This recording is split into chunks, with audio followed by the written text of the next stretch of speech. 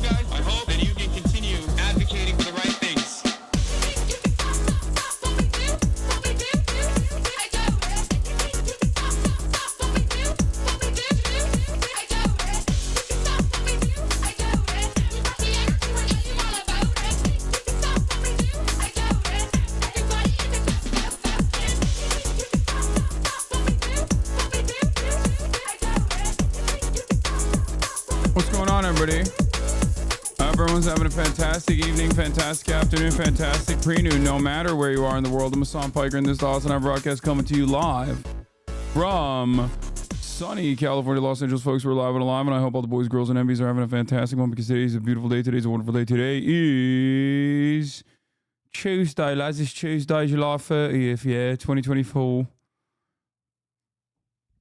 And I am late. It's 12:21 p.m. It's afternoon. And I apologize for the tardiness. I apologize for the delay. I have a good reason for it. And I will tell you all about it. But I hope all the boys, girls, and MBs are having a fantastic one regardless. Because it is a beautiful day today. It is 83 degrees and sunny here in Los Angeles, California, folks. I'm live. I'm alive.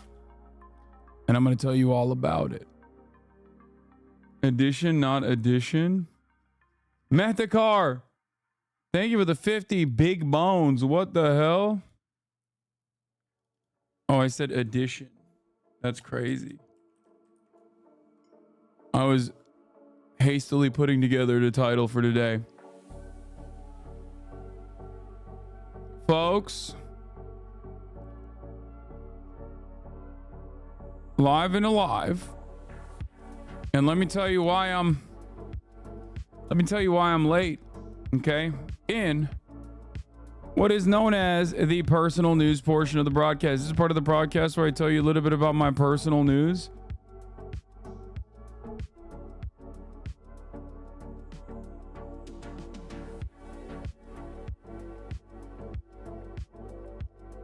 About what happened in the time period where I pressed the stop streaming button and pressed the start streaming button.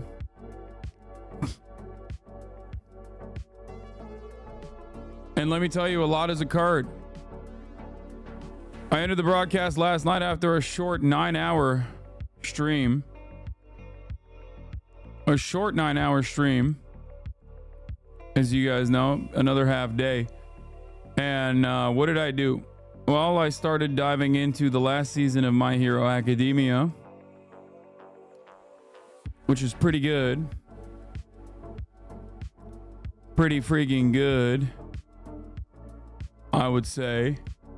The last season has been great with the addition of an American hero. Made me feel goddamn patriotic. Gosh darn patriotic. Okay. Costco workers in Virginia have authorized a strike. Love that. There's a lot of good stuff happening in the strike world. Anyway, How do you like mid-hero but not Marvel? I don't know. It's just better.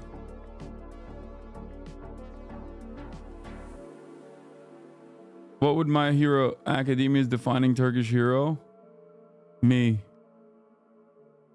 Can we skip the personal stuff because you're already late? No.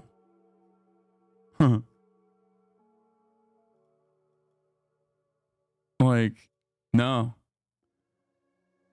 I got the leaked JD Vance audio clip right here. Don't worry. Don't worry about nothing.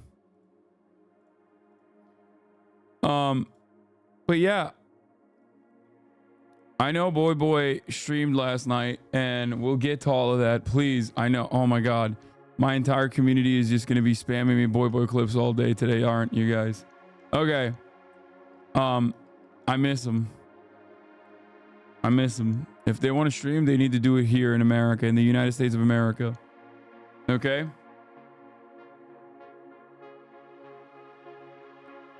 But in any case, like, look at this guy.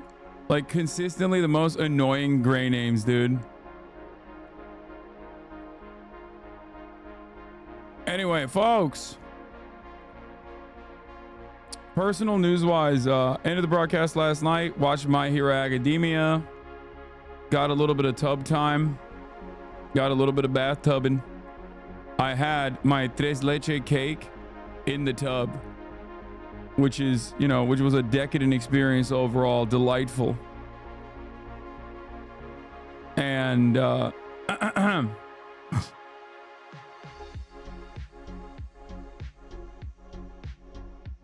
was a delightful experience.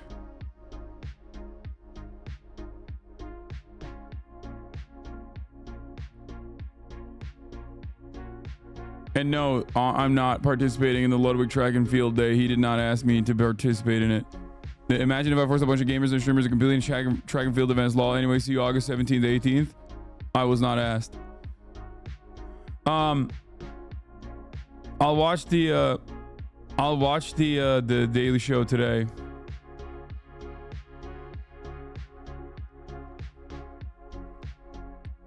Your rich people are unreal. What? I know. I had cake in the tub, dude. I had cake that I made myself in the bathtub, which I feel like is, I mean, I get it. Like, it comes across as very out of touch champagne socialism, but like, you can do that as well. You know what I mean? Like, this is a thing that you can do. Like, it's not, it transcends beyond class boundaries in my opinion. Anyway, that's just Swifty energy. Yeah, I agree. You had cake in your tub, which is your $1 million mansion. Get real. True. I need to get real.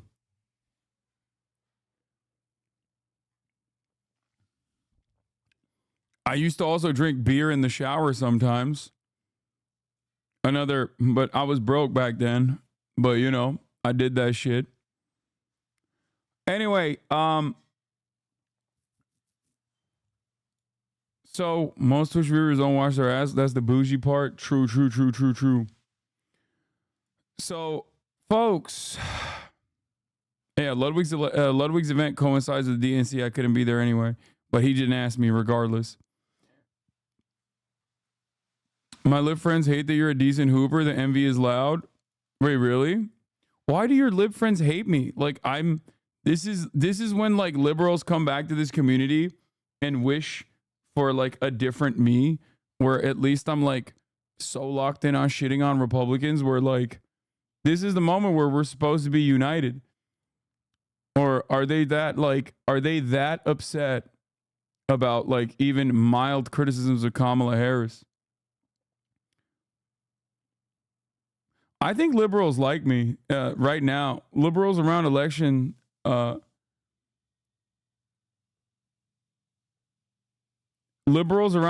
time love me.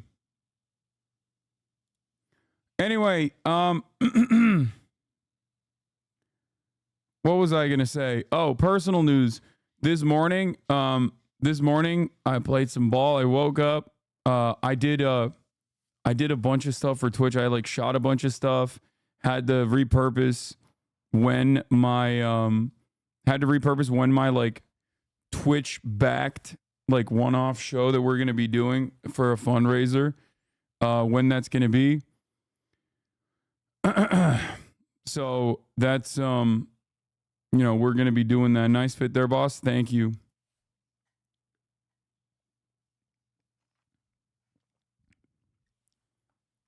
Yeah, Twitch has a show. Like, I have to do a show for Twitch. And wait, what is this? Oh, Leslie got cooked. Leslie got fished. I woke up this morning with a text from USPS saying my order was being held at a distribution center due to an incomplete address. I clicked the link to update the address and it told me it needed to enter my card info to pay for updated shipping, so I did that. It didn't work, so I did it again with a different card. It failed again, so I tried again with another different card.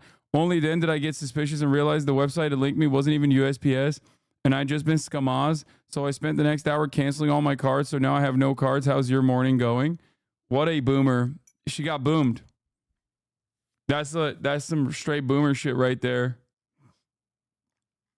Happens to everybody, though. A presidential candidate should unironically run on abolishing that and punishing that, in my opinion. Like, literally.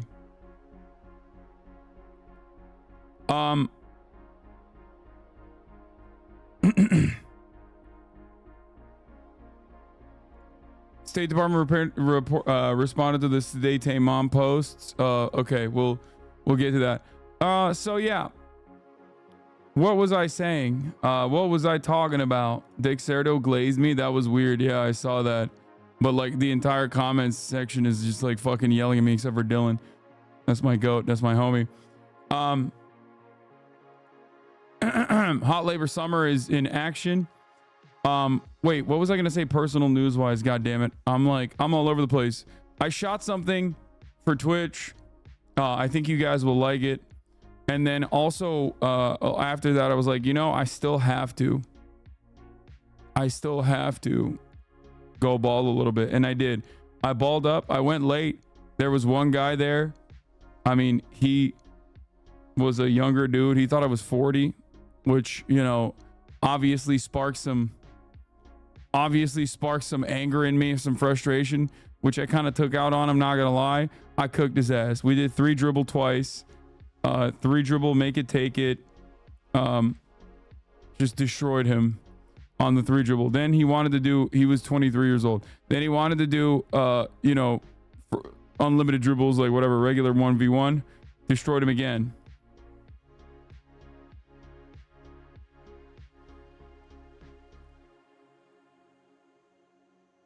He was shocked. He was like, how is this reality? He's like, you have gray chest hairs.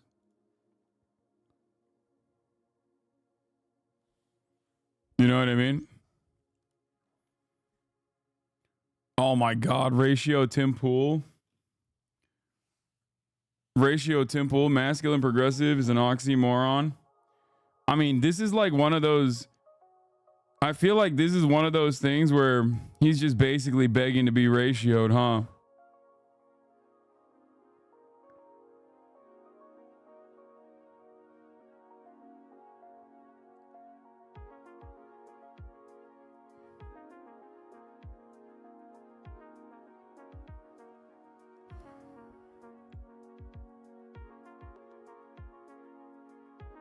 The AI pig with the rabbit.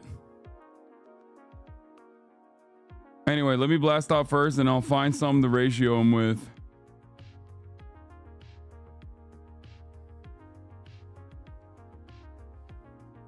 Do you ever get sad sometimes? Rarely. You can't convince me as a humiliation fetish by now. I agree.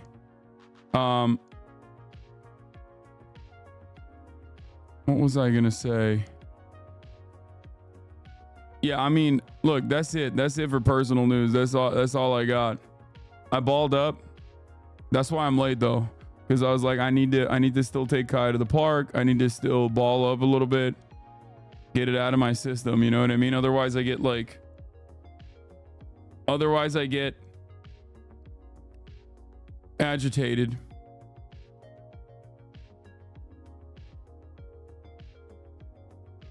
Real socialists are sad all the time. Maybe sell your house. Sure. Got it. Okay. Why are you bullying the proletariat on your time off? Bro, I'm sorry. My man said I was looking like I was 40. I had to show him. I don't ball like I'm 40. Maybe a picture of you and Temple next to the same person if possible. Yeah. Yeah, you're like my dog getting agitated if there's no walk. I agree. I am like that. It's close. We saw you ball. Man, this is another one of those like Elden Ring moments where motherfuckers will be like, oh, bruh, you're like, you suck a ball. I probably do the same thing that I did to all you motherfuckers when I played every single one of you in Elden Ring, 1v1 to all of you in duels, 30 in a fucking row. Okay. Also, LeBron is 40 and he balls his face off better than everybody else. You know? You still haven't beat the DLC. I know. So, your twin and nephew discussing slurs without you? Whatever you do, though. Oh, I saw this. I saw this on my TikTok For You page. Hold on. Let me blast off real quick, okay? Trump poorly defends JD Vance. HOGWATCH Weirdo Edition. Republicans double down on weird shit. Israel updates. Venezuela updates and more. Get in now.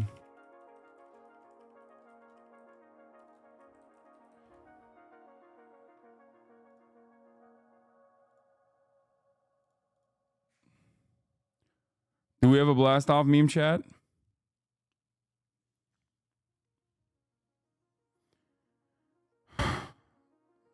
I know the Disney workers won. Don't worry, I got it.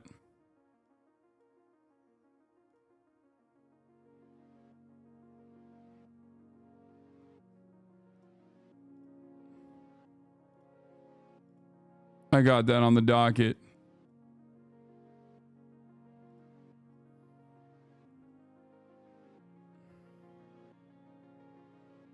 Do you see the badass Olympic shooter? They're all badasses, bro. I saw a post that was like, every Olympic shooter looks like a Valorant agent and is so real. I didn't even know, like, we have so much hog drip, right? In terms of like shooting drip in the United States of America, in terms of like shooter drip in the United States of America, it's all hog adjacent. It's like tactical, but it's like very lame. And I didn't know that there was an entire fucking lane out there. An entire world out there where like you actually have incredible shooter drip. Motherfuckers are out here looking like Kojimbo bosses, dude. Look at this shit. Look at this shit, dude. Yo, this is crazy. In America, what do we got? We got Duck Dynasty ass fits. You know what I mean? Like all of our shooters either look like all of our like gear surrounding like lifestyle gear surrounding shooting looks like this, right? It either looks like this or I don't know, like what's a SEAL Team 6 like Gravy Seals fit? Yeah, or just like this, right? By the way, I think this guy literally was at the Virginia Capitol like this past weekend, right? It's always like this shit.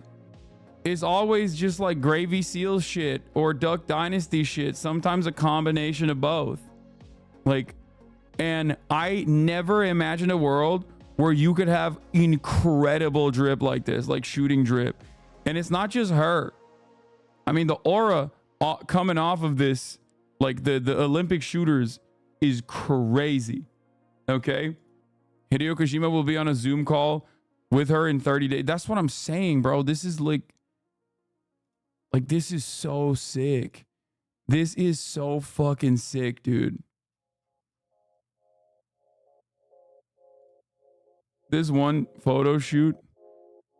No, the one, there's a couple of them, and I want to show you a couple of them. Here, let's watch this first. And it's there. It's there. The world record has gone. It was there for nearly 5 years until January this year when Yang Yin came along and broke the world record with 41.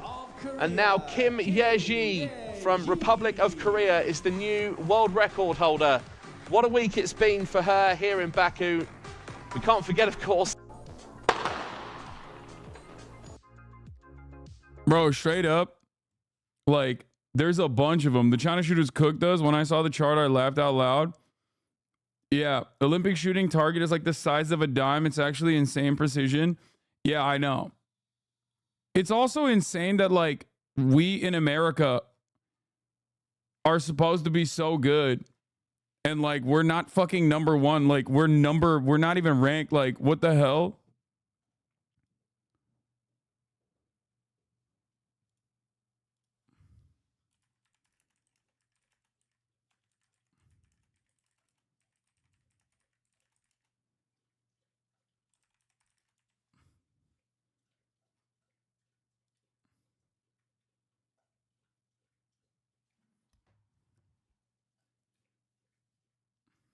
Is that too much?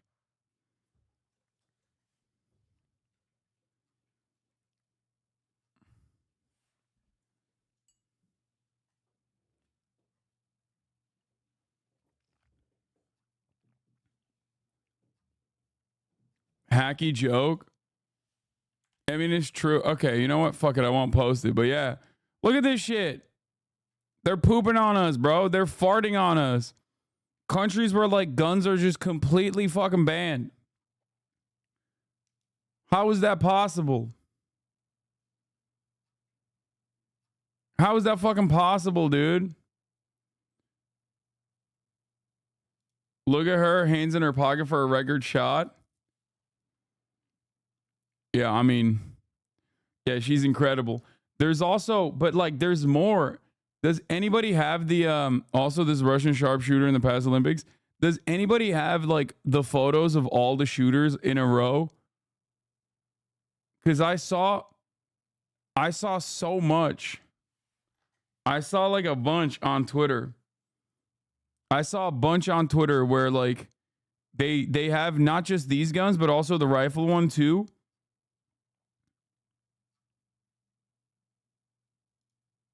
Is this the one? Yeah, dude, look at this, bro. This is like straight Valorant agent shit, dude. This is crazy. Like, this is, these people are out here showing how it can be. Like, they literally are pooping and farting on us. They have cooler gear than I didn't even know existed. Like, it's just like, it's very frustrating as an American. It's very frustrating as an American to see, like, how much cooler the shooting garb can get. Reminded that the reason the Olympic ski shooting is gendered is because a Chinese woman cleared all the men so hard it made them look bad, so they gendered it and lowered the bar for the female contestants so they would seem weaker, you know, like they do in every sport. Wait, really?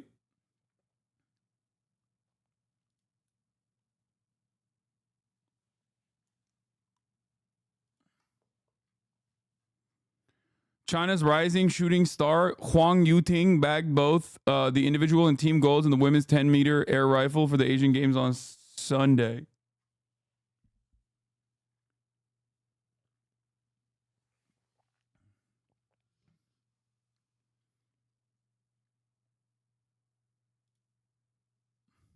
China wins the first gold medal of the 2024 Olympics in mixed team air rifle shooting.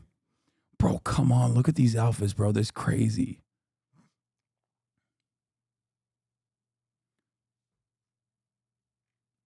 Please don't yell at me.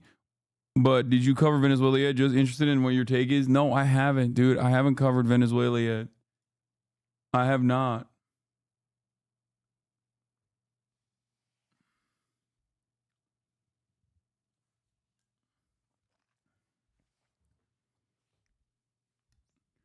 Women are better shots. I mean, in Russia, in the USSR, there was a bunch of fucking women sharpshooters. Women sharpshooters still very much exist in like Kurdish militias too. Like it's not a meme. It's not like DEI or whatever. Like there is definitely a precedent for female snipers throughout history. Like, and they're pretty fucking good. So that does make sense.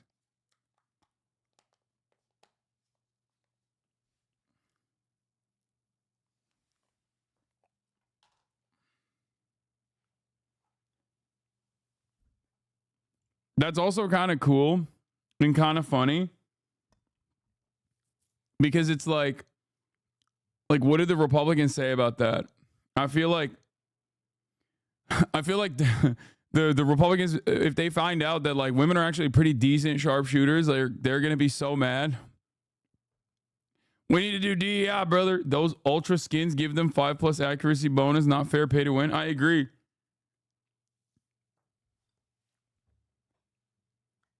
We got LeBron, though. New nickname just dropped. Dude, LeBron is Captain America. Captain Lamerica? I mean, I like it. He is Captain America, straight up. It's not a joke. It's 100%. He is Captain America. Fuck it. He's cooler than Captain America. God, this photo I have is saved. I might actually change my background to just this photo. I might be one of those guys for the first time in my life, because I've always had a silly, normal background, like one of those like basic ass backgrounds, and I might actually put this on. Don't say generational glazing, dude. This is one of the coolest photos of all time, bro. Are you fucking joking? He is straight up the GOAT. Come on now. You don't know ball? Please stop. Dude, I don't need to know ball to know that he is the greatest of all time. He is the GOAT. Okay. Unsubscribe. LeBum is a fraud. I think you guys are not only white supremacists if you're hating on LeBron right now, but you also hate America. I, on the other hand, have never felt more patriotic in my goddamn life. Okay. Watching LeBron go coast to coast on like a Serbian 6'4" basketball prospect is one of the fucking coolest things. Okay. It's just like, it makes me feel like, God damn it, this is the United States of America. I feel like all of the fucking anger and resentment I feel towards like American imperialism is out the window. Okay. I forget about it. I literally am like, if you catch me in a moment like that, it's like right after I watch Band of Brothers or something, I'll be fucking standing up and saluting the flag and shit. It's not even a joke. It's not even a meme. I guess so. Like, I see LeBron highlights on my For You page from the Olympics, and I stand and I start belting out the fucking national anthem. Like, I don't even know the lyrics to it, and I'm still singing it. I'm still singing because it just makes me feel live and alive. It makes me feel like I'm an American. Hasan, you're like capping right now? Huh.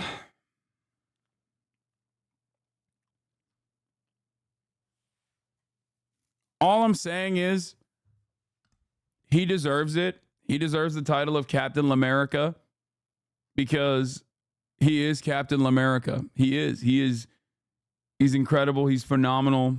He's the GOAT. I also love Anthony Edwards just having the time of his fucking life. I really like him a lot. I think it's like watching him at the ping pong game after talking about how after Steph Curry said, Anthony, you can these ladies will smoke you. Just he's having the time of his life in Paris, dude. He's the man. He's so awesome. Yeah, look at that. Look at that. How do you not feel? How do you not feel some type of way, dude?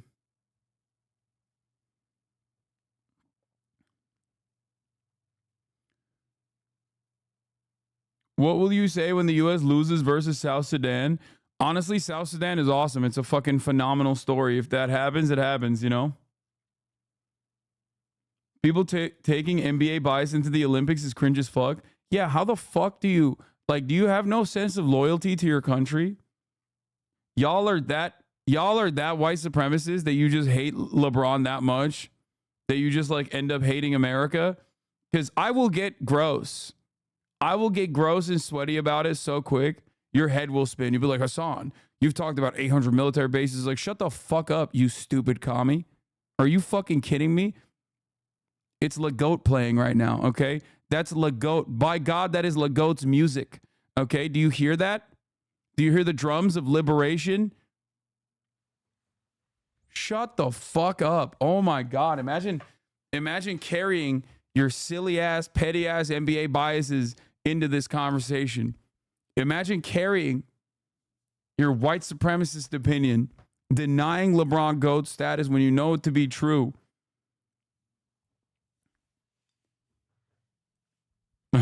All that socialist shit out the window when Braun is dunking on Serbians? Yes, dude. Straight up.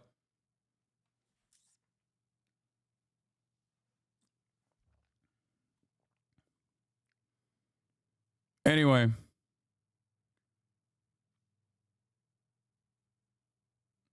Adin Ross trying to pivot now that he realized grifting isn't for him. What is this? Literally, it's 100,000 unhinged weirdos in that fucking community. Adin Ross called out his community for how they treat his sketch. Bro, what do you mean? Bro, you literally were belting out the F slur on a regular fucking basis. Like, what? He says he's joking. 5 seconds later, oh, they clip chimped him. Emma is already on it with a Tim Pool ratio fan cam. And strong, high testosterone with beautiful teeth and all that stuff. You know, life's not fair. Nice beard, chiseled jaw, thick full head of hair, tall man. If hot women won't have sex with ugly men, then why did my mom have sex with HasanAbi? That's a wild thing to say, because not only did you say I'm ugly, but you also said your mom is hot, which is weird. There are some men who are just beautiful and strong.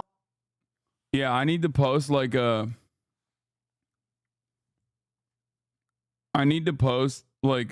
sexy ass photo to posterize Tim Pool's idiotic tweet, by the way.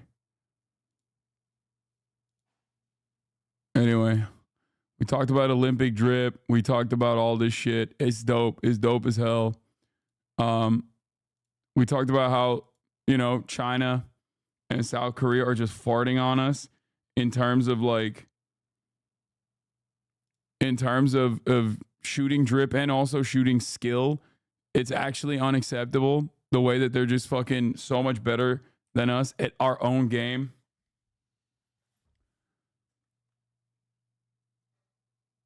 Why are your delts so developed? Holy. I don't know. Anyway, here we're blasting off. Either you're real gold or Pyrex. Oh, you know what I'm going to do? I'm going to post the fucking creator clash where I'm looking brolic as shit.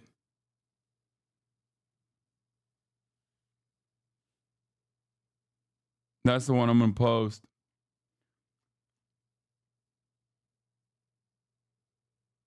What is this, Tim Pool? World's worst guesser? This 1 hour and 44 minutes of Tim Pool.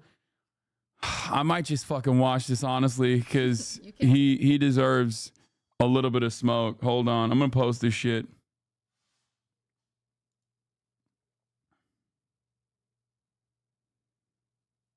Hold on. I'm going to post I got to posterize our boy real quick. He's feeling real confident with his 13,000 likes on this shit.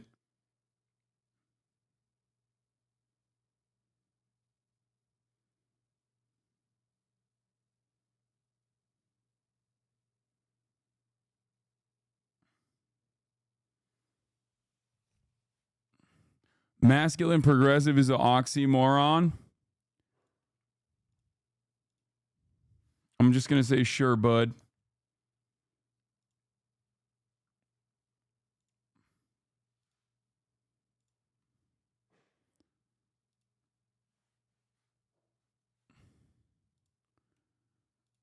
And then just post this.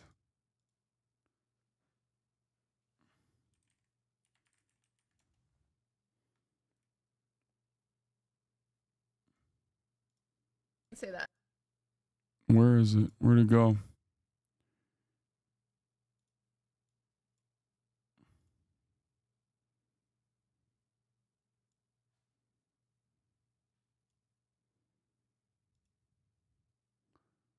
What do we think?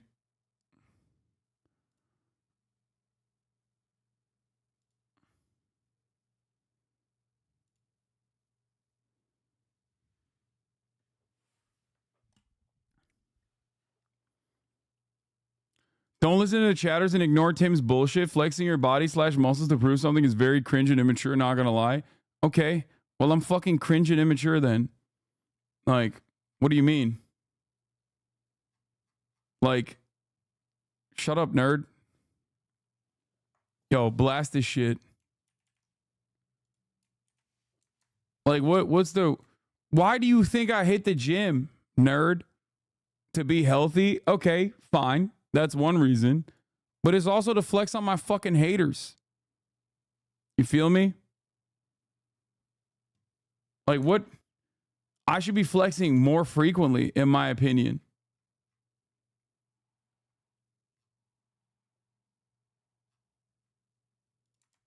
I need to... This is like figuratively shoving Tim Pool's baby ass in a goddamn locker. Okay.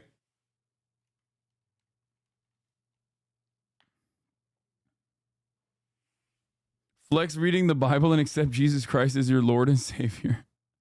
Yeah. Why didn't you use one of the cool picks though? What do you mean? This is a fine ass pick.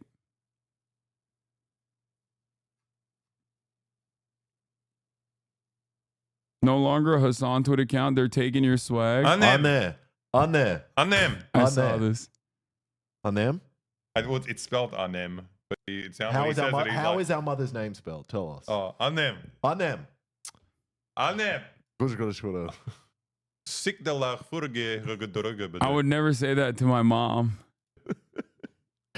Are we good at streaming? That's all we know how to do. Oh yeah, place.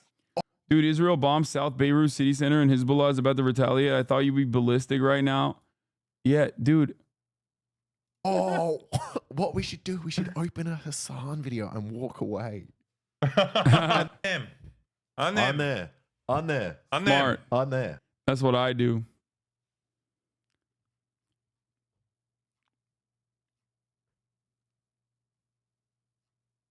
Yeah. Aussie's using your outro as a placeholder outro. Yeah, I miss the boys. They can't be doing fucking streaming, Twitch streaming while simultaneously not being here though. It's like kind of fucked up.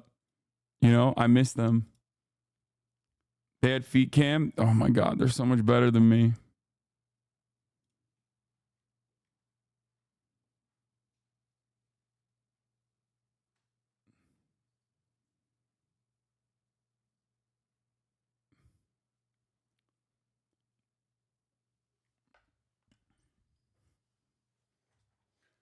Oh, fuck off, man. I told you that multiple times. Why'd you respond to that chatter instead? Wait, what?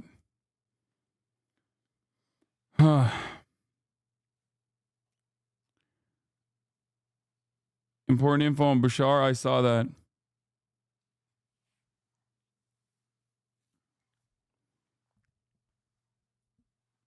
You were getting cooked in YouTube comments for disagreeing with my take about Kamala's cringe TikToks. They're fucking YouTube comments. You think this is any kind of victory for you, Jojanite?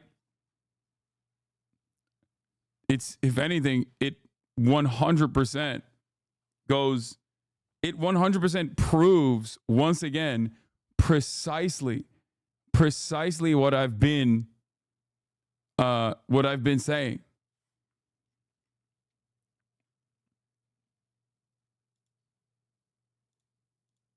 You know what I mean? You just you really came here and you thought, yes, just like when I told you to start watching Godzilla -1 in theaters and you said nah. No, but just like when I told you that at the top of the hour there's a 3-minute ad break and you thought you could bait me with a triple bait, okay? And also I haven't watched Godzilla -1 yet. I still haven't watched it. I watched like parts of it and it was good, but I haven't finished it yet. Anyway, but what you need to be finishing is the process of subscription right now at the top of the hour. Okay, we need the ratio, Tim Pool, by the way. This is crazy. We only got 3K likes on this shit. Come on now. But like I said, at the top of the hour, there's a 3-minute ad break. If you no longer want to see those ads, all you need to do is subscribe. You can do that for $6 or for free with a Twitch Prime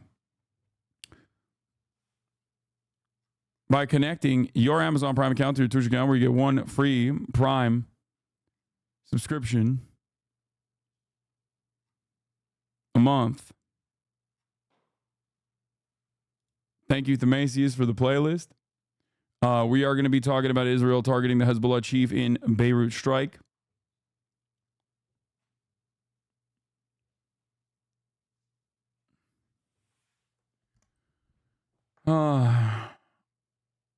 Hey, any suggestions on a good couch? It's for a friend. Is it for JD? Because I don't know what the most fuckable couch is, honestly.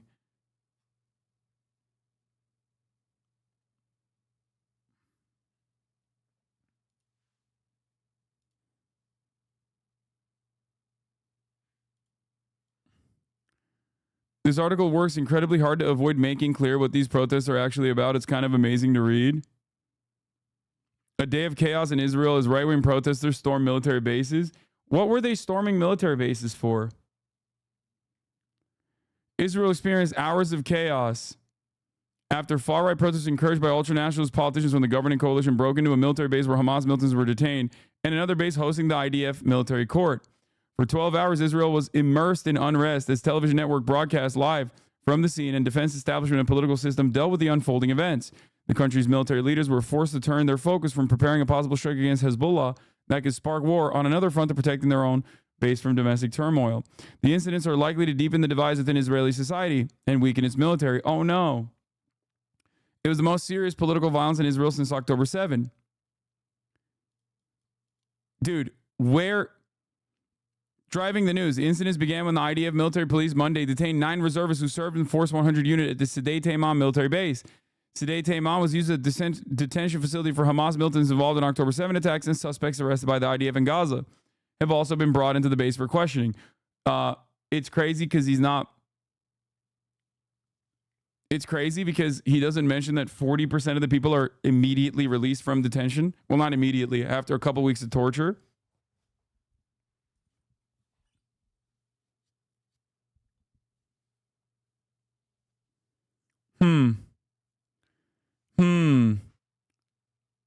Several reports in the Israeli and international press focused on alleged human rights violations. Alleged human rights violations at the base. So much human rights organization called the Israeli Guantanamo. Haaretz reported more than 30 detainees died.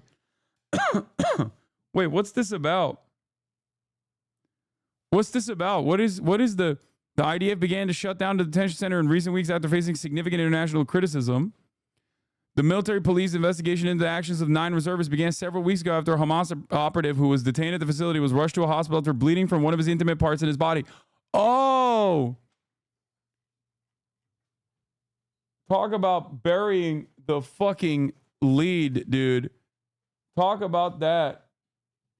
Talk about burying the fucking lead. Holy shit. Zoom in. The military police investigation into the actions of 9 reservists began several weeks ago. How did that...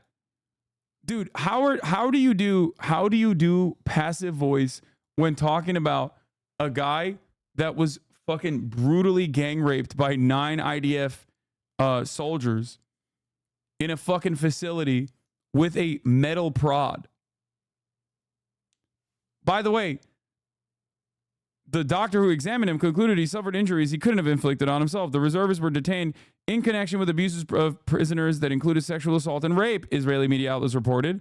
Wow. Wow. Yeah, the protesters literally arrived as a pro-rape protest. Okay?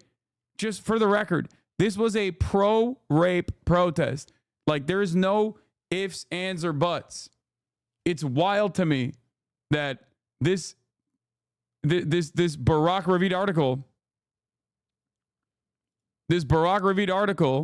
he is like one of the most reliable sources in Western media for IDF related issues. Okay. Like, it wasn't like this is a contested situation where they're like, did it happen? Did it not happen? Like, it literally happened. There's eyewitnesses.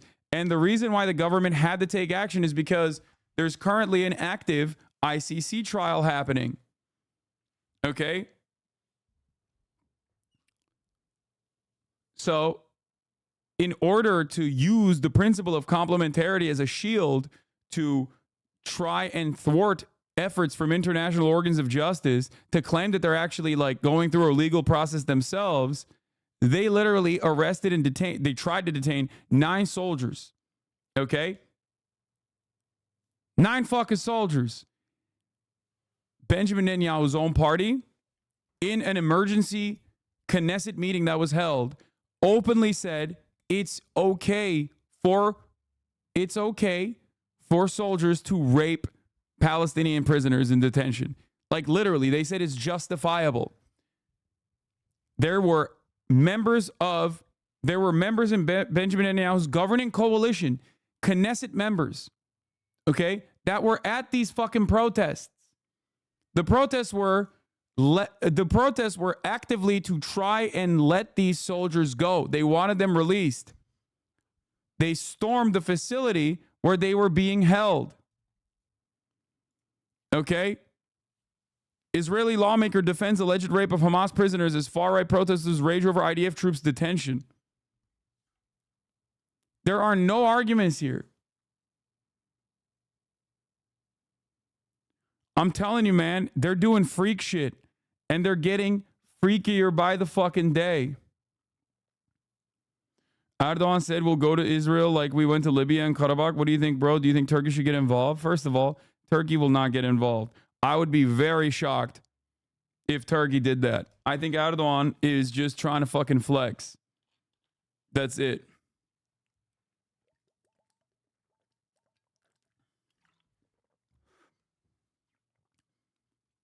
The lawyers are also claiming self-defense. You thought you were making a joke, but this is actually what they're arguing. The investigation into the soldiers was launched after a detained terror suspect was brought from the base to a hospital with signs of serious abuse, including to his anus. He was arrested by the IDF in the Gaza Strip several weeks ago. The right-wing Hanenu legal aid organization, which is representing 4 of the reserve soldiers, claimed on Monday that its clients acted in self-defense in the incident.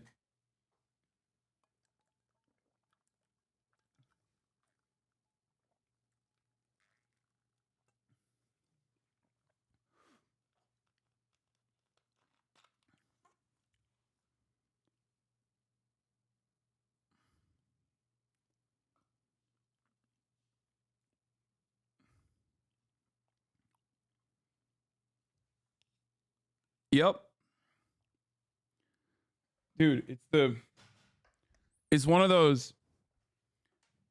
those self-defense rapes, dude.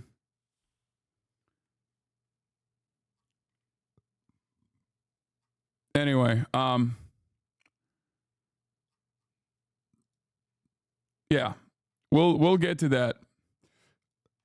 But before we do, let's start the day off with some domestic stuff, okay? Some domestic news. Trump forces the demise of Project 2025 and his mastermind. We're going to be talking about that. They're getting actively very comfortable about it. And also, Republicans are being weird. Tim Pool being weird about Republicans. I'm a liberal. It's hard to find masculine men to date. This is an article from fucking June 9th. Tim Pool goes, masculine progressive is an oxymoron.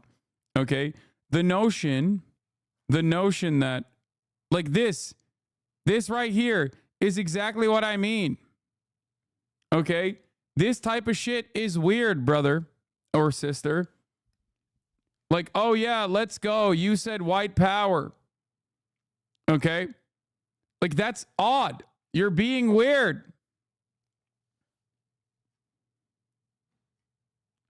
I don't think you understand it, though. I don't think you'll ever understand it. Even this is also another one. Left-winger Hasan Piker is soft babe with low-key daddy vibes. Right-winger Sam Hyde is my father. Mexican guy who saw Rush Hour for the first time. Check it, Chan. It's so funny. Like, that's an old-ass tweet. But even then, it's just like, even invoking this fucking weird, like, Nazi pedo's name is like an odd thing. Most people don't know who these people are. Most people don't know who I am. Okay? They just don't know. But before we get to the Republicans being weird shit, here's some massive gains. TW Amtrak on-board workers just won the largest raises in Amtrak history, with wages rising 34%. Amtrak workers are a critical part of our nation's transportation system. This contract advances their economic security and includes quality of life wins. Okay? There it is. That's number one. Number two. Where the fuck is it? Hold on. I had it here somewhere. $6 an hour pay increase at Disney. That is $12,000 a year for full-timers. That's an increase of $12,000 per year for full-timers. 14,000 Disneyland workers just won a 31% raise after threatening to strike. It's their biggest ever wage increase. Most workers will see $6.10 hour bump, and minimum pay is rising to $24 an hour this year. Strike threats work. Hot labor summer in action. You guys literally saw one of the union members on the stream when we went to Disneyland Gay Night. She was the one who gave us access from the other side to the Indiana Jones ride.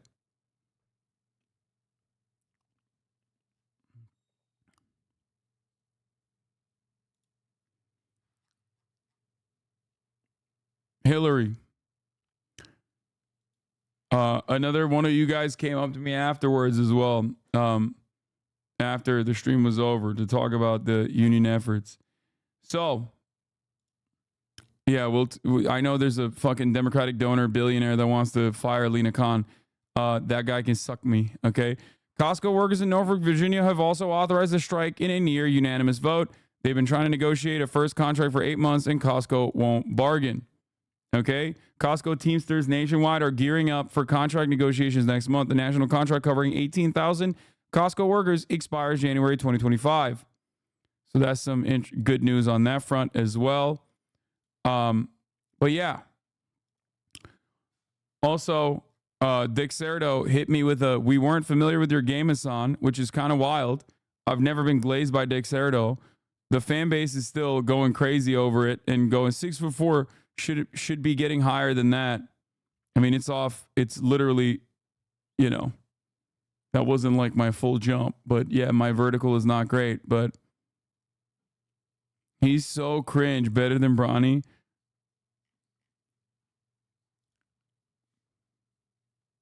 Oh, you were the other Churro 9028 was the other employee at Disney.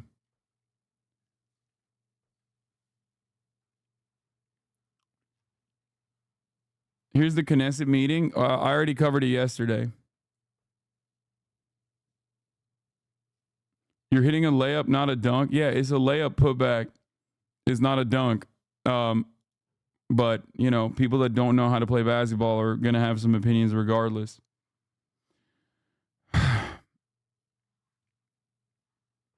Did I cover the top of the hour ad read or no? Yes, I did. Yes, I did. 12 minutes ago, as a matter of fact. All right. Well, we're moving on. Yeah, we're going to get to Venezuela news. There's a funny one here. There's a funny update here. Urgente, el comunista gringo Hasan Hinkel está en Venezuela para lavarle la cara al régimen asesino de Nicolás Maduro. En ex pueblo de Venezuela, identifíquenlo y denle una calurosa bienvenida como los venezolanos sabemos hacerlo con los amigos del tirano Maduro, says Eduardo Menoni. Never do that again? Okay. I do like the El Comunista Gringo, Hasan Hinkel.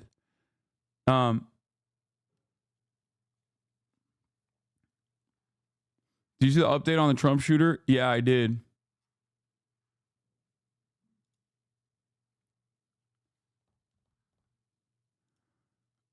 Okay. Harris campaign reacts to Project 2025 head stepping down. We'll talk about the Project 2025 drama happening on the Republican Party side in a second. I'm going to skip the Israel stuff first and Venezuela stuff first and start off with domestic politics.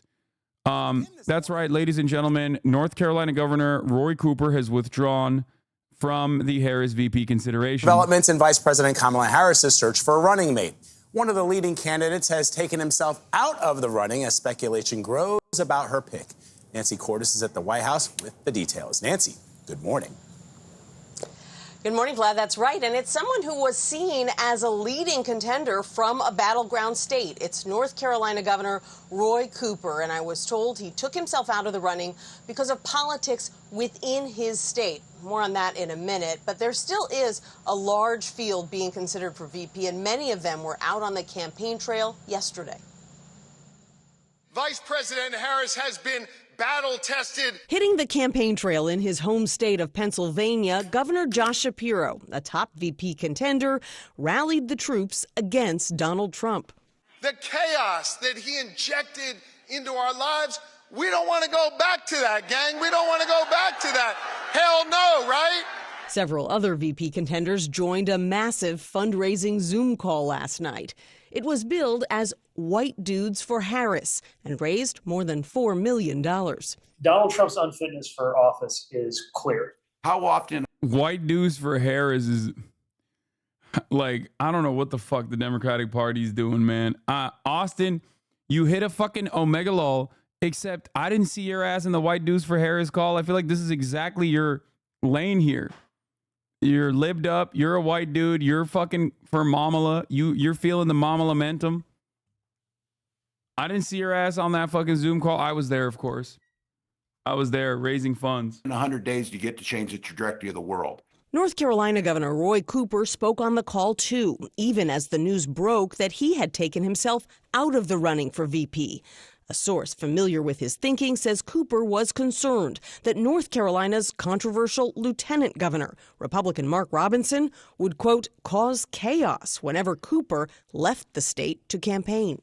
We know that this country needs Kamala Harris more than ever right now. Michigan Governor Gretchen Whitmer told CBS Mornings that she asked not to be considered either. I'm going to stay as governor until the end of my term at the end of 2026. So you have I am not a part of the vetting. But another Michigander, Senator Gary Peters, may be getting a look at the urging of organized labor. Vice President Harris has a lot of great candidates to look at, and we respect the process. The Harris campaign has said she's looking for a governing partner who has the experience to step into the job and be effective on day one.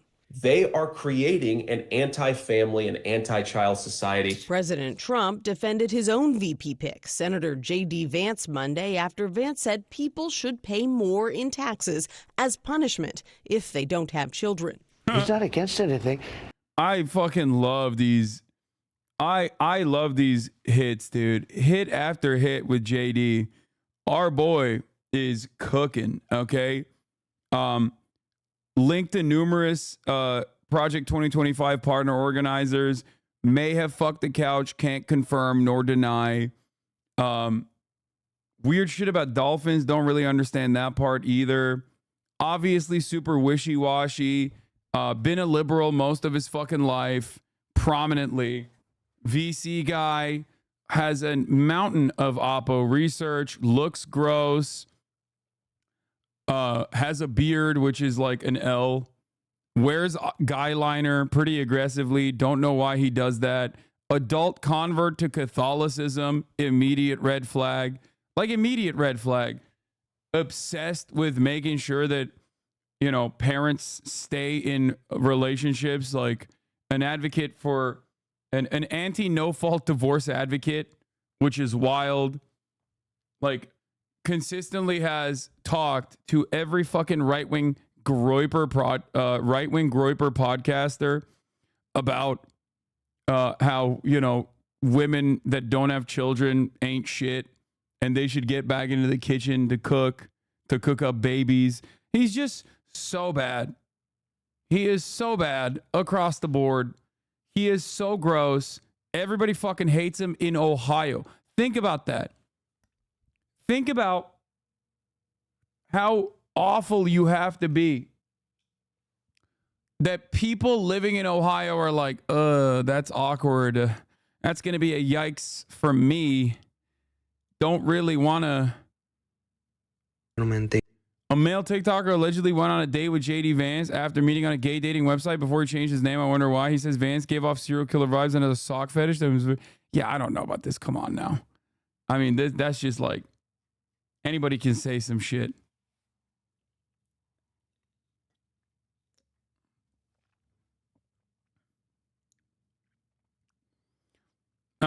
And while everyone is celebrating Andy Bashar, source in Kentucky informs you that Governor Andy Bashar has gotten additional security detail protection, which is a sign of good news. There's also some bad news. There's something that I did not know in Andy Bashar's background that I'm kind of upset about, that Zaid Jilani brought forward, that Central Committee Michael from Pennsylvania is also talking about in the chat, because he wanted to flex on me because Bashar was my guy, whereas Michael from Pennsylvania was a big time JB Pritzker boy. I'm a JB Pritzker boy as well. I'm Pritz out for Pritzker as well.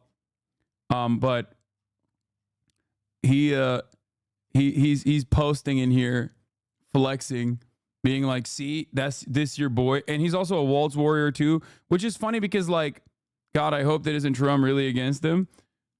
For the record, I also like Waltz as well. I like Waltz. I like Pritzker.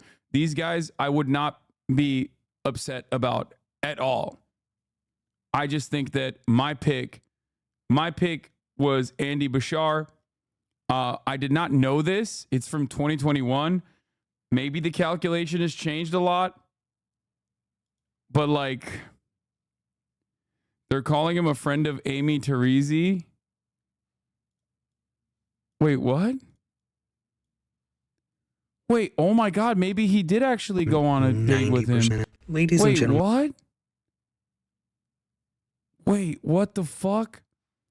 Oh my God, dude, if JD Vance is actually gay, or at least like bi or questioning, oh my God, what an awful pick for Trump. Oh, that's so awesome. Oh my God, it's Gay D Vance, dude. Oh my God, it's Gay D Vance.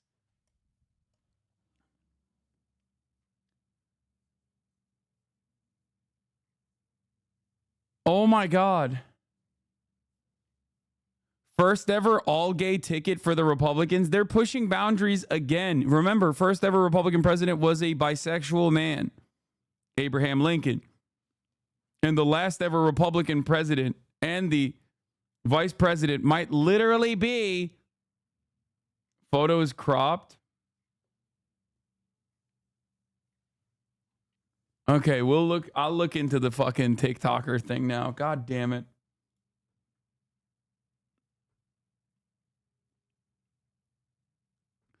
I didn't know Ludwig and Slime met JD.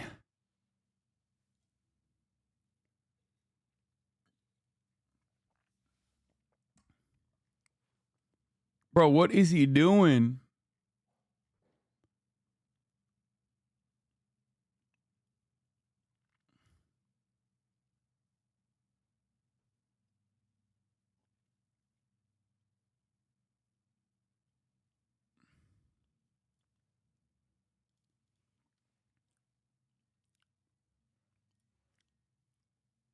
Okay. I think it's more likely that Trump is ace. Yeah, Trump is ace, but like I think he is like bisexual adjacent. I mean, he's talked about kissing boys, dude. I'm sorry, like too many fucking times. too many times.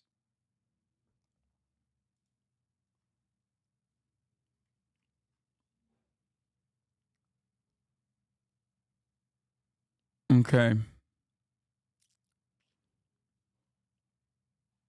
Adult convert to, I mean, he wouldn't be the first nor the last gay man to do adult convert to Catholicism. Didn't Rod Dreher literally do that? And he's gay as fuck. Like, he is so goddamn gay. Holy shit. Or wait, no, he actually was Catholic and then like converted, I think. I think he was Catholic and then converted to like Greek Orthodox. Adult convert. Wait, Rod Dreher is gay? Did you just say, wait, Rod Dreher is gay? Did you just ask me if this man is gay? Who literally went to Hungary to hang out with young men?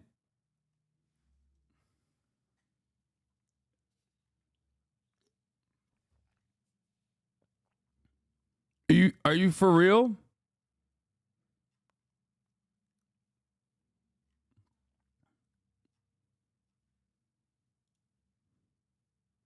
Where's the fucking, there it is.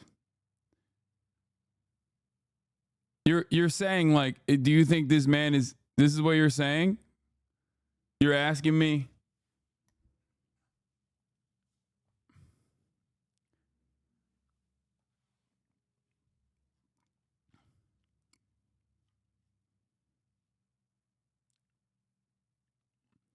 Didn't he perform an exorcism on his wife? I feel like there was a Chapo episode on it. Yeah, he did. I think they also broke up.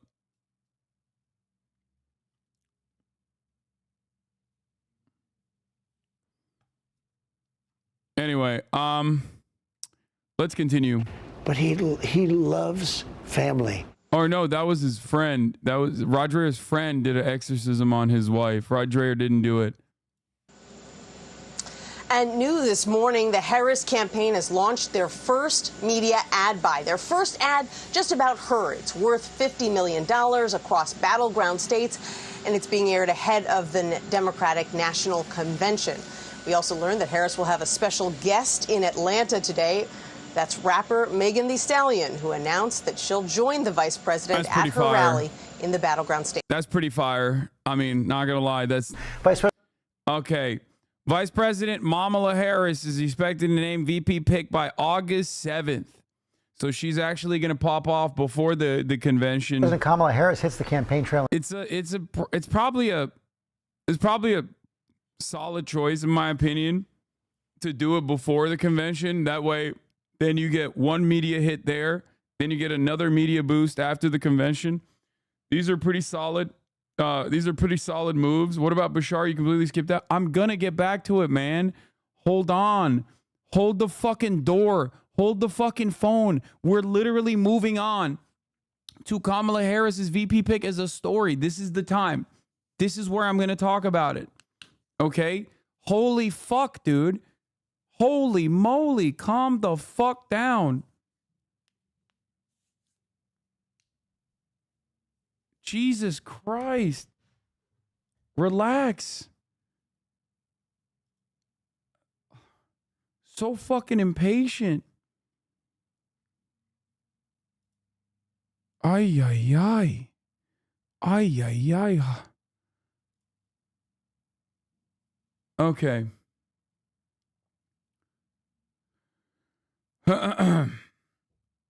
Kamala Harris is expected to name a VP pick by August 7th. We're going to revisit my VP pick slot. In Georgia today. Because there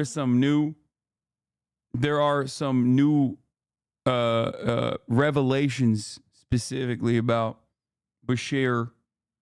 I mean, Waltz has had some sussy shit on sticking the police on protesters as well, pro-Palestine protesters as well. That's just like, unfortunately, the Democratic Party. But let's see. As she closes in on her pick for a running mate, Chief White House correspondent Mary Bruce has a story. Good morning, Mary. Good morning, George. Well, with her campaign jolted into hyperspeed, Kamala Harris is now on a very tight timeline, giving herself just a week to announce her VP. And this morning, that list is narrowing. Overnight, one of the leading contenders to be Kamala Harris's running mate pulling his name from the shortlist. Governor Roy Cooper saying this just wasn't the right time for North Carolina and for me to potentially be on a national ticket.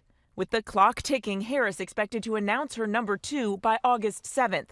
Potentials like Pennsylvania Governor Josh Shapiro are out stumping for Harris and auditioning. Please not Bashar, Pete, Shapiro, or Kelly. Wait, what?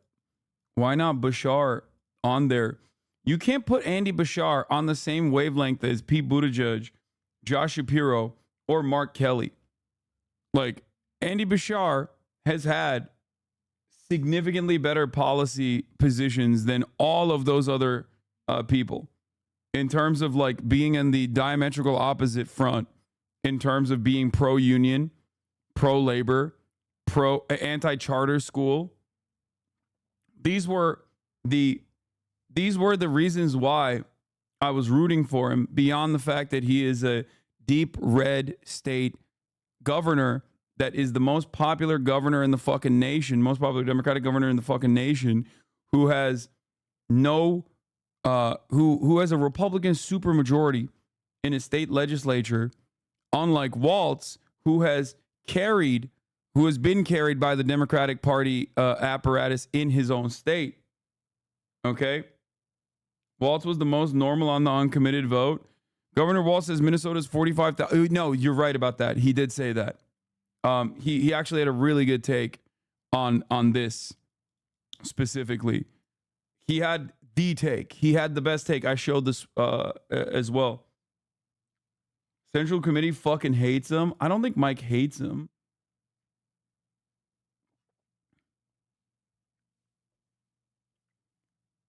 Bashar? No, I just say that as a joke.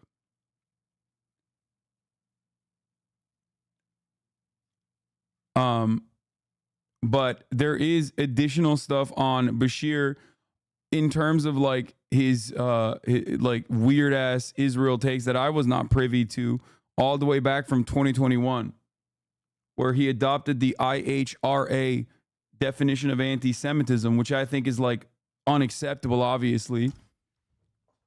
And he was like years ahead on that front. There's also the tax thing. The Democratic governor signs GOP-backed tax in Kentucky.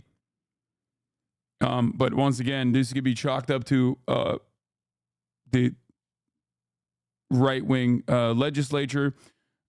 Republican-backed tax cut bill saying he hopes it provides relief for Kentucky struggling with consumer prices amid stubbornly high inflation. Bashar's action on the measure, which lower the state's individual income tax rate, comes after the proposal drew Democratic opposition as it moved through the GOP-dominated legislature. But he has literally been a fucking veto Andy. So he could have easily vetoed this as well, even though he went along with it. Okay? Not only did he go along with it, but he also said he hopes that this will help with the, like, he endorsed it. The governor is facing a tough re-election campaign this year in a Republican trend in Kentucky, announced in a social media video that he was signing the tax cut measure. I hope as we get through this period where, again, groceries cost too much, that this helps everybody out there at least a little bit. The governor's action ended days of suspense over whether he would sign or veto the measure. A top Senate Republican openly dared the governor to veto the bill as the Senate debated the bill. Responding to the governor's bill signing decision Friday, the state GOP accused Bashar of trying to take credit for the Republican-backed policies. This is one of the only policies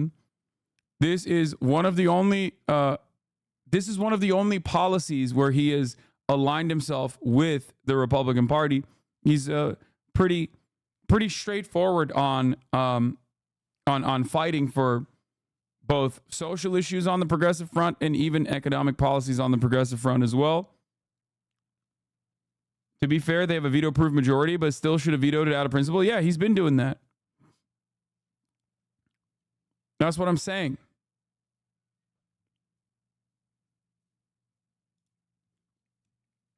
Bashar on campus campaign stop met with pro-Palestinian protesters during a campaign stop on UK's campus. Bashir was promoting early voting as a part of his bus tour outside of Gatton Student Center today. Protesters held up the Palestinian flag signs that read Free Palestine. Another read that 11,211 civilians murdered, 4,553 children murdered. When Bashir speech came to a close. The group began chanting "Free, Free Palestine" and continued when Bashir shook hands and took pictures with the students. Emma Curtis, president of the Fayette County Young Democrats, said she questions the effectiveness of showing up to an event and suggesting that Bashir has acted out of turn in regards to the conflict. I understand the fear and frustration that the Palestinian community in Kentucky is feeling right now, Curtis said. However, I don't think that Governor Bashir is in any particular position power to do anything to resolve the Israeli-Palestinian conflict. The country has freedom of speech in the First Amendment, and they have every right to be here, so I fully support their right to be here, but question the efficacy of their methods, Curtis said. This is a developing story, and the Colonel will update.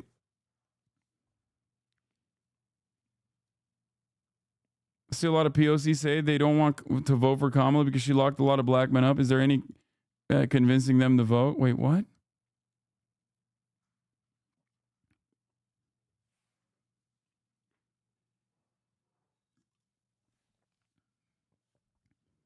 Also, he created an anti-Semitism task force. This is correct. He did do that, which is fucking bullshit.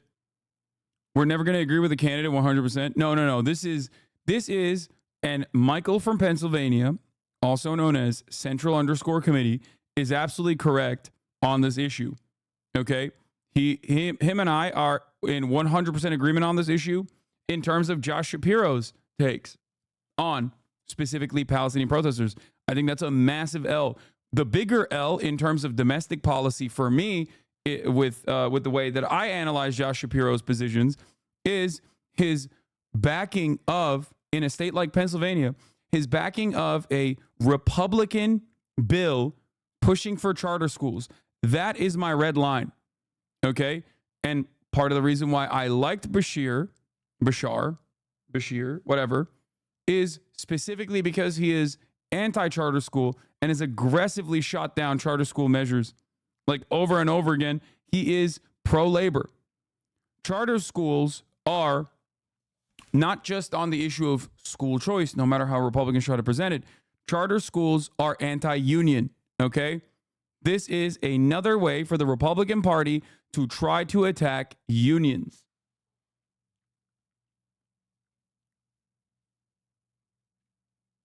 Yeah, this was a massive L for me. This was my red line for me with respect to Josh Shapiro's positions. I think that in terms of foreign policy, all of these fucking Democrat governors and most Democratic Party members in general are always going to be adopting the party line, especially if we're looking at like earlier stuff, pre-2020, pre-October 7, 2023. Most of the Democratic Party is just like unconditional loyalty to the state of Israel. If you say anything about Israel, fuck you, you're going to jail, okay? To a certain degree. And we're going to give Israel multiple gazillions of dollars. Post October 7, 2023, depending on how close we are to today, the Democratic Party has dramatically shifted their positions on this issue. Think about it this way. You have a shit ton of Democrats in both the Senate and the House of Representatives that didn't even go to the fucking Benjamin Netanyahu speech on partisan lines. That is a big change. They almost doubled the numbers of people who did not attend the speech from the last time Benjamin Netanyahu sidestepped President Barack Obama and was invited by just the Republicans at that time to attend Congress and deliver a speech to both the House and the Senate. So that, in my mind, shows a legitimate change in attitude overall. Having said that, however, this does not give me any confidence whatsoever. Bashir creating an anti-Semitism task force post-October 7 is, and here's more details on it as well, while simultaneously, all the way back in 2021, all the way back in 2021, doing an adoption of the IHRA definition of anti-Semitism is bad, is really fucking bad. Israeli diplomat thanking Andy Bashar for pushing Kentucky to adopt a definition of anti-Semitism that includes a broad swath of criticism of Israel. If you guys recall, I talked about this before. Okay? Kentucky to become the first U.S. state to adopt the IHRA definition of anti-Semitism. It is an internationally agreed classification of anti-Semitism, which also provides examples of how anti-Semitism too often plays out in all realms of public life. The IHRA anti-Semitism bill is a unimaginable misstep. Like, it's not even a misstep. It's just like completely unacceptable. It's so fucking unacceptable. It's so unacceptable that the person who wrote for the IHRA the definition of anti-Semitism himself retracted the definition and said this must not be used for legislation. Think about that. The guy who fucking wrote it was like, you cannot use this for legislation. Like, you're out of your fucking mind. Okay?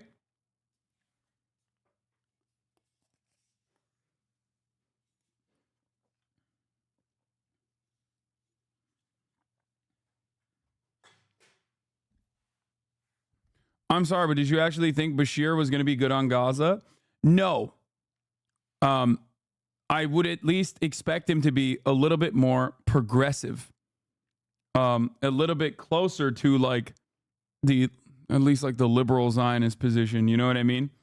Because the most you can expect from a middle of the road Dem, especially from a fucking red state, is that they will be at least somewhat more reasonable, like Waltz has been. Like, this take right here is unimaginably solid. Okay? This is it. This is the take. Waltz recognizes the demographics in his own state. He understands exactly what's going on in his own fucking primaries. Okay? He has openly stated this, not just in NPR News, but also on MSNBC and CNN. Okay? Now, having said that, however, it's not like Waltz is great on the issue of pro-Palestinian demonstrators anyway. He's not. None of these guys are. It's a matter of how bad do they get? Okay? It's a matter of how bad do they fucking get on the issue of Palestine. Okay? This at least is a genuine recognition. This at least is a genuine recognition that the situation is untenable at the time during the uncommitted voting campaigns. Waltz called the National Guard on George Floyd protests. Yeah, of course. And not only that, but I think he also did a bunch of shit to Palestinian protesters as well. Hold on. Let me look this up.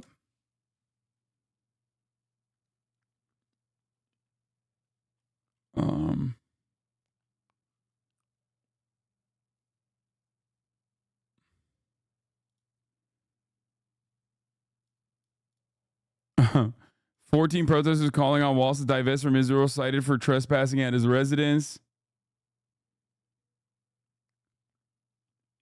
Hold on. That's one, but there was more, I'm pretty sure. Hold up.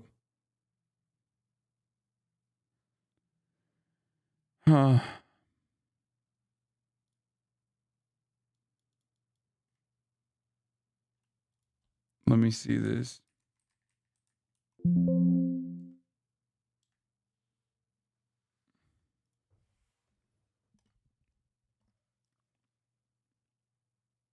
That's not it.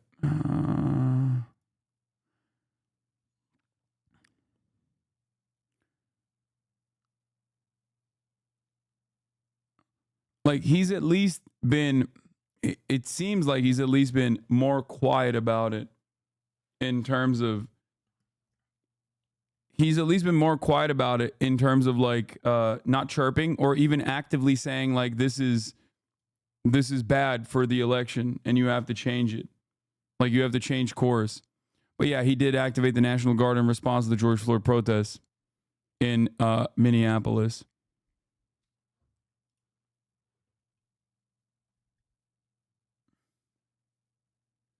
All right.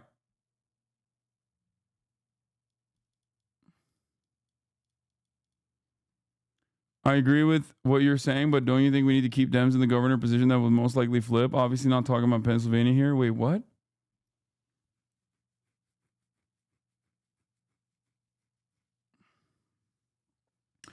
What's the problem with Pete Buttigieg other than being another minority gay, being part of the current government? Liberals are so funny. Like, no, Pete Buttigieg being gay is not a problem. Okay? The fuck? Like, not even electorally. But it's pretty funny that, like, liberals only operate on these calculations. No, just because he's a good speaker doesn't mean he gets to be the fucking vice president. Okay? Like,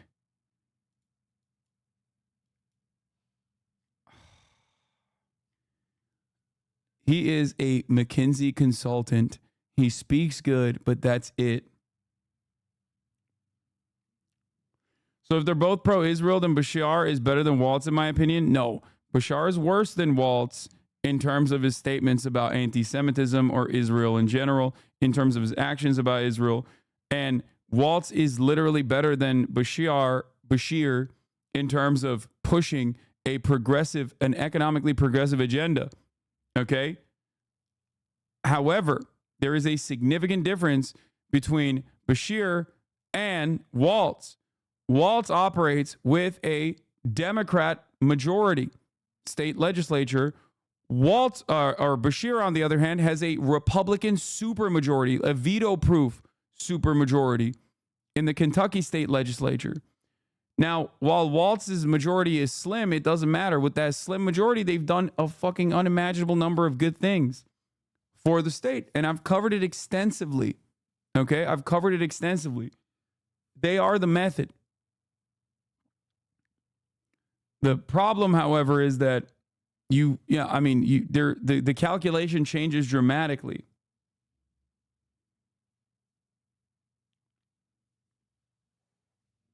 Completely unrelated, but since we're on the VP talk, I wasn't around in 2016. What was the reason for Hillary literally picking Tim Kaine for her VP? Boring white guy. It's true that Waltz flipped back the state leg when he won his re-election. He did a ton of stuff, which is likely what DC will be like. He has the confidence to push for progressive policy with slim margins, which is what we need. I agree. I like Waltz. I would not hate a Waltz push at all. Okay? I don't think it's bad. Waltz, sorry, not Waltz. I do. I like Pritzker as well. I want a fighter. The reason why I like Bashir is because he is a fighter in general. Like, he's uncompromising on a lot of shit.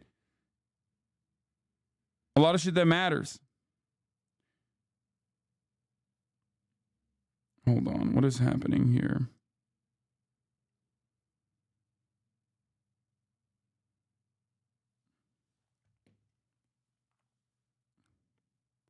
The problem with Pete being gay is that it defeats the straight white guy strategy. No, that's fine. Pete doesn't read gay. It's fine. Like, that's not the issue with Pete. Pete is a bloodless sociopath and a McKinsey consultant. Okay?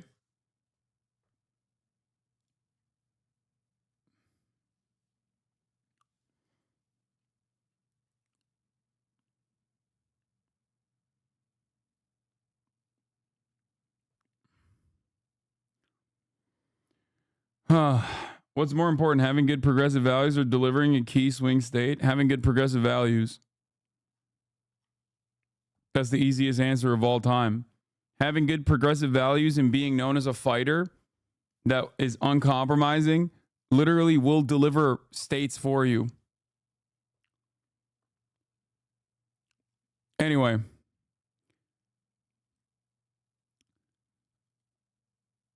But yeah. Where was I? All right, let's look at the contenders on this article, and then we'll go one by one. For the job. Vice President Harris has been battle tested. She's not only ready, she's damn ready. And you know who else knows she's ready? HasanAbi Watch Central Committee confirmed. Lol, I love it. What are you talking about? He's in here right now. I'm talking to him directly. Donald Trump knows she's ready. And you know how I know this? Because he's afraid to debate her now. Donald Trump this morning still waffling on his agreement to debate in September, but insisting overnight that he's not afraid. chatters are weird as fuck. Not only is Mike in here, but also you motherfuckers love trying to spark drama between us too, like all the time. When Mike has a position that's like even like 0.1% different than mine, you come in here and you carry it in here and you go, oh, Michael actually disagrees with you. You have to address this right now because you guys are fucking brain broken and stupid. Okay? It's so dumb. It's the puppet master effect. Yeah, it's like Twitch watchers can't fucking stop themselves. Like it's their worst instinct and they always lean on it. If you're going to have a debate, you got to do it, I think, before the votes are cast. I think it's very important that you do that. So the answer is yes, but I can also make a case for not doing it. But privately, his running mate, J.D. Vance, admitting to donors over the weekend that running against Harris instead of President Biden is more challenging. According to audio.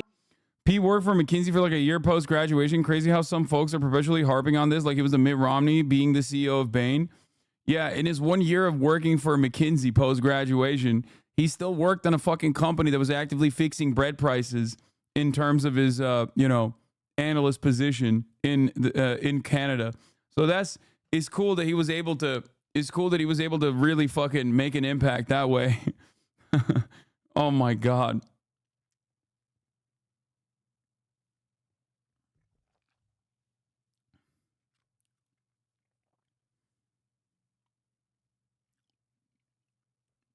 Obtained by the Washington Post.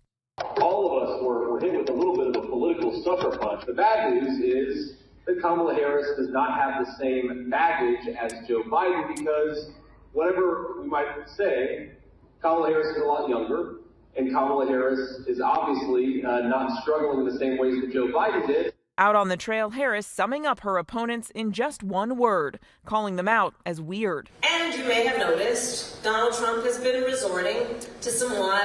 I refuse people in this community like Pete. It's not even sock them. We have straight up CNN libs. No, it's people. It's people that don't have any kind of like real world view. That is like solidly grounded. I think it just comes from people reacting to the aesthetics. Pete is very good on camera. And in a very nerdy way too. In a way that really like autistic politics enjoyers like ourselves in this community love. Okay? They love that shit. It's just so funny to fucking be in the bag for a dude who was the mayor of South Bend, Indiana, who was elevated to transportation secretary because he's like the Democratic Party's, he is a Democratic Party operative through and through, a rugged neoliberal through and through, who has like no real positions or whatever, but he reads well on camera, so people love him. He's like, oh, he's such a handsome man. Everybody turns into like 65-year-old Deborah's watching CNN when it comes to aesthetics, okay? He's just good. He's good in interviews, and that's it. That's all these people care about. They're like, oh, but imagine if Pete Buttigieg was just like intelligently cook in the vice presidential debate and like destroy JD Vance. It's like, bitch, destroy JD Vance? Are you fucking kidding me? He is JD Vance. He's just more charismatic JD Vance, which is obviously not saying too much because JD Vance is the least charismatic motherfucker on the planet. Like, no.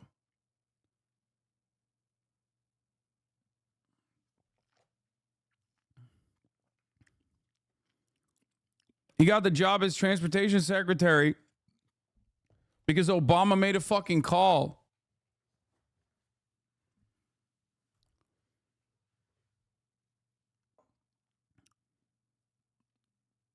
Yeah, he's straight JD Vance, dude. JD Vance is gay. Peter's straight. He's the straight version of JD Vance. What am I doing? All right, let's just continue. Lies about my record, and some of what he and his running mate are saying, well, it's just plain weird. And she's leaning into the issue she hopes will define the choice facing voters come November, abortion rights. Speaking out against the new 6-week abortion ban that went into effect in Iowa Monday, placing the blame squarely. Gramsci and Wine Mom. What a perfect time. What perfect timing. Gramsci and Wine Mom gifted 5 gifted subs, both at the top of the hour. but also gifted subs right as we were talking about Pete Buttigieg, which is funny because Pete Buttigieg's father is literally the guy who translated Gramsci's works to English. So he was also, he was a bit of a Marxist. Both Pete and Kamala have Marxist parents. Being a wine mom, I suspect that you would be very much in the pocket for Pete. Gets nothing rubbed off. Dude, nothing can rub off on this man. You got yelled at in 2020 for calling Pete Buttigieg, and now you're going to get yelled at for calling JD gay full circle. Yeah.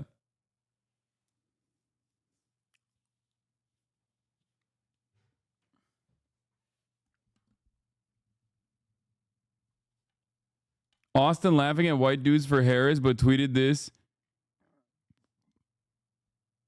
3 hours ago. Wow.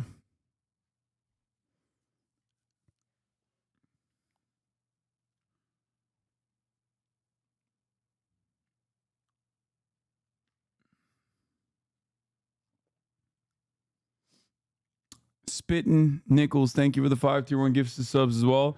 Reminding me that at the top of the hour there's a 3-minute ad break. I forgot to run it, and I'm going to now. But that's right, at the top of the hour there's a 3-minute ad break. If you no longer want to see those ads, all you need to do is subscribe, unless you get gifted a sub, in which case you don't have to personally subscribe. Here's the 3-minute ad break now.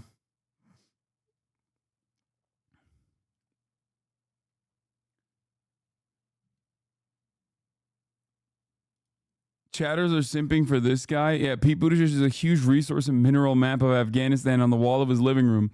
Anyways, I'm sure his work on economic stabilization in war zones while at McKinsey and in naval intelligence before that was totally above board and 100% ethical.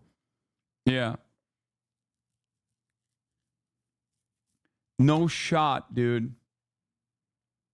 No fucking shot. Okay? No way, no how. No shot. That man is a federal agent, okay? No way, no how, no shot. Oh my God.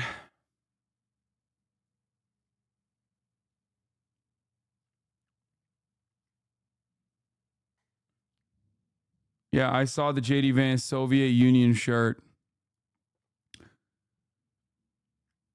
I know.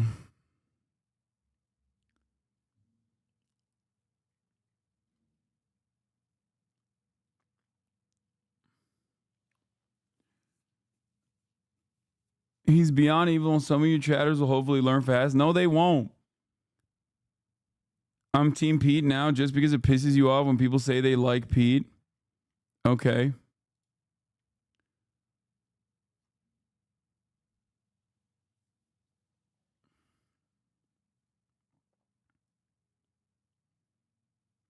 You think Bashar having a red supermajority makes him a stronger candidate, but it does also not affect his approval rating that you see as an advantage?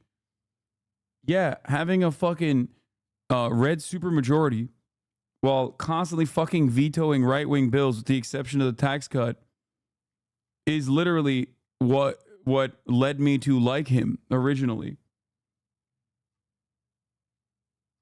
And it's also the same reason why Walz is good too, even though obviously Walz is in a different circumstance. He's not in a red supermajority state legislature. But he's also a guy who is a fighter, who stays on message and talks about policies.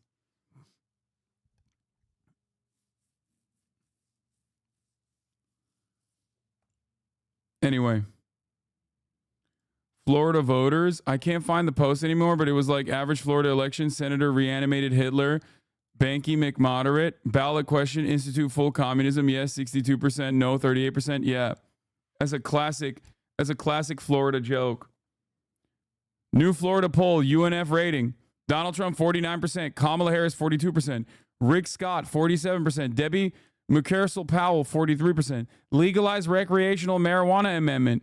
Yes, 64%. Limit government interference with abortion amendment. Yes, 69%. Florida is the most insane fucking state, dude. I don't want to even cover Florida. I feel like it's on a different planet, and Ohio is next on that front too. Okay?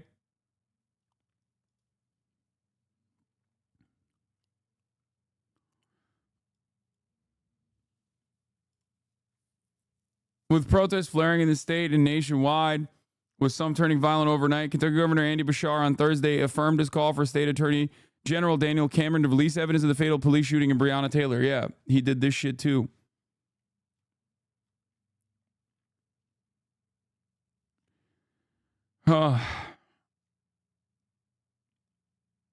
In 2020 elections, Florida minimum wage was more popular than Trump and Biden. Yeah, I know. And also, felon vote restoration was more popular than both. Do you understand? Florida is just insane. Please don't bring up Florida numbers on anything. It is not replicable in any other part of the country. They are on fucking crack cocaine out there. Every single person, I don't know what the fuck they got in the Florida water, but every single goddamn person in Florida is the most insane fucking person on the planet. Okay? That's it. It's weird as fuck. And I lived there. I'm telling you. Okay? I don't know what it is. It's meth in the water or some shit. I don't know. Harris wipes out Trump's lead in battleground states in the Bloomberg poll that just came out. Michigan at 53% for Harris, 42% for Trump. Arizona at 49% for Harris, 47% for Trump. Nevada at 47% for Harris, 45% for Trump. I've never felt more vindication in my entire fucking life for actively telling you that this would happen, and it literally did. And every single motherfucker in the chat was chirping at me like, oh, but like, isn't it too late? Well, not every single motherfucker, but the Brandon Dead Enders were in the chat being like, oh, well, isn't it too late to do a swap out? Georgia goes into a tie with Harris at 47, Trump at 47. North Carolina, Donald Trump is at 48 and Harris is at 46.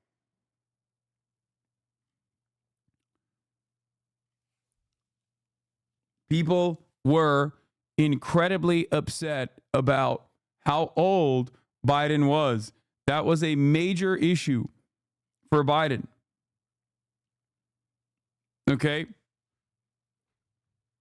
Honeymoon cupcake polls, those numbers will go down. Those numbers will go down if Kamala Harris doesn't use this momentum to her advantage. Okay? And part of that absolutely has to be changing course on a bunch of things that separates her from Biden.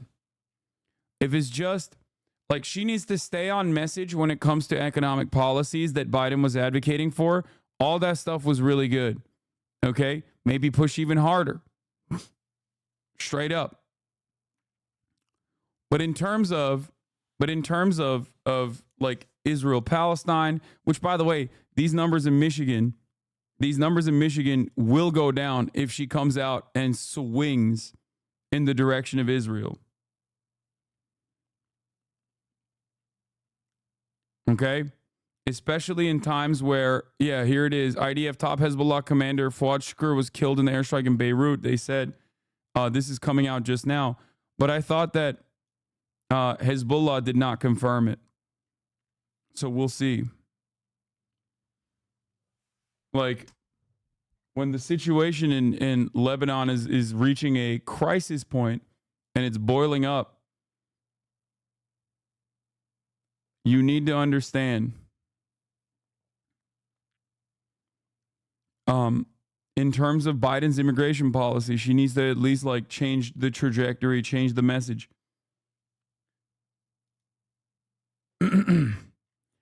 Hezbollah sources, according to Al Jazeera, and this was at 12:30, so I don't know, but Hezbollah sources say that Mohsen Shukr, Israel's intended target, has survived the airstrike, so we'll see if that's the case or not. But regardless,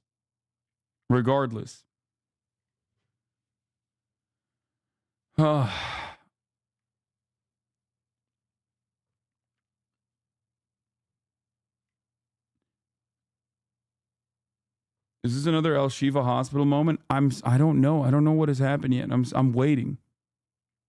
Okay? But if Kamala Harris comes out and swings for Israel, the numbers in Michigan will change a little bit. Like, obviously, there's plenty of voters in Michigan that were not interested in Joe Biden due to his age, due to the way he presents himself, but there's still a large enough constituency that is actually looking to see what she will say and do about Israel. Okay? There is a large enough constituency in Michigan that wants to understand what Kamala Harris is going to say and do about Israel. And apparently it seems like VP Harris says Israel has the right to defend itself against a terrorist organization like Hezbollah. That being said, we still must work on a diplomatic solution to end the fighting, which is like basically just Joe Biden shit. I mean, it's just Joe Biden 2.0 so far.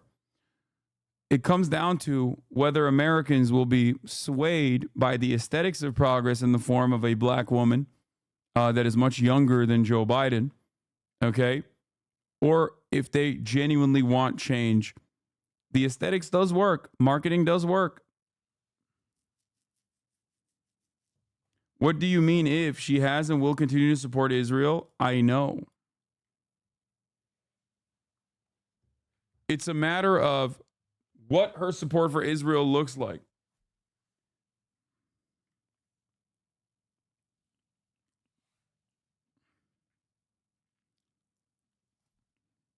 I don't know what this model is. I don't understand. A new model from Nate Silver. Electoral college probability with Trump 61%.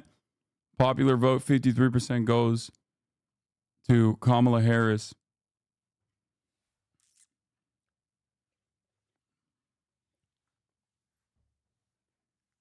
How do I explain to leftists that are hard on voting that I won't vote for her unless her stances in Israel change? I don't know why you just constantly try to find yourself at odds with other people where you like have to explain your positions. I genuinely don't get it. Like, ultimately, I don't know what this conversation, like, I don't know how people have to have this conversation. Maybe it's weird, but like, maybe I just don't have a lot of fucking like diehard liberals or diehard leftists even on that front that are constantly being like, what are your takes on this? Are you in the pocket for Kamala Harris? Are you going to vote for her? Like, I find that to be concerning. I've never been a person who thinks like you have to vote for the Democratic Party. I understand the harm reduction arguments, especially in prior years, but in terms of like harm reduction arguments, it's like the candidate has to win your vote. They have to earn your vote. That is democracy. That is how democracy works. Okay? We need to call it something different if that's not how democracy works. Like, what the fuck are we doing here? What's the point of even theoretically claiming we are a democracy if you're just going to constantly hyper-focus and clue in on like an ever-shrinking group of like rights for a group of marginalized people that consistently gets smaller and smaller. Last election cycle, it was immigration, right? Oh, dude, you want fucking immigrants to be murdered?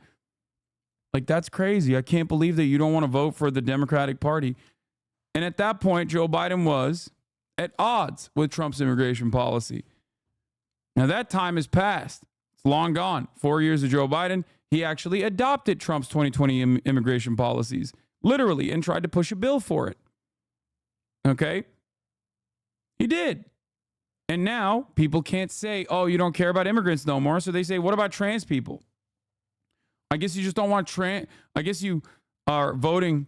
I guess you don't care about trans people. That's why you're not voting for the Democratic Party. And it's like, dude, how many times are you going to play this fucking song and dance? Okay.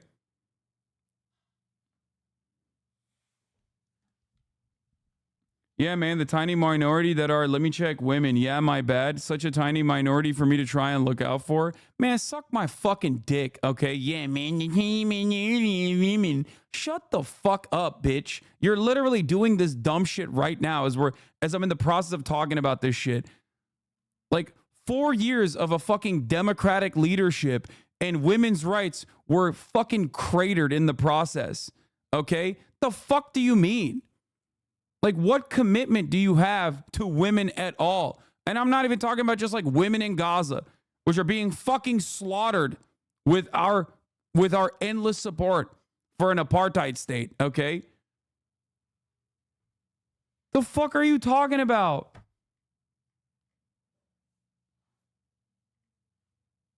I hate this fucking argument.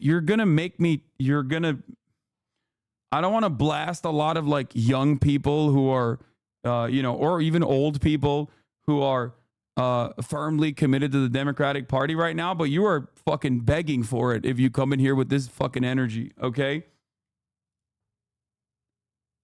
Like the idea that like this community or myself don't care about fucking women's rights. The fuck have you done, dumbass?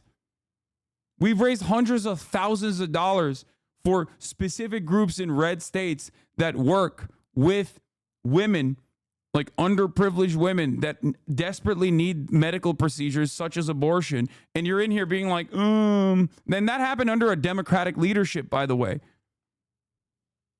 God damn.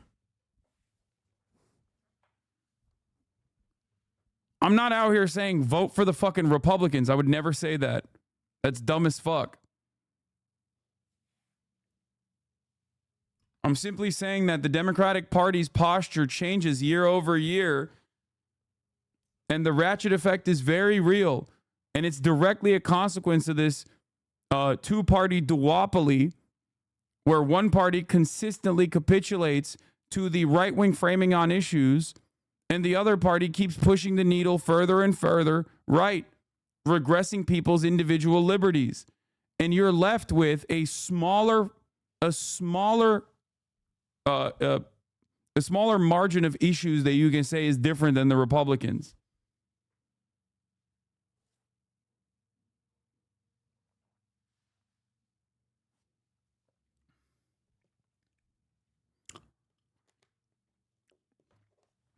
Anyway.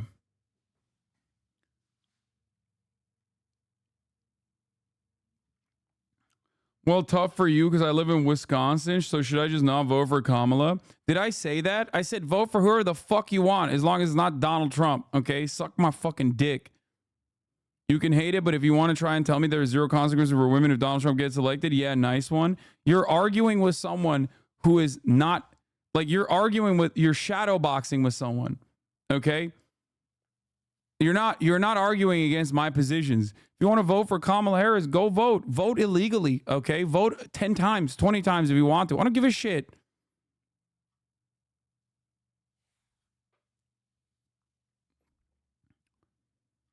Like, what are you talking about? You just want a fucking argument to feel good.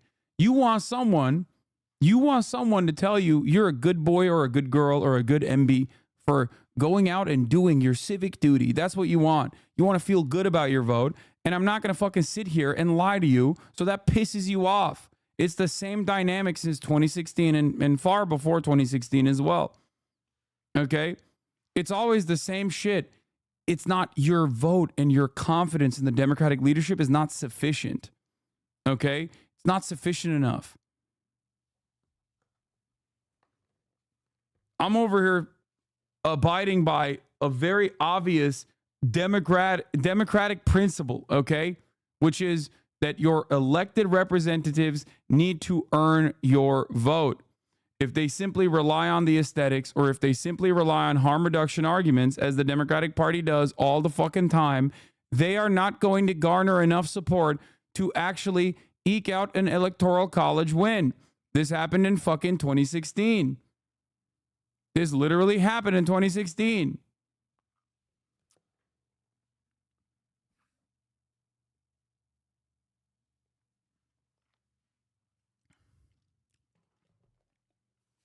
That's not how most people vote. At the end of the day, no matter how dumb the median voter is, the average American still votes on vibes for the most part, but they also want to vote for something. The only way that you can actually get a commitment, a firm commitment to go out and vote in a country where it is literally as difficult as physically possible, like the process is completely fucking made difficult in an effort to ensure that people don't go and fucking vote. You're over here being like, oh no, yeah, in a country where the plurality historically doesn't fucking vote, of eligible voters don't fucking vote as a consequence of the Electoral College and the way that it's designed. You're over here talking about, do you think Harris will change course on immigration? No, I don't.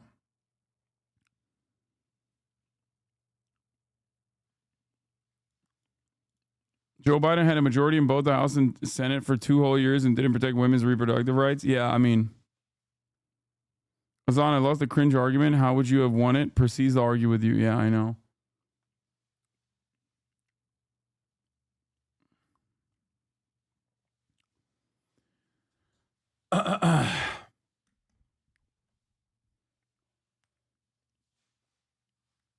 I did talk about Trump saying you never have to vote again. Sounds very fascistic to me. Sorry, I just got here. I know.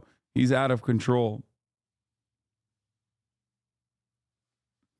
I'm literally a gay person of color, MB, and this lib stuff won't make people like me like this lib anymore and give them awards. I wish they would understand that. It's weird to act like this and need to push this lib narrative. At least you're yelling at him. Yeah, it's just like so weird. It's so odd. Why would you make demands for more progressive politics when an election is right around the corner and they need your votes? It would be much more civil and courteous if you voted for Harris and then asked nicely. Exactly. That is unironically the argument that some of these people make. Like, they're just hysterical, too. They don't even make it like that. They make it in a hysterical way where it's like, if you don't vote for Kamala Harris, if you don't fucking offer your undying loyalty to Kamala Harris right now, that means you want women to be murdered. You want trans people to be murdered in every corner. They can't say that about immigrants, though. Notice how they can't say that about immigrants any longer? Isn't that crazy? Isn't that strange? How at least in 2020 they could say that about immigrants too, but they can't say that about immigrants no more. I wonder what happened. Oh, that's right. We all went out and we fucking voted for a dude, okay, in terms of harm reduction. And that dude turned around and was like, yo, fuck immigrants too, but democratically. Like,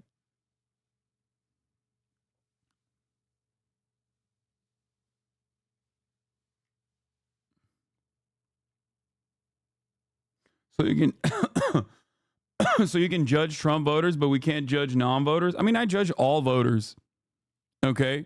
But I certainly will judge Trump voters because Trump voters are unironically fucking delusional, okay? What the fuck could a Biden done with the Supreme Court clown? Yeah, you're right. What could the president do? Then why are you voting? Hey, can you explain to me why you're voting for the president if they can't fucking do anything about anything? Because this is also the other side of the Democratic Party defense brigade. When they always go, yeah, actually, why do you have these expectations from the president? Why do you have any expectations of the president? Okay, then why the fuck should people vote for the president, dumbass? The fuck do you mean? Ultimately, it comes down to this. You just want to feel good that your team won. That's literally it. If your goal is not to actually get some kind of serious demands from the elected representative that you're going to go out and vote for, if you don't want any demands from them, then you just are voting to feel good. You're voting like you did your part. You're voting like you're saving the country or some shit. It's so weird. And you're yelling at someone who doesn't give a shit. Like, I'm not going to fucking be like, don't vote for Kamala Harris. It's insane. Okay. I don't care. Vote for Kamala till the cows come home. Okay. But don't fucking sit here and act like you're actually doing something revolutionary. Like you're doing something unimaginably fucking progressive when you also simultaneously turn around and go, well, What could the president do about the Supreme Court? Then why are you voting? It's set. You know, it's set in motion. Nothing we can do about it, I guess.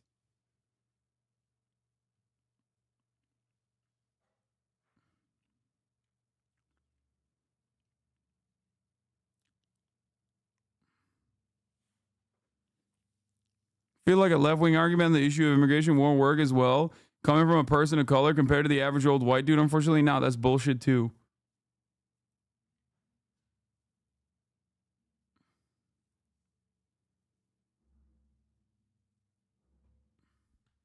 Young libs know nothing but defensive voting for 8 years now. I miss being excited about voting.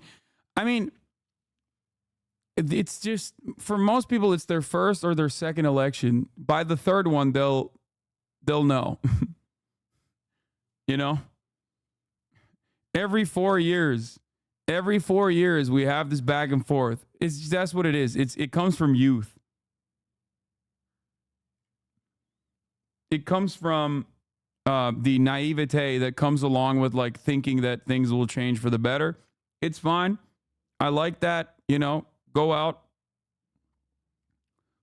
kings and queens and dempers. Okay.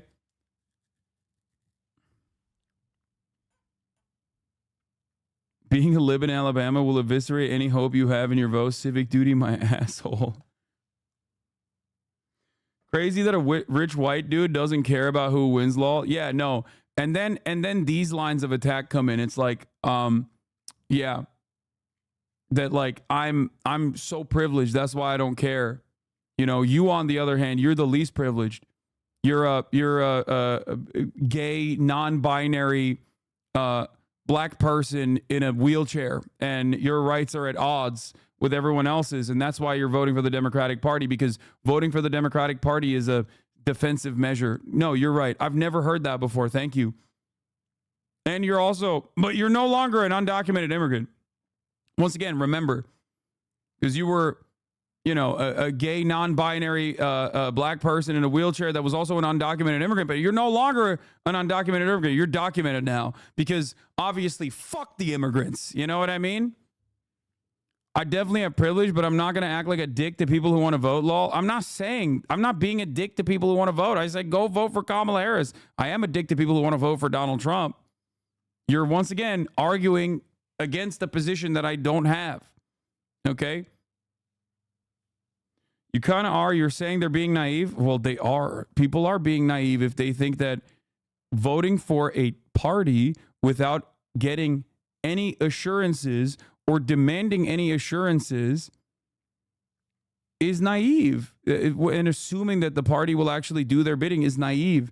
When has that happened for them? That has not.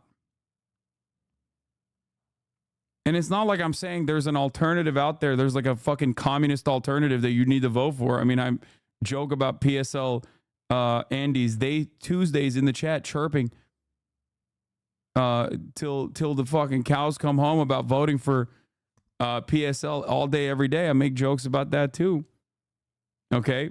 But if you take it super seriously and you get like really upset, then yeah, I'm going to make fun of you. Because it does stem from naivete. Anyway, let's get back to the actual issue at hand here. Okay?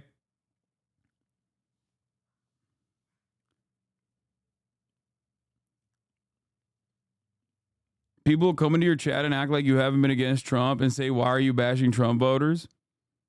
Yeah, that's always awesome. I mean, that's good. That's good. Those guys can be convinced, potentially. Okay? The ratio is official. 14K likes, 13K likes. Let's go. We did it.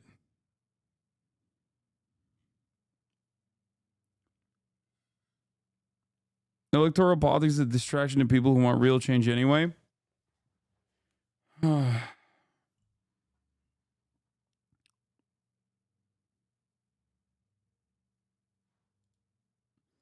My hackles get raised every time someone tries to use my community as a trans woman to bully others into ignoring the very real and pressing things the DNC is ignoring. Yeah. Matt Descartes, thank you for the 50 big ones.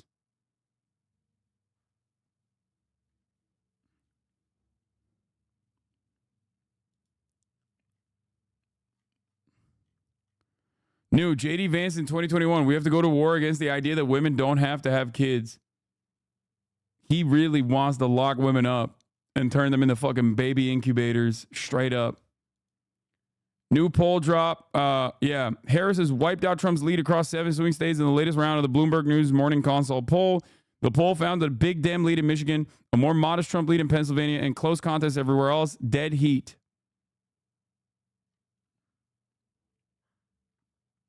Every 4 years, you'll be getting a new crop of youth voting, and you'll perpetually have to explain the same busted-ass electoral system forever.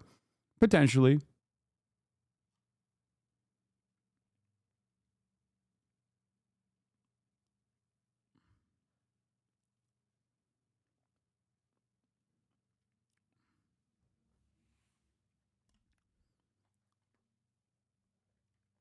Anyway. If you don't want me, I will say this again. If you don't want me chirping about Kamala Harris, okay, or chirping about fucking ride or die Dems, because my issue with Joe Biden isn't just that he's fucking old, okay?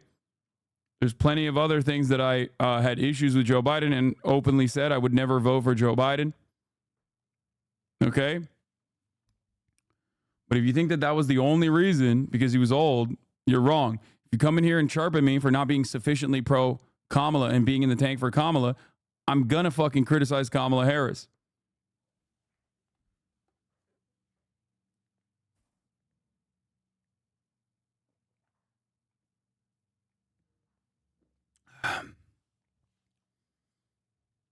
Did you vote for Brandon in 2020? I did.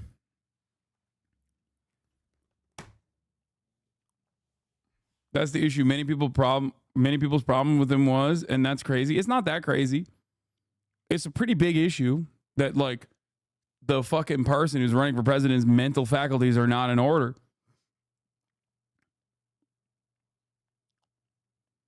Don't you know that not voting for Kamala will cost her the election in California? No, it's not even that. I'm not even saying that. Even if I lived in a fucking swing state, I would be saying the same shit. Straight up. It doesn't matter where you live. What matters is your politicians making assurances to earn your vote.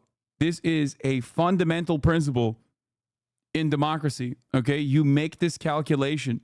I think it's fucking insane to be like, no, shut the fuck up and vote. Put your head down and vote. And that's not how people vote anyway. Even if you do, even if you fucking vote that way, okay, other people don't.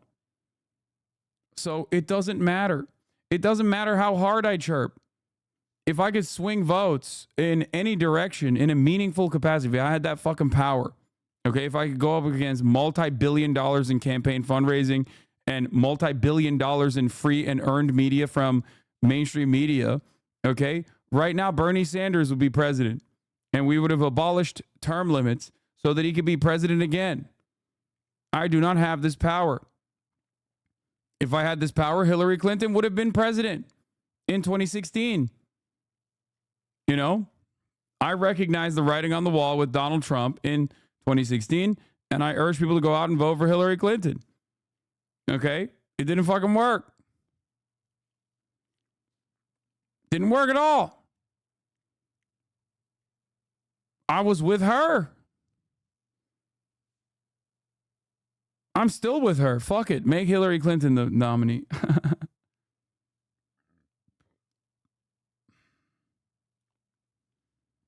Looks like the polls in Michigan reflect what I stated about the undecided voters. Nothing. Noting making the same statement in the general election. What?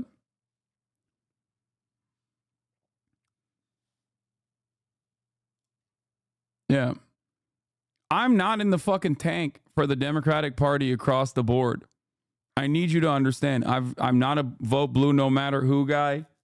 I'm not in the fucking tank for the Dems. I have my own positions, and I have never shied from criticizing the Democratic Party, even if it's an election, even if it's not an election, just because you're paying attention to shit that's happening right now because the election cycle has started and now you're interested again, doesn't change my positions. Okay? That's it.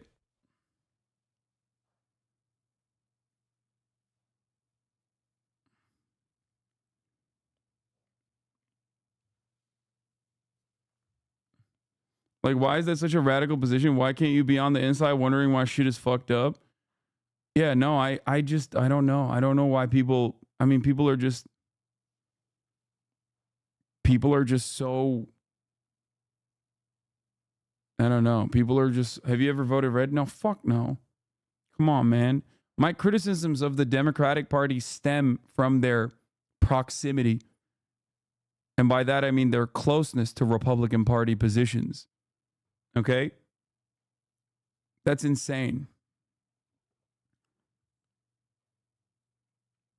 Unless you meant red as in like communist red. All I'm saying is not voting does not count as activism. Wait, what?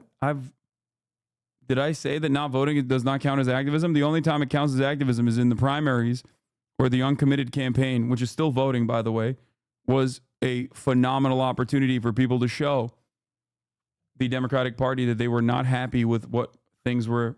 So technically you are blue no matter who? Wait, what?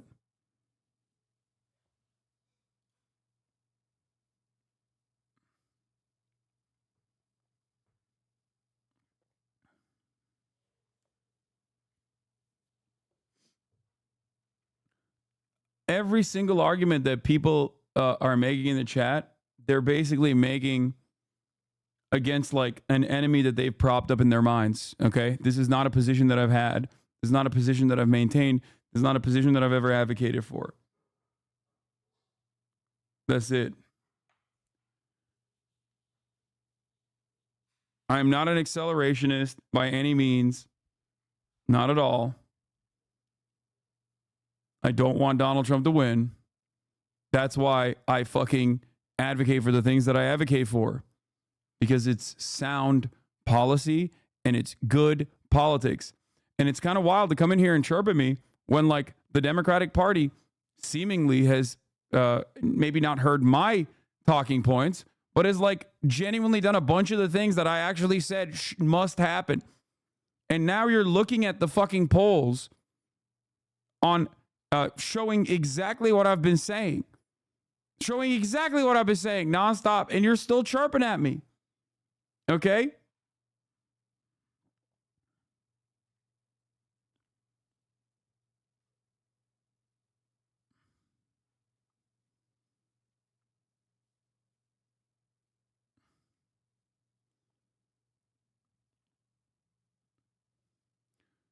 As someone who is not that into politics overall, I genuinely don't understand how people can misunderstand you so frequently. Even if they disagree, you're explaining your position in a way that even I understand. Yeah.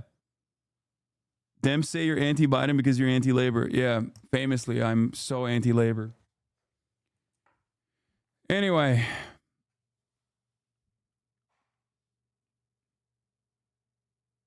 Show this to the coconut heads. Why Democrats never get anything done? We'll do it.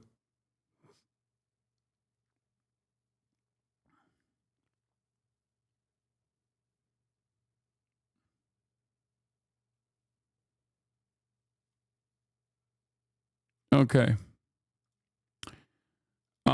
Let's get back to where the fuck we were at. Okay. On Trump after We've done 2 videos so far, dude. North Carolina Governor Roy Cooper dropped out. Kamala Harris is expected to pick a vice president by August 7th. 3 of the Supreme Court justices who overturned Roe versus Wade. This ban is going to take effect before many women even know they're pregnant. And what this means is that 1 in 3 women of reproductive age in America lives in a state with a Trump abortion ban. One of those states, Georgia. Harris today heading to the critical state where abortion is sure to be a top issue. Biden won the state by just 12,000 votes in 2020, but the president had been trailing Trump in recent weeks. The Harris campaign now hoping to build off her momentum to put the state back in play.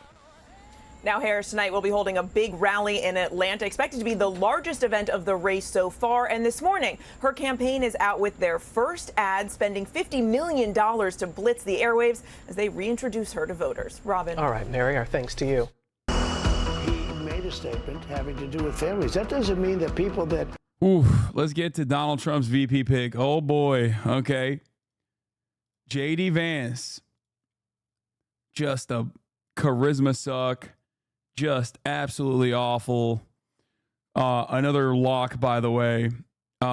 here, Edin Germentum and I had this conversation before Donald Trump went with JD Vance talking about how fucking bad it was. We've had this conversation after Donald Trump went with JD Vance talking about how fucking bad it is. Here's the Trump campaign statement on Project 2025's demise. President Trump's campaign has been very clear for over a year that Project 2025 had nothing to do with the campaign, did not speak for the campaign, and should not be associated with the campaign of the president in any way. Reports of Project 2025's demise would be greatly welcomed and should serve as a notice to anyone or any group trying to misrepresent their influence with President Trump and his campaign. It will not end well for you. They're actively pushing against their major think tank. Okay? That's so awesome. And by the way, this was a gift delivered to the Democratic Party by TikTok and YouTube. Okay? Independent media. Independent media, they posted you on here? What the fuck is this? Nice. It says 776 likes, man.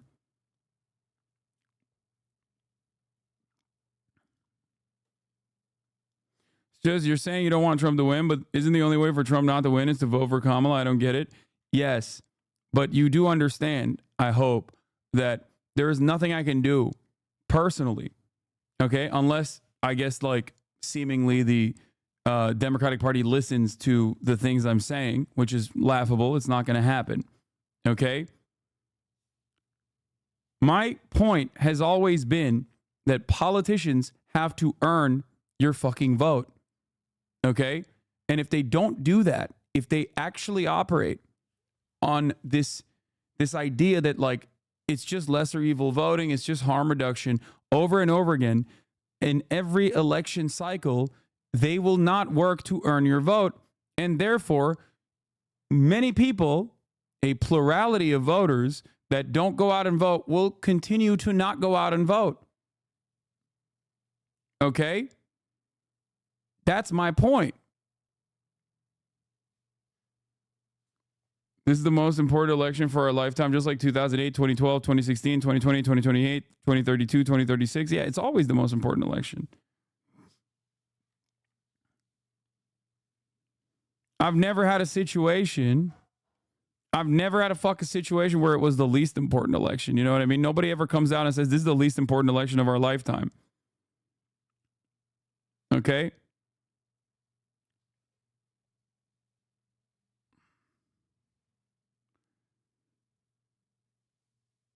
That was the Hillary problem. Just vote for me. I'm the only choice. Exactly.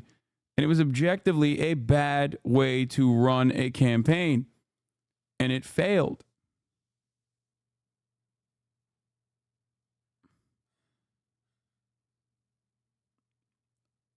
I think 2016 legitimately was the least consequential election.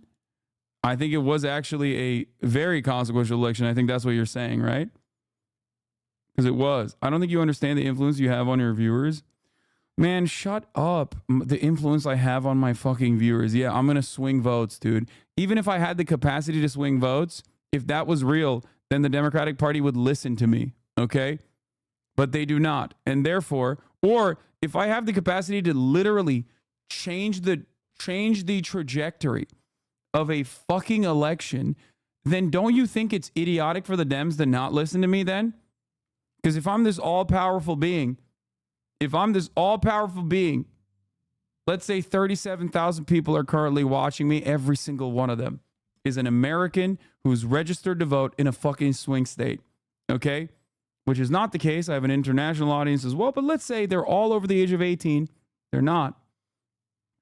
And they're all swing state voters, okay? Every single one, right? Don't you think that if that was the power that I held in my hand, that the Democratic Party should listen to someone so powerful? Obviously, that's not the case, and I do not have that capacity, okay? Sounds like Jimmy Dore. Yeah, I'm not saying that. I'm not like Jimmy Dore at all.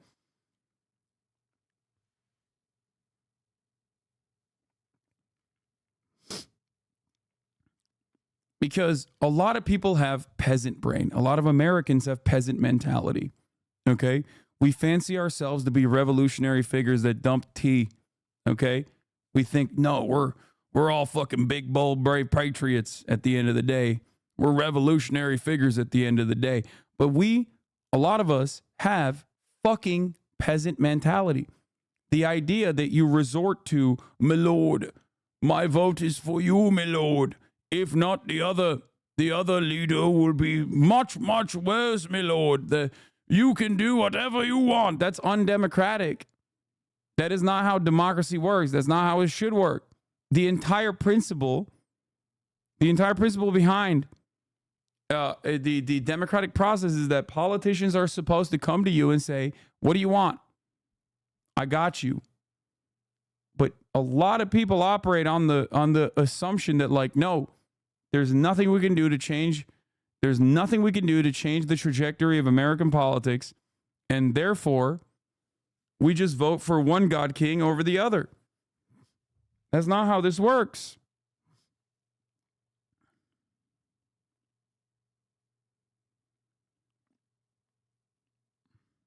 Feel me? You smell me? You understand me?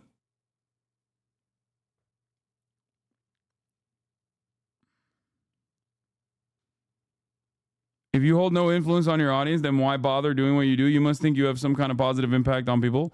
Absolutely. I do believe that. Okay? I do. But it's not about altering the trajectory of the Democratic Party. I can't do that. I can only arm you with the belief that you have in your fellow workers to be able to make marginal changes in your immediate life. I can only arm you with the confidence to go. And I can only arm you with the confidence to go out and organize in your workplace, go out and run for office, local elections. Like, that's all I can do. And that's what I try to do every day.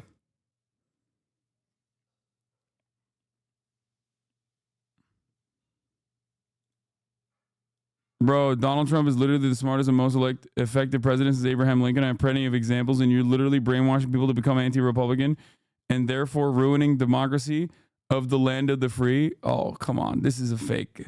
This is not a real... No actual Republican writes like this, okay? This is a liberal LARPing as a Republican. They're baiting. Come on.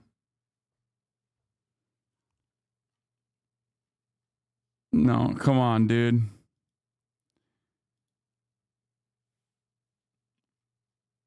Anyway. Let's get back to John Don Vance. Aren't a member of a big and beautiful family with 400 children around and everything else. It doesn't mean that a person doesn't have, he's not against anything, but he loves family.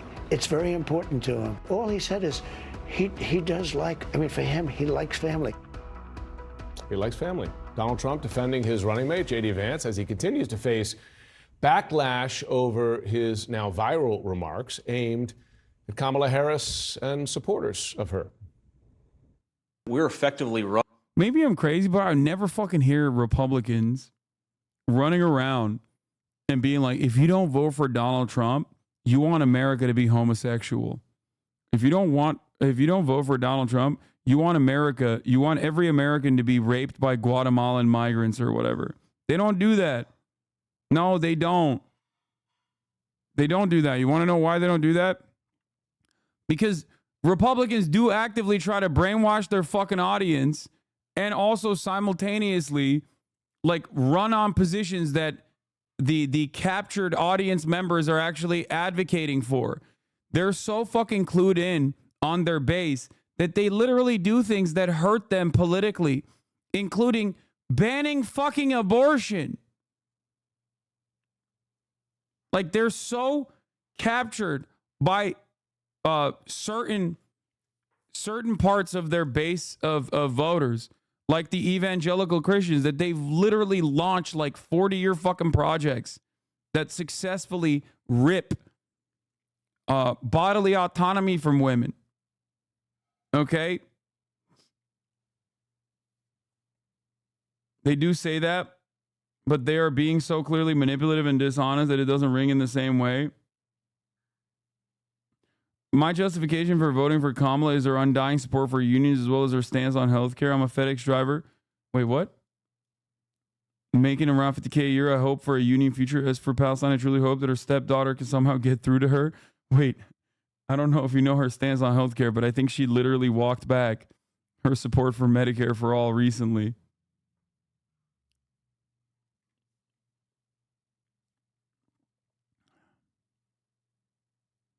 You're right about hogs usually, but you're way off on the mark on this. No, okay. I didn't represent my position appropriately. Okay.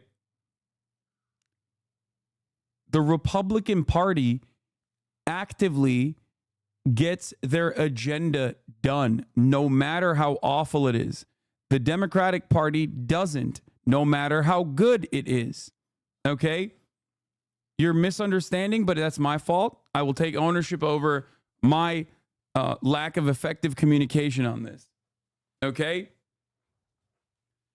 The Republican Party listens to their base, and no matter how fucking ride or die or how insane those policies are, they will push for it. Think about it this way.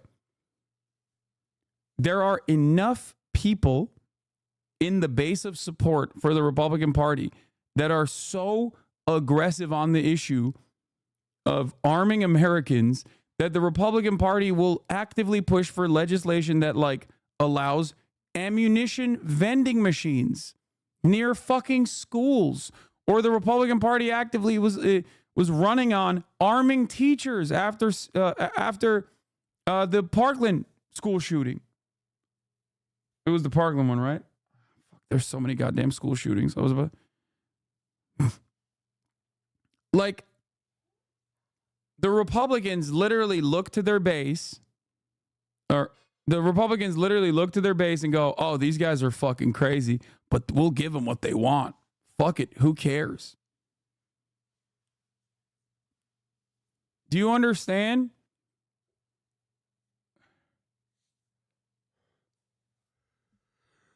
They give their different constituencies. They give their different constituencies. Yeah, they did it after Uvalde too. They give their different constituencies what they want, and they push for it. And they don't just campaign every 4 years. They campaign every day. They campaign every day for 4 years. They campaign constantly. They're always on message.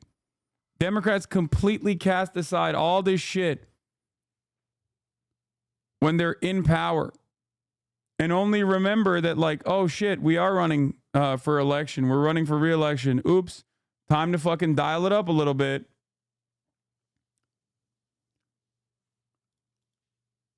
And then a lot of people just eat it up.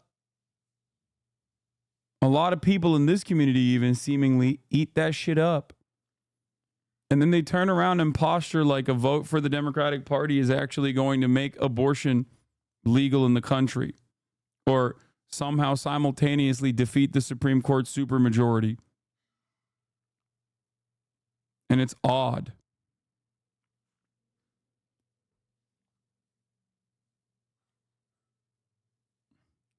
And I don't want the Republican Party to win, which is why I keep saying that the Democratic Party needs to do more, especially because when they do things, when they do progressive legislation, then the reactionary Republicans fight against that. Okay? Here's how it works. I'm going to pull up Paint. I'm going to pull up Paint and try to explain this visually. Okay?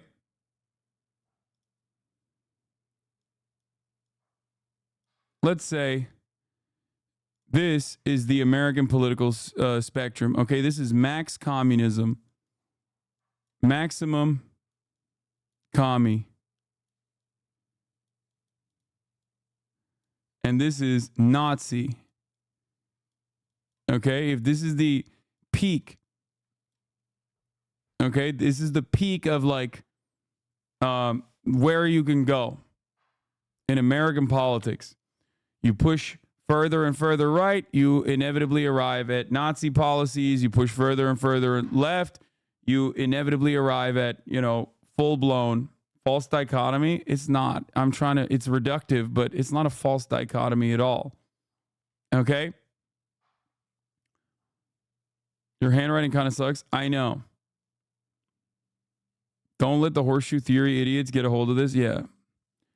So here's how this works. Okay? Here's how this works. The Republican Party, let's do that with red, is like around here. And every year they go, maybe 5 years ago, 6 years ago, they were here, and now they're here. Okay? And they keep pushing the needle. They keep pushing it over and over again. The Democratic Party can respond to that when they are in power.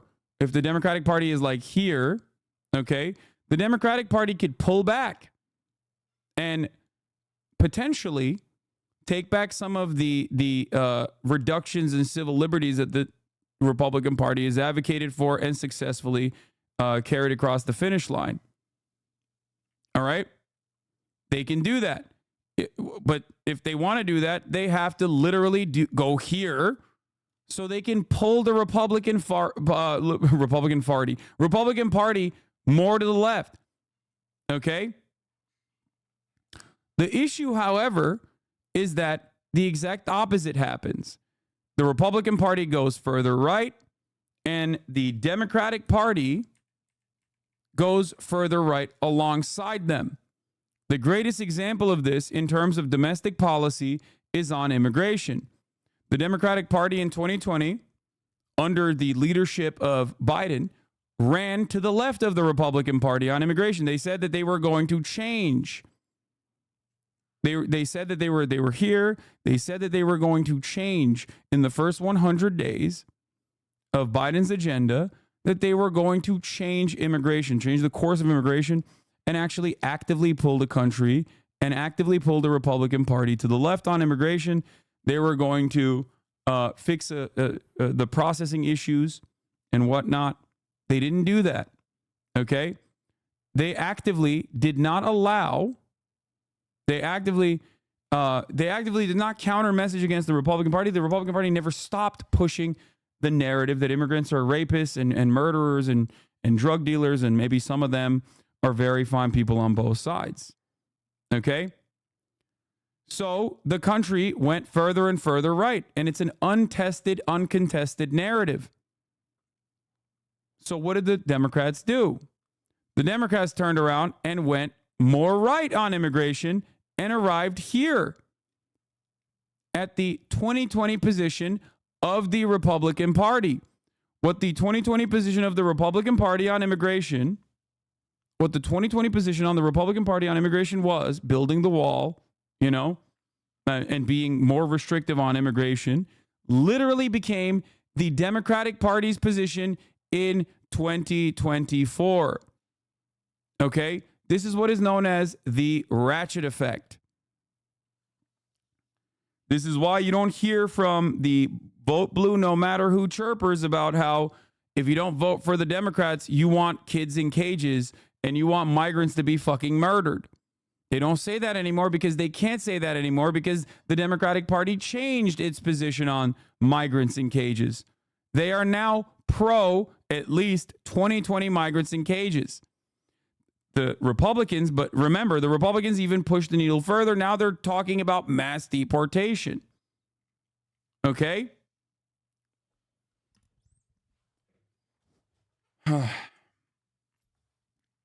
However, on this front, Democrats could do this exact same thing. Democrats could actively push the Republican Party to the left on certain issues. As a matter of fact, on certain fronts, Donald Trump kind of did do that, where the Republican Party's overarching policy positions were always genuinely anti-social spending. Donald Trump kind of cast that aside. And said, he gave the stimmy checks during COVID, and he even ran on and still runs on not touching Social Security. Okay? Why? Because the entire country is like, the fuck do you mean Social Security? If you cut Social Security, that's insane. All the voters are old. They're going to fucking lose their minds. So the Republican Party was pulled on Social Security at least in the top of the ticket. Okay? The Democratic Party, and Megaphonics is right on this, focusing on Project 2025 forced the Trump campaign to cut Project 2025. The Democratic Party actively advocating against what the Republican Party has done on the issue of abortion has caused at least some of the Republicans at the top of the ticket to try to moderate their stances on abortion. This is because right-wing reactionaries are reactionaries. That's it. They react. So you have to give them something to react to. If you don't give them something to react to and you let them fucking ride on their narrative that is uncontested, like on the issue of immigration, then they will go further and further right until they're here. Okay? And when 2028 comes around and the Democrats have now gotten here, they will be the ones advocating for mass deportations. Okay? The Dems will move here. That's where the Republicans are right now on 2028, where they are the ones who are advocating for mass deportations, and the Republicans are the ones who are advocating for mass murder. Okay?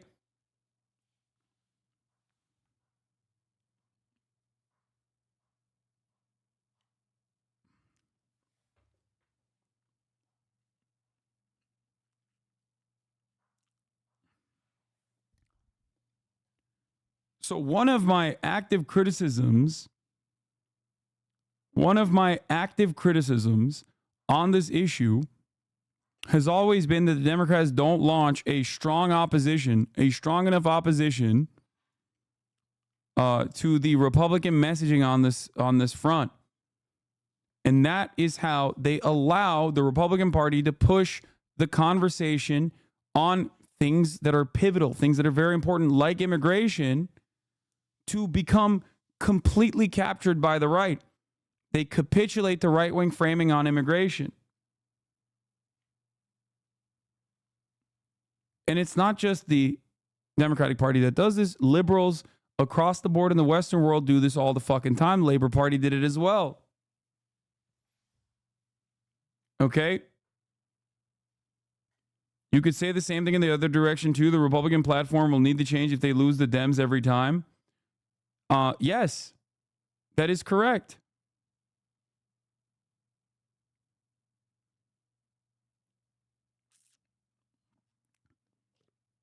That's why I like fighters like Waltz or even Bashar to a certain degree. Uncompromising Dems that are objectively popular in their states as governors who have consistently advocated for better leftist economic policies are popular for that reason, because people do believe in them.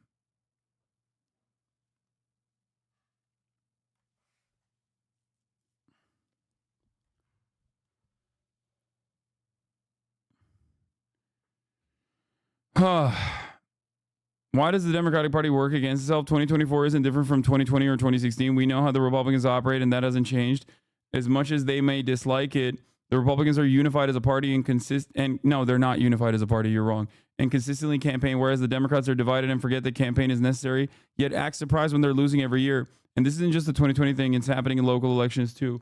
The Republicans are not exactly unified either. I mean, that's why Joe Biden was able to actively campaign for the mythical moderate and independent voters that are living in the suburbs and whatnot. Because Donald Trump is so gross and so weird in the way that he advocates for crazy shit that he was repulsive to a lot of people living in the fucking suburbs.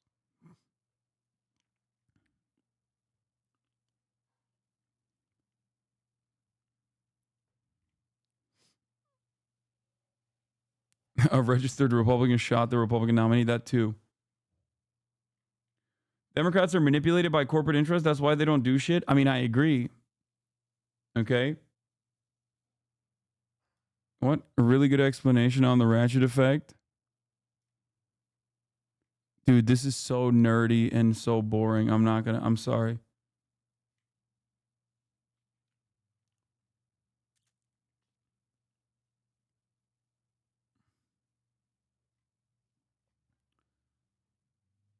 I was going to link that, but it's a good read from 2005. Well, things have not changed. What is this? This is where the VP will take the stage this evening. Her first rally in this battleground state is launching her campaign. I mean, dude, I'd go to a fucking free Megan Thee Stallion concert too. You know what I'm saying? Like,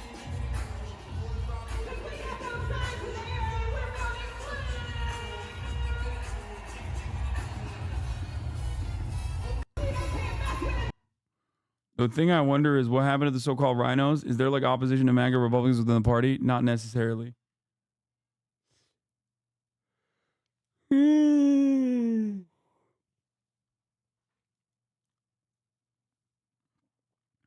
We need Leading Virginia Senator GOP candidate Hung Kao. No one in the United States is like, oh my gosh, I will die if I don't have health care. incentives, right? So doctors will innovate and do things better just out of incentive, and that's where we want to be able to have choice for everybody. To you know, if you want to pay more, then pay more and get better health care. It's just the way it is. But no one in the United States is like, oh my gosh, I will die if I don't have health care. No, they do say that. Like a lot of people say that. They literally, that's crazy. And they do.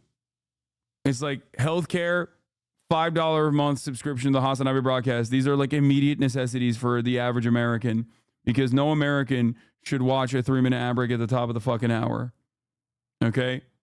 Which is precisely the reason why you should subscribe for $6 or for free with a Twitch Prime by connecting your Amazon Prime account to your Twitch account, where you get 1 free Prime subscription a month. Okay? Here's a 3-minute ad break now. I mean, this energy is pretty good overall. Not sure if this, like, you know, pushes the needle to, far enough for Georgia to be winnable again, but let's continue. Run in this country via the Democrats, via our corporate oligarchs, by a bunch of childless cat ladies. New reporting this morning by CNN's K-File indicates that Vance has a history of making disparaging remarks about people who happen not to have children, including this comment he made in an interview in 2020. There's just these basic cadences of life that I think are really powerful and really, really valuable when you have kids in your life. And the fact that so many people, especially in America's leadership class, just don't have that in their lives, you know, I worry that it makes people more sociopathic and ultimately our whole country a little bit less less mentally stable. And of course, you talk about going on Twitter. Final point I'll make is you go on Twitter, and almost always the people who are most deranged and most psychotic are people who don't have kids at home. I mean, all right, my panel is back. David, sociopathic if you choose not to have kids or can't have kids or happen not to have kids? Explain. Well, I can't. Look, I want to go to the politics of it is easy. I don't think people are going to vote on either of the vice presidential picks. I think this is going to be a race between Donald Trump and Kamala Harris. That being said, I think as a party, we need to reassess how we talk about issues. And look, that's out of line. It's not how we should approach these issues. It's not, by the way, not just from a voting standpoint, an electoral standpoint, from a common sense standpoint. And I think hopefully as a party, we learn lessons from watching, you know, these types of hits, especially in conservative media, where we tend to get loose and relaxed, to take a more nuanced approach and frankly focus on the issues that matter. And right now, the issues that matter in this country are immigration. It's the economy.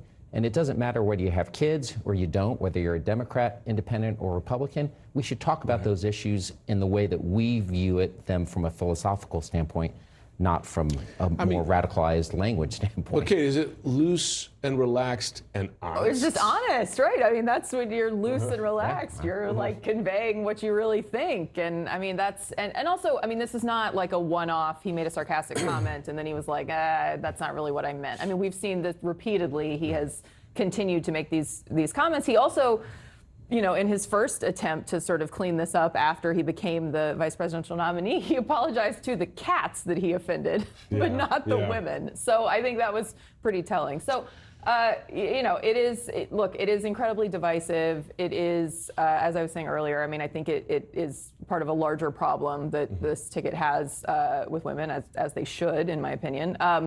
But it's also going to continue to drive the conversation, and to David's point, is going to prevent the Republicans from being able to get to the issues they want to get to, which I have to imagine is driving Donald Trump crazy. So, I mean, the other point is, I mean, he's even made the case, right, that people with kids should have more votes and be able to vote for the kids. So there's a policy element to that as well. If we pay for Amazon Prime, is it really free? Maybe you could say you get one monthly Twitch subscription included with your Amazon Prime membership. What are you talking about? Like, I literally, what am I doing? What am I doing? I need to stop reacting to people who are like, actually, no, Twitch Prime is free as long as you have an Amazon Prime account, which you can connect to your Twitch account. That's what I say. I mean, so the other issue for Vance is his past very, very strong criticism of the former president and current candidate for president. I'll give you a couple. These come from the New York Times, excerpts from J.D. Vance's emails to a classmate of his from Yale Law School. October 23rd, 2014. I hate the police. Given the number of negative experience I've had in the past few years, I can't imagine what a black guy goes through. October 4th, 2016. Speaking of Trump here, he's a bad man, a morally reprehensible human being. That, by the way. Yep, there it is. I mean, look, dude, you're fucking woke your whole life. You're a libtard your whole life. You're going to have some libtard takes, some libtard tendencies. You know what I'm saying? With the exception of this one very weird thing. He's awful on every front. Like, he's a weak candidate on every front because he both simultaneously has like libtard tendencies, so that makes him look weaker. That makes him look weaker on the issue of being like a solid, real Republican, right? But he also has a lot of of insane takes in terms of like what to do with women and shit.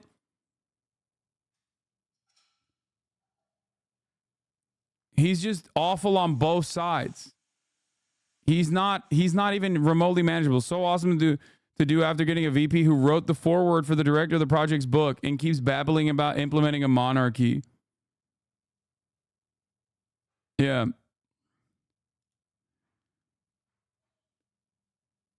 Donald Trump is so cooked on this front. So absolutely unimaginably cooked on this front because he is trying desperately to run away from Project 2025. He's trying to constantly run defense for his VPs. Litany of different sound bites that just keep coming, and there will be so much more. By the way, you need to understand something. When you are trying to be one of the cool girls and going on every fucking right-wing groiper podcast and saying some of the most unhinged shit, in that super sheltered echo chamber that you are leaning into, you might come across like a based groiper, okay? But the average American hears that shit and goes, what the fuck are you saying?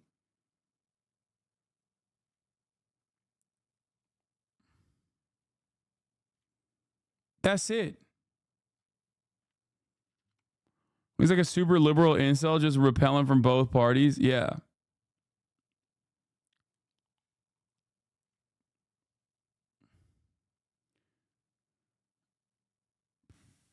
It's so bad. President Harris. Look at this.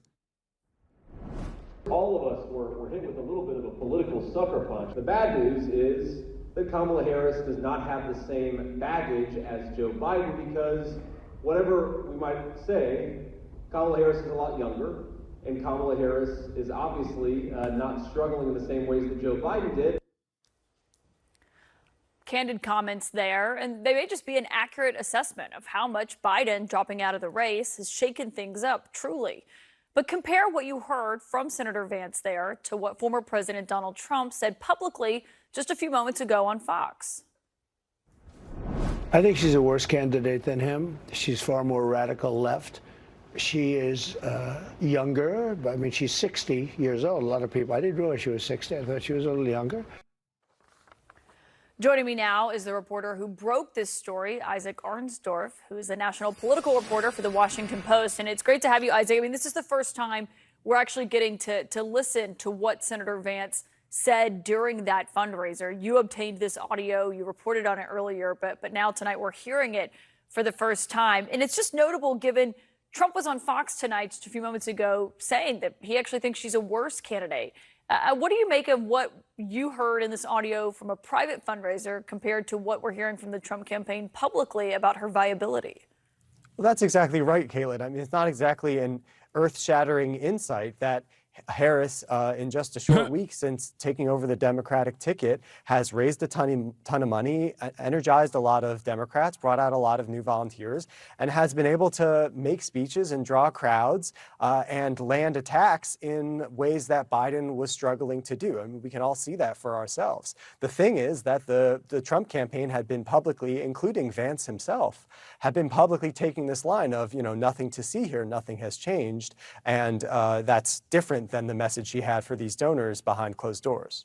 Yeah, and I mean, I guess you're right. It makes sense because essentially they're saying, you know, they want to act like everything's fine and that it hasn't changed much. Obviously, it has changed. We all know that, and people do concede that. But the question is, you know, what does this attack look like on Harris? How are they going to go after her since they do have a new opponent? And he also talked about that on this audio that you obtained. I want everyone to listen to that. We wonder, how is the world caught on fire? How is there a new war in seemingly every continent in the world? And it's because Kamala and the Democrats lied about Joe Biden. It kind of leads into the good news because no person in the United States of America owns the disastrous Harris-Biden agenda more than his own vice president of the United States. What's interesting is, you know, part of this audio is they did seem to have concerns about shaping perception of her because everyone has a fully formed opinion on President Biden, on former President Trump. He thinks from that audio, it sounds like that it's not that case with the vice president here. Right. There's another part in the remarks where he basically says, you know, love him or hate him. Basically, everyone already knew Joe Biden and Donald Trump, and most people had their minds made up. And Harris is just a lot less well-known, a lot less well-defined. And so it's a race between both campaigns to try to shape Americans' impressions of her, almost like a reintroduction. And the Democrats are out with their story of how they're trying to. Yeah. Whoa, what the fuck? Why did it get like weirdly dark in here? I will say this, and now it's getting weirdly lit. The camera's like fucking up. I will say that I personally think is really funny that every time you call these guys weird, they just double down on being weird and say some of the weirdest shit, okay?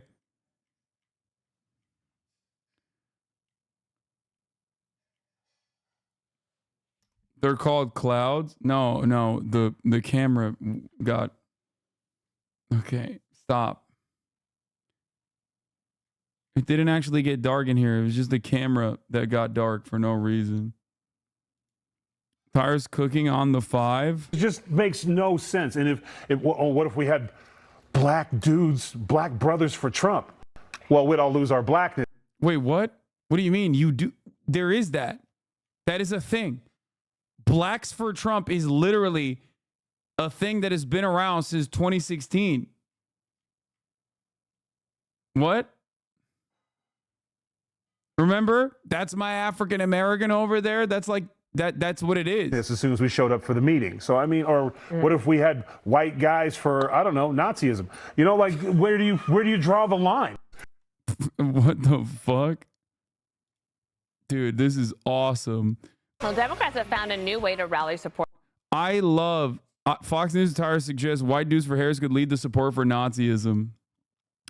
I love how they just keep being weird as fuck, okay? Yeah, let's have the wrestling guy come on to say some really unhinged shit. We will definitely defeat the we're not weird. We'll definitely defeat the you are weird allegations, okay? We'll do so well. This is why I was confident. This is why I was confident when chatters were like, dude, why aren't you guys saying, why aren't you, Hasan, why are you fucking saying this? Like, what if the Republicans listen to you and then they stop being fucking weird and gross? And I was like, no, that's not. That's the one thing that they know. They don't know anything else. They legitimately think this is how everyone thinks, and they're secretly hiding it. You understand? And I heard the scientists say the other day that when a man votes for a woman, he actually transitions into a woman. Oh, is that right? Yeah, that's what the science says. That's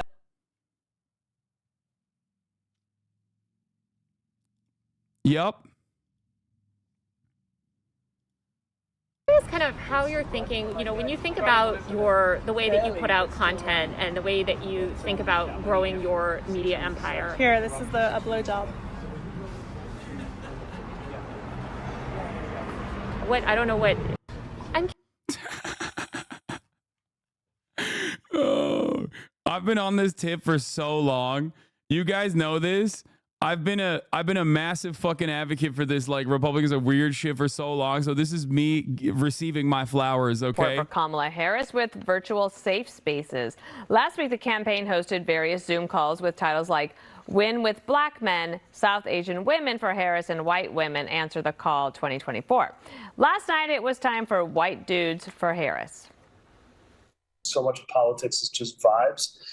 Having said that, the vibes right now are incredible. I was brought to the party not so much as being white, and I certainly am, but because I'm a dude. I'm white, I'm a dude, and I'm for Harris. The idea that men can gather to talk about how we feel. Interesting, powerful concept. What a variety of whiteness we have here. It's like a rainbow of beige. What do you think about that? Rainbow of beige. Sounds like a fun day to me. So racist. It's the polite racism cracks me up. And Jesse's supposed to be the embodiment of conservative racist face, but it's never. I thought it's never the Republicans polite racism. who ever bring up race. It's always the same thing. White dudes for Kamala. Awesome. So now I'll start setting up. It's never the Republicans that bring up race is so funny.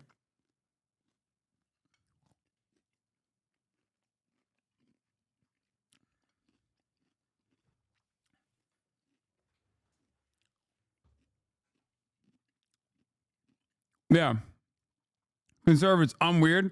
How about I show you 2,500 anti-trans memes I saved on my phone? Still think I'm weird?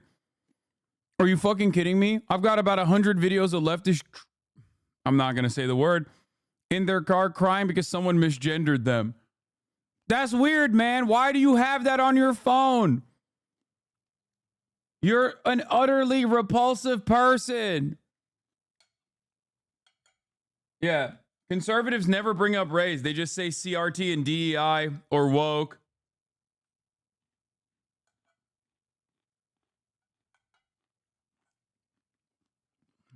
Advocate to change history.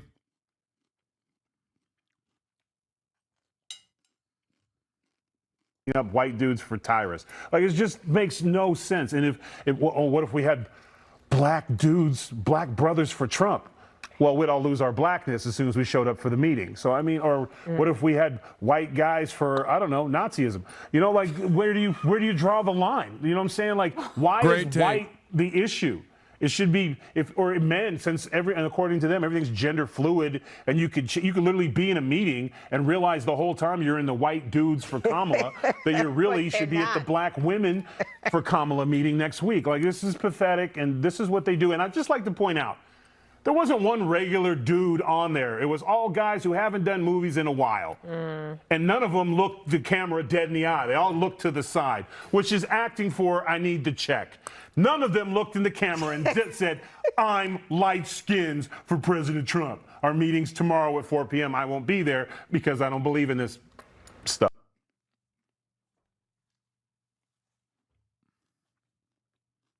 They're doing a great job.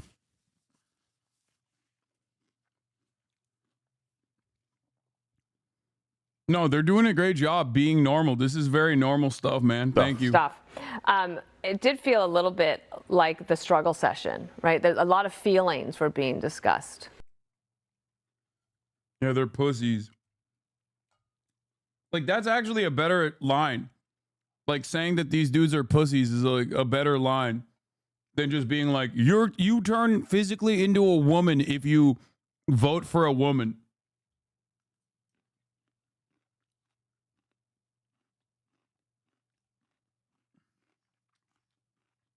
You're trans now. You're a trans woman now.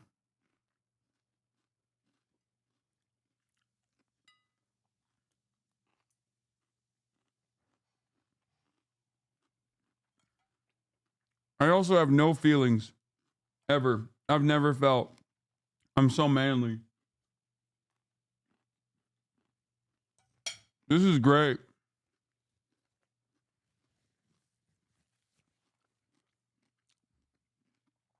If I'm a shitty ass former wrestler, is he still currently a wrestler? I don't know. I probably wouldn't be chirping about how like not famous the actors were on the white dudes for Kamala Harris call, especially considering that like the Republican Party is not exactly flush with hot talent. You know?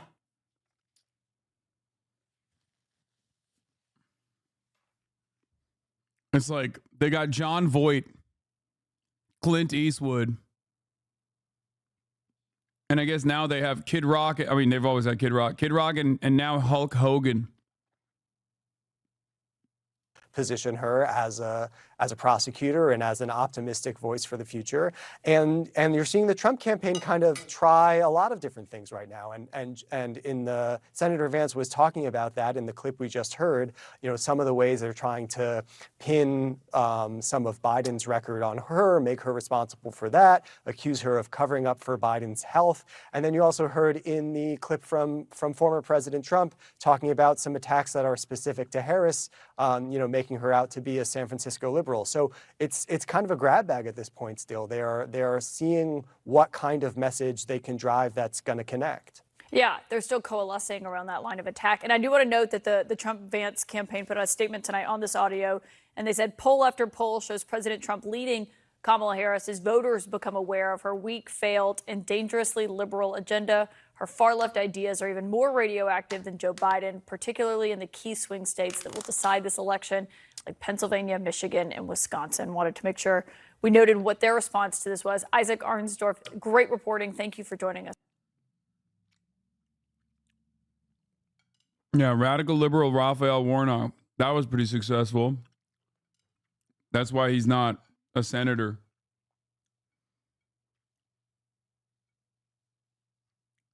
All right, let's continue with J.D. Vance. Not a singular comment. I mean, he referred to Trump as America's Hitler here.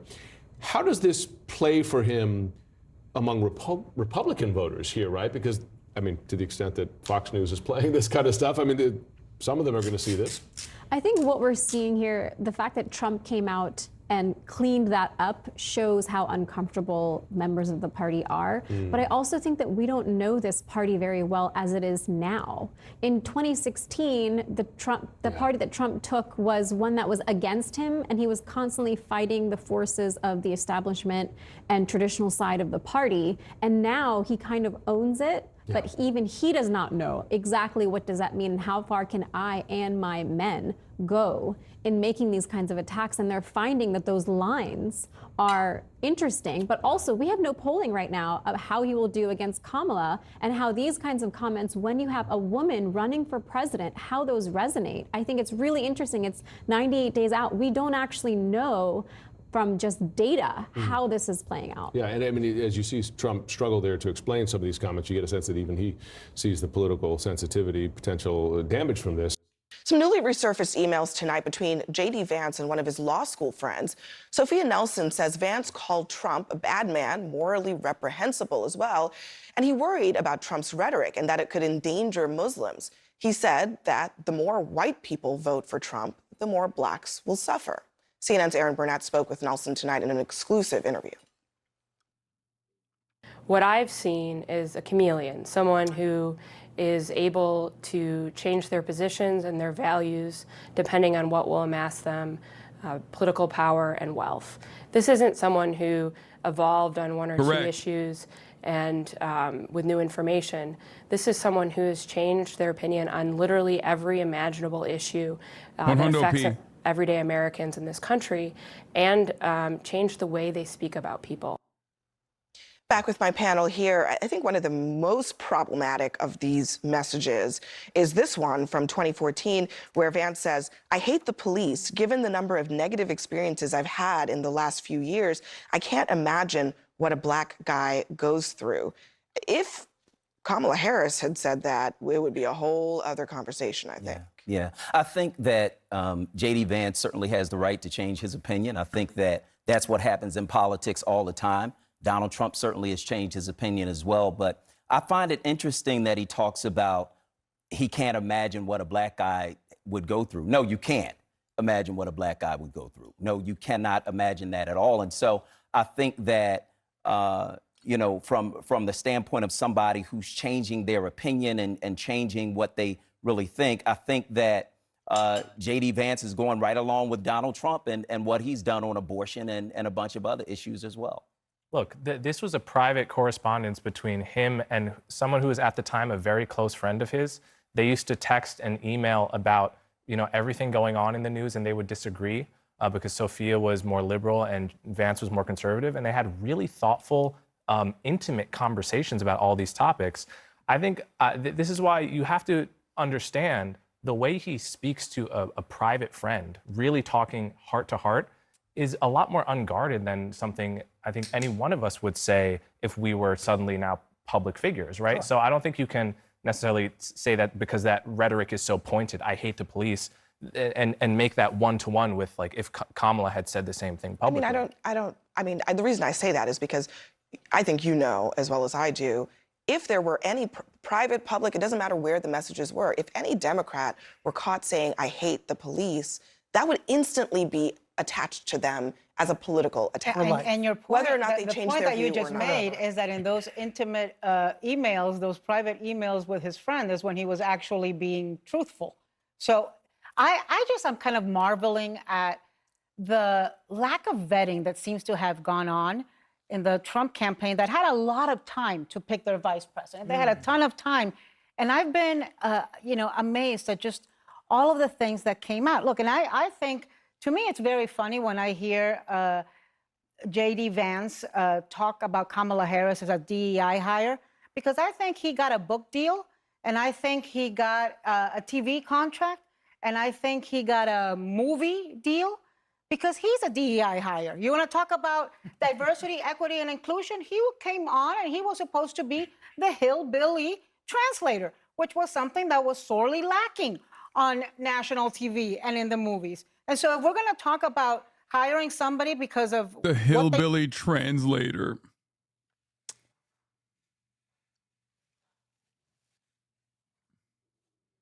Libs are like, we made you, we can break you. Basically.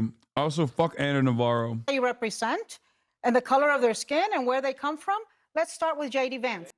In the 9 days since Kamala Harris replaced President Biden at the top of the Democratic ticket, she has essentially tied Donald Trump in many polls, really across the board. Some suggest that whoever she picks up as her running mate could help give her the edge. The pool of VP candidates is starting to thin out now as of this morning, and I guess it should because they're kind of out of time. Michigan Governor Gretchen Whitmer saying she's not part of the vetting process. North Carolina Governor Roy Cooper withdrawing himself from the candidate pool just last night.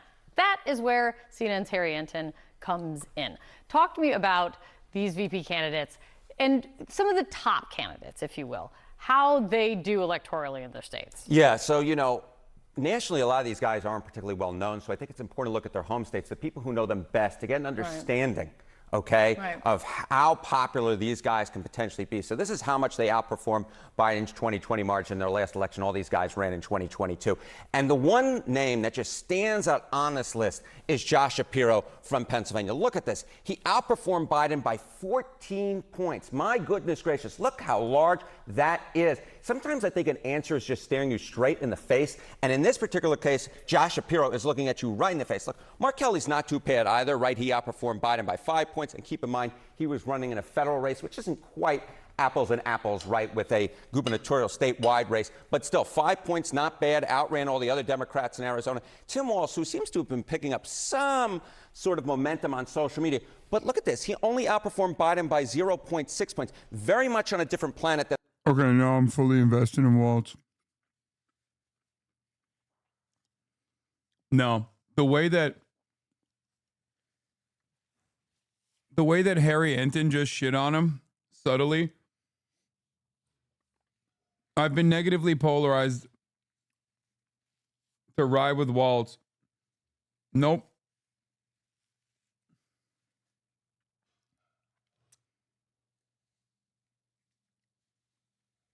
Because, like, he is...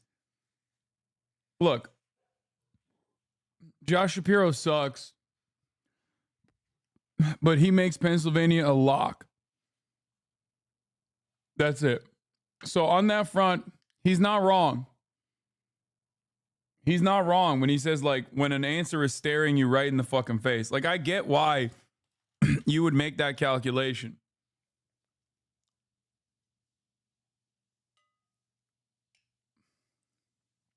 I get it.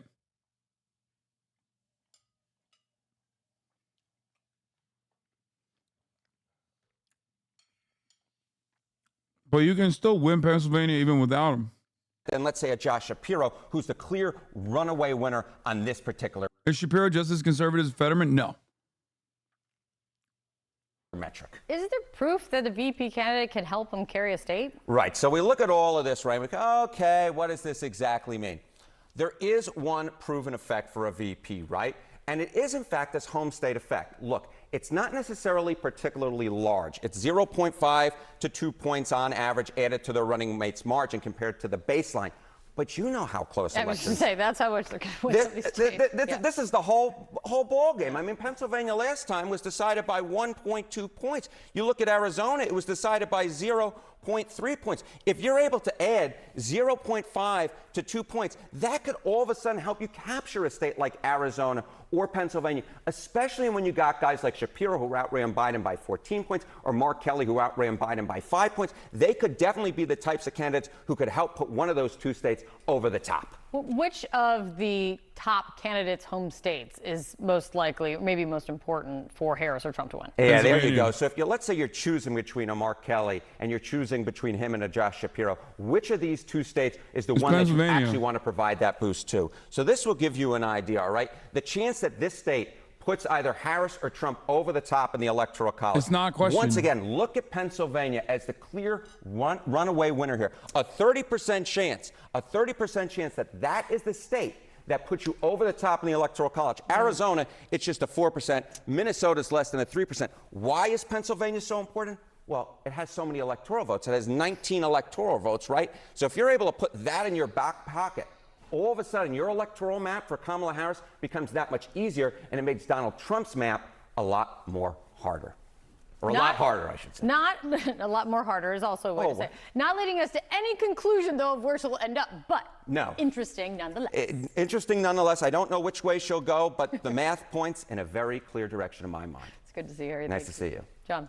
All right, with us now, Democratic Senator Dick Durbin of Illinois, the second highest ranking Democrat in the Senate and the chair of the Judiciary Committee. Senator, have you received your... I mean, they love Shapiro. They're right. That analysis is sound. It's correct. They're not just cooking up the charts. That analysis is correct. If you're simply looking at it on a one state basis. It's correct. Pennsylvania is a must-win state for the Democratic Party. And the reality of the matter is Josh Shapiro literally fucking locks it down. Josh Shapiro will lock down Pennsylvania for the Democratic Party. Shapiro is not popular in PA. It doesn't matter. Josh Shapiro literally won against Doug Mastriano, a psychopathic right-wing MAGA Trump supporter who was Donald Trump's Donald Trump's pick. He won by 16 fucking points. You can't say that he's unpopular. He is literally tested. He's literally tested, battle tested in front of MAGA supporters.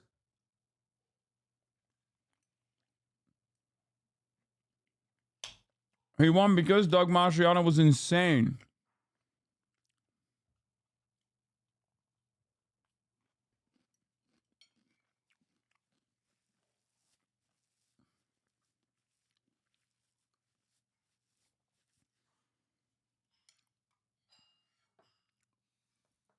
Wait, what? Why is this data relevant? It is relevant. It's relevant because Donald Trump is on the ticket. Donald Trump is literally currently on the ticket. He'd be running against Donald Trump and JD Vance.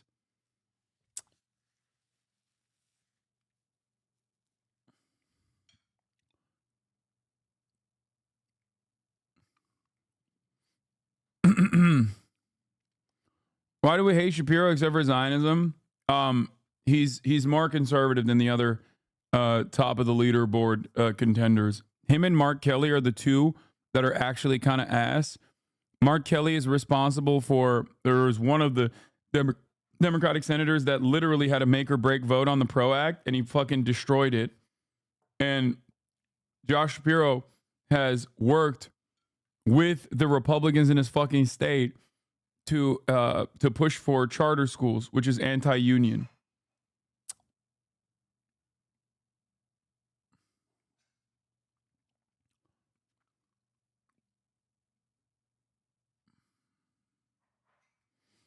Ultimately, though, they're both ass, but astronaut wins you more points, and it'll win you PA as well. No, Mark Kelly fucking sucks. Fuck Mark Kelly.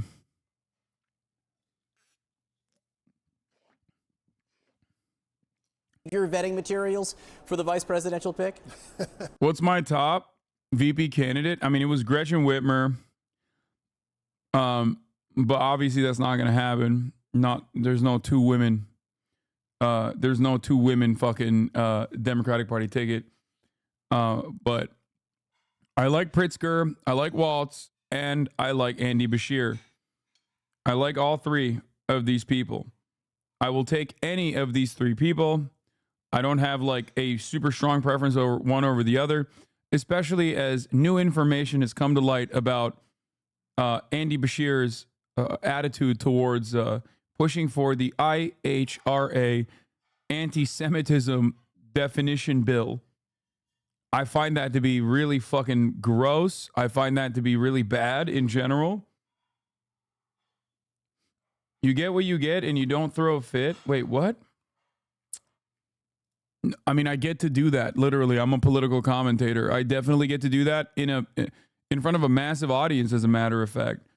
An audience that people think could literally change the trajectory of the election, it seems. Not that I believe that, but that's what some people seemingly believe. So, yeah. I'm taking a pass on that. I enjoy being senator from Illinois. Do you care to lobby for your Senate colleague Mark Kelly in this process this morning? Well, we have a lot of good people in the race, and it sounds like a politician's answer, but it's true. I mean, I listened to... That's also dumb as fuck, bro. Why would you literally take out a Senate seat? Like, have it even be remotely contested or at odds is so stupid. Anyway. The analysis. I mean, he has to run again, but still. The arguments can be made for J.B. Pritzker of Illinois, a very successful governor who has shown some real leadership and loyalty to the ticket. I mean, you can go through a long list of possibilities, but the bottom line is the decision has to be made, and soon. Just a few days remain before the ballot names have to be submitted to the states. Senator, the Trump campaign and its associates have started running ads against Vice President Harris. And the New York Times this morning has noted how she has shifted some of her positions since she was first running for president in 2019 and 2020. I'm just going to read you a paragraph from the Times article. She changed her position on fracking in Pennsylvania. She released that just Friday. And the Times says, in addition to changing her position on fracking, campaign officials say she now backed the Biden administration's budget requests for increased funding for border enforcement, no longer supported a single-payer health insurance program, and now echoed Mr. Biden's call for banning assault weapons, but not a requirement to sell them to the federal government, which she had apparently backed before.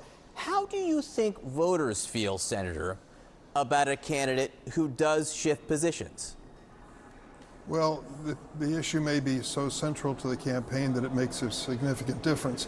But I think the bottom line is the voters judge these candidates in their entirety. They have an image of Donald Trump, they have an image of Kamala Harris, and that propels them to make a decision on how to vote. Take a look at what's happened since Joe Biden stepped out of the race and Kamala Harris stepped in. There's been a dramatic shift of young people, for example, in their opinion of whether this race is important. So it's in the entirety of the career of these individual candidates as well as all of the positions they take. It's seldom that one position is going to decide a vote. Because the Republicans in the Trump campaign are now trying to label the vice president as a... This man is so old, he's about to die on camera. Excuse me. Put some respect on the Senate whip, okay? A man who is so asleep on the job, it blows my mind. Dick Durbin is so bad, and Chuck Schumer too. Like, at least Nancy Pelosi has some fucking balls, dude. Nancy Pelosi, I don't like Nancy Pelosi. I hate Nancy Pelosi. Put some respect on Nancy Pelosi regardless. I absolutely despise these fucking dickheads in the Senate. They are so bad. They are the laughing stock. They are legitimately so, they're just allergic to doing anything. Like he could have had countless hours of Senate committee hearings on the motherfucking Supreme Court. Like, oh my God. I don't even want to think about that. If Mark Kelly got selected in Arizona, they have time to replace the individual with someone from the same party. No, I know, but doesn't he have another re-election coming up? Now you're putting someone that's less tested on that place when he's already popular in the Senate.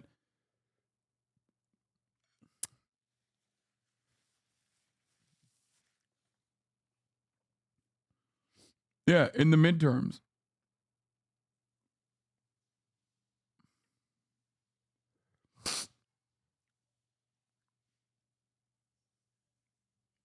Anyway, I hate this motherfucker.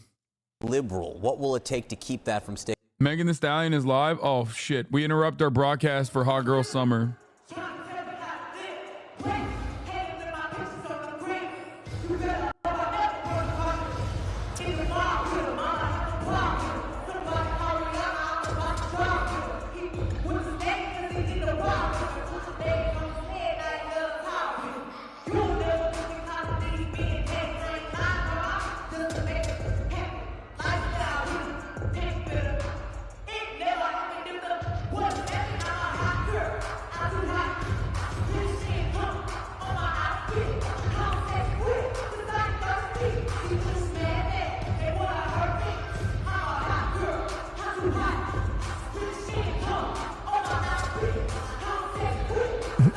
Dude, politics nerds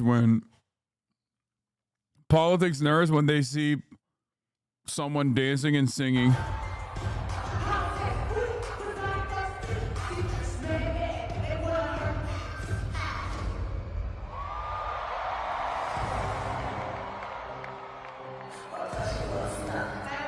Oh! Yes!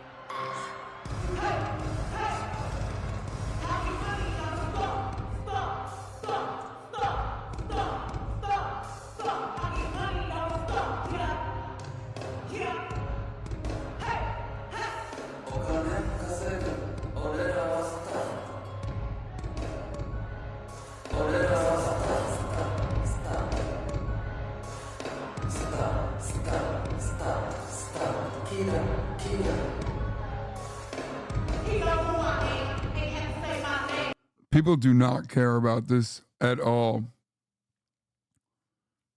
This is crazy. Okay, we're not watching this. It's embarrassing.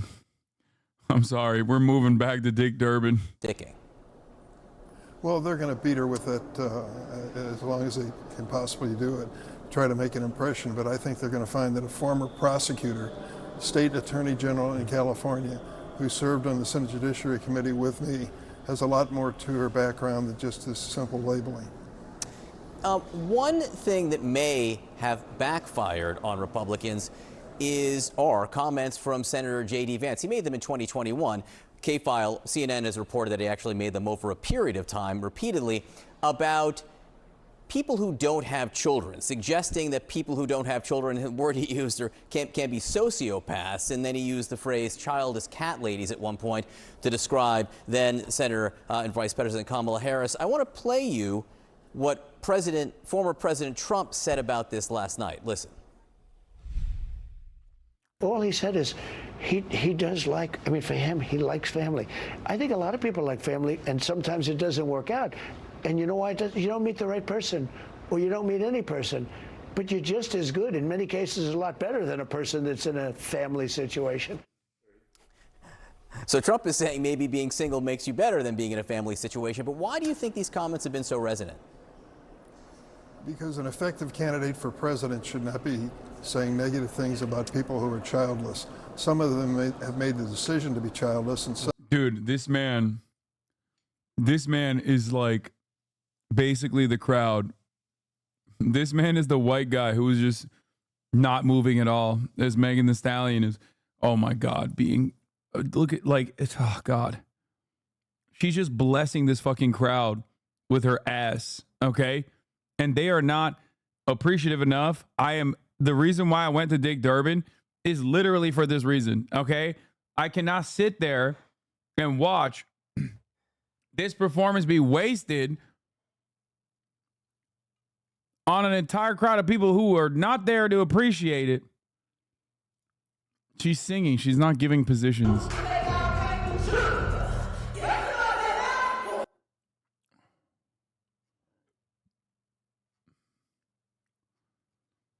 Like, look at this guy.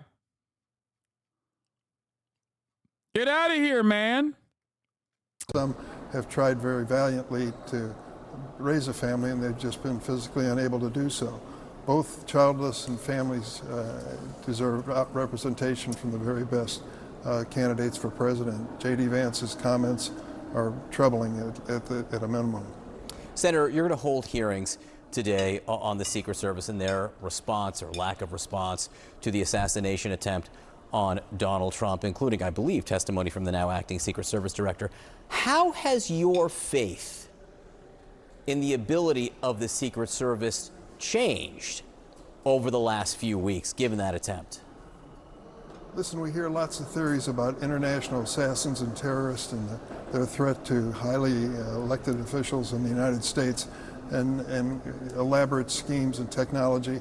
This was a 20-year-old community college student who defied the best expertise of the United States and the Secret Service and law enforcement in Pennsylvania and locally, and came within an inch of killing a former president of the United States. You'd say to yourself, what in the hell happened here? We're supposed to be better than that. We have thousands of people who are in government and responsible for keeping these elected officials safe. As much as I hate Dick Durbin, he's been one of the biggest allies for DACA recipients. That, and also he was like one of the first high-ranking Democratic Party officials to call for a ceasefire. Fun facts with HasanAbi. I still hate him though. But it's like similar to Dianne Feinstein. I used to shit on Dianne Feinstein all the fucking time.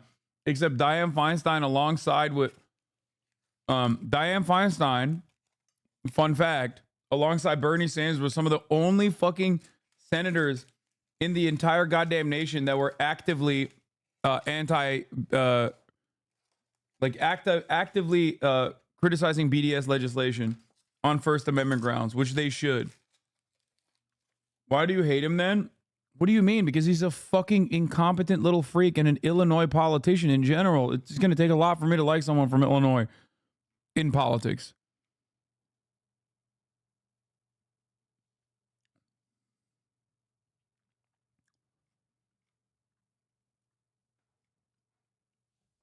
Dick Durbin is a soulless husk who is genuinely incompetent.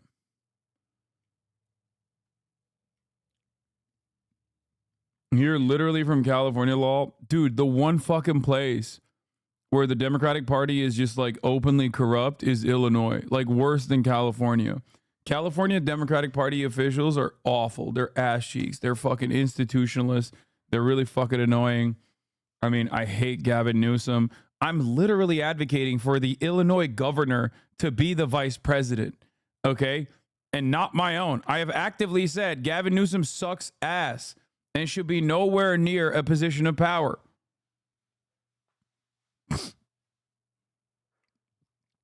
The fuck do you mean?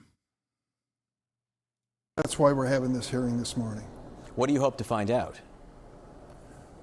How we failed, and we did fail, and whether we can avoid that in the future. And I take it personally. We're 20 days away from a Democratic convention in my own, not my hometown, but the town I represent, Chicago, and I'm proud to represent it. We want to make sure we do everything to keep every person safe who visits our city. Senator Dick Durbin from Illinois, thanks so much for being with us. Appreciate your time.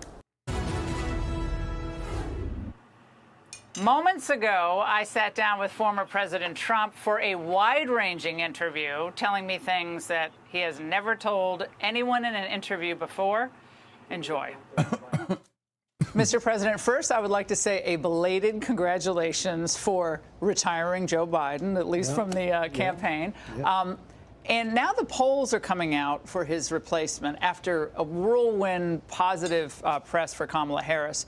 But the Real Clear Politics average shows you up at about 1.75%, 7% over her.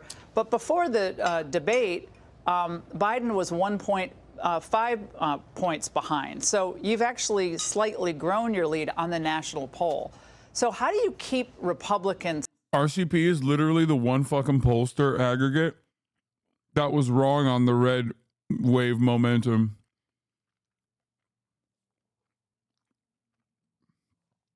Given the way that they weigh certain polls,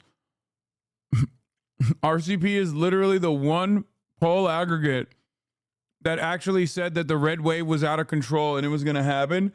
And that's literally what Joe Biden points to. RCP is, if you're an annoying little poll nerd, is very right-wing skewed. Yeah. There it is. Here it is. Battle for Senate RCP projection was a net change of +3 GOP. They were completely off base. That is the actual one right-wing aggregator that like Biden points to say, everybody said there was going to be a red wave.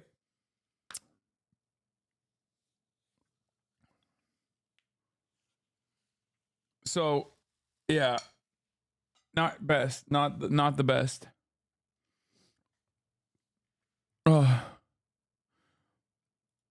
best aggregate to point to. It's positive and not buying into kind of the negative publicity that they're seeing. I think she's a worse candidate than him. She's far more radical left. She is younger. I mean, she's 60 years old. A lot of people, I didn't realize she was 60. I thought she was a little younger, but she's 60.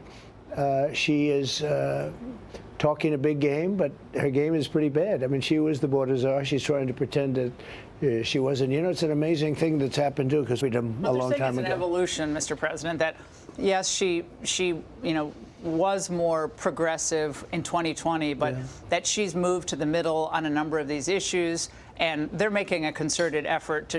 Remember what I told you about Kamala Harris and how she will hurt her own momentum if she doesn't separate herself from Joe Biden on immigration and other shit? If she doesn't actually separate herself from Joe Biden in a meaningful way? And if she does the worst possible thing that she could ever do, which is capitulate the right-wing framing and immediately get scared by right-wing attacks and lean on your centrist bona fides.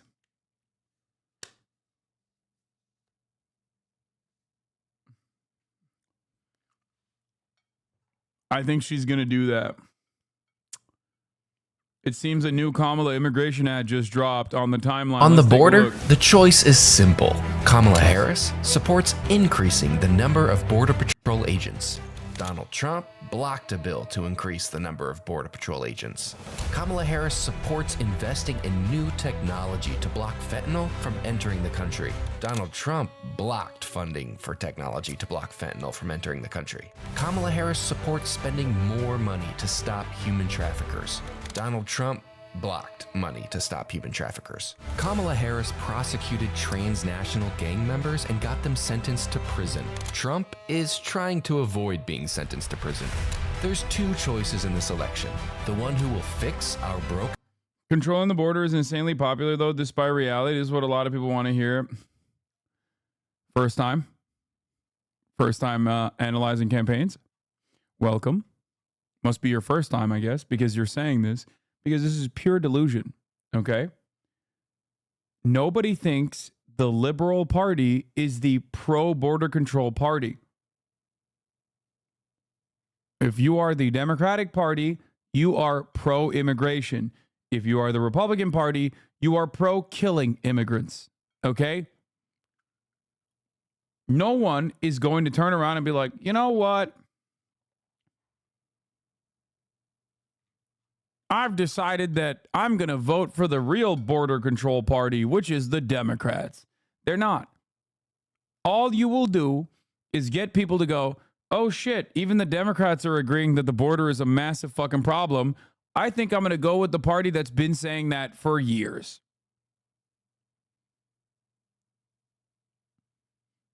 Good luck. Good luck. Have fun. An immigration system and the one who's trying to stop her. On the border? That's pandering to swing voters. No, that's not. You're literally doing the opposite pandering. No, you're wrong. You get a fucking moment of hypocrisy, but the much broader issue that you are now capitulating on is the notion that the Republicans were always right when they said immigrants are rapist drug dealers. Don't come in here with some foo-foo shit if you're new.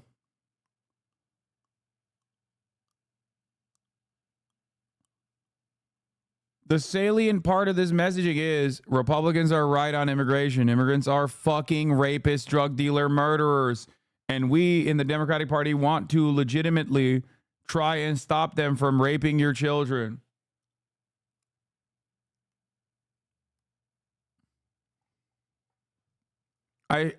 This community hates this message, but the 40 plus parents in my suburb, Michigan, literally said to me that they're happy Kamala, she could fix the border for once since they heard Trump block a fix. I was fucking floored. No, it doesn't matter. Your parents, I suspect, in your Michigan suburb are still libbed up the fucking wazoo though, right? Did this actually change the dynamic for them? Were they like, oh, I was actually going to vote for Donald Trump, but I believe Kamala will be the one. I am 40 plus. I am the parent. These are other parents. Oh. Okay, those other parents, were they actually voting for Donald Trump and now they're voting for Kamala Harris? Did Kamala Harris actually win them over on the border front? Because if they believe that, they're already liberals. So they're already a given, they're already a vote to take for granted anyway. My argument is, for those in the actual fucking margins, for like people in the middle that are like, oh man, I don't know. I don't really want to vote for Trump again. He's really fucking gross and weird. For those people, this is a push. They see this and they go, most of them are probably already liberals. I get your point. Just sharing, these people fell victim to the right wing, to the R framing, and I think it was the media. Yes.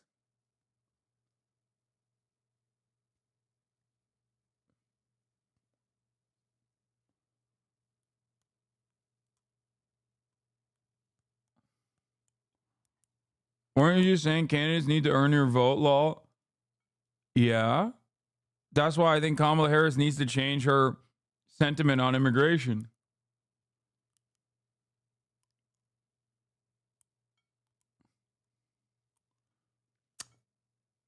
The reason why she has to do that is because people that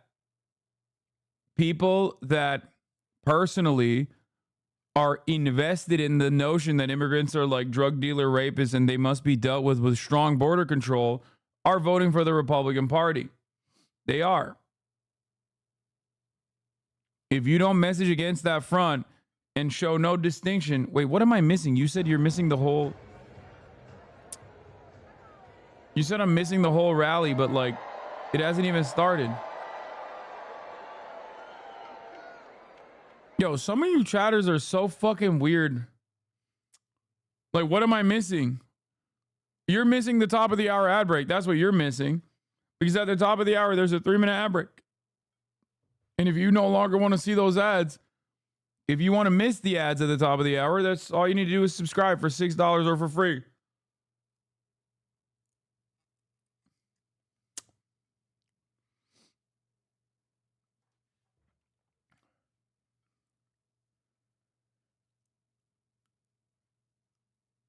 Bro, would you really vote for Kamala if she gave lip service to immigration in Palestine? She's not going to change in any substantial way and will govern exactly like Biden and Dems in general. Brother, you think it's my vote that I'm fucking talking about when I have these conversations? I don't believe, even for a little bit, the Democratic Party will actually push the needle on these issues at all. When I talk about messaging, I'm talking about actual voters and what actual voters respond to. Okay? Hello? What do you mean, Quavo?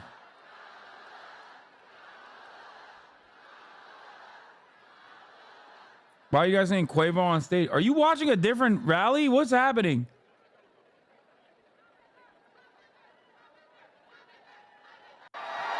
Oh. If y'all don't know me, I go by the name of Quavo. Born and raised in the north side of Atlanta, home of the Migos. Okay, that's kind of sick. This city has always been home to me, from playing in the streets and, you know, nurturing me and teaching me how to be the man I am standing before you. So, I mean, one of these issues that I care about is resolving the gun violence issue. I didn't miss Megan Thee Stallion. Shut the fuck up. And you Shut can't up. understand Shut the up. struggles Shut of gun up. violence if you're not in the field or in the heart of it. So one thing I learned about working with Vice President Harris is she always stand on business.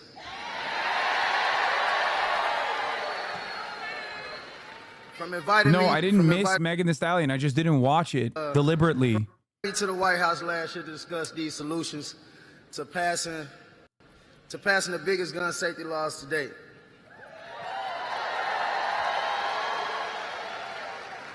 So it's only right in the birthplace of the culture. It's also the same place to launch the first African-American woman to run for president.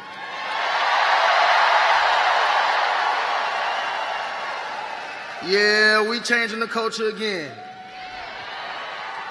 So if you never voted before, make sure you get out and vote right now, because it's the real one. And in the words of my brother Takeoff, let me get a Kamala. I'm going to hand it over to Tyler the Green. Let him talk about his vote and introduce the next president of the United States of America. Yes, sir.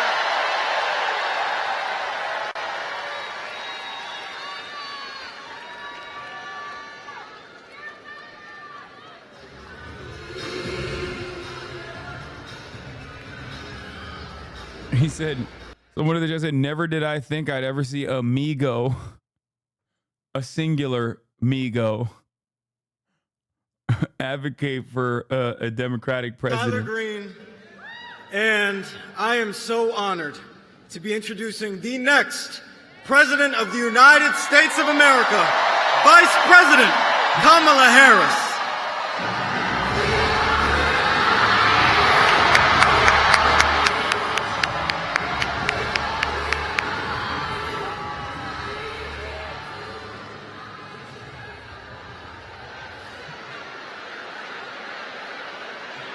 Just a second, just a second. Listen, listen, listen. As a proud Morehouse man,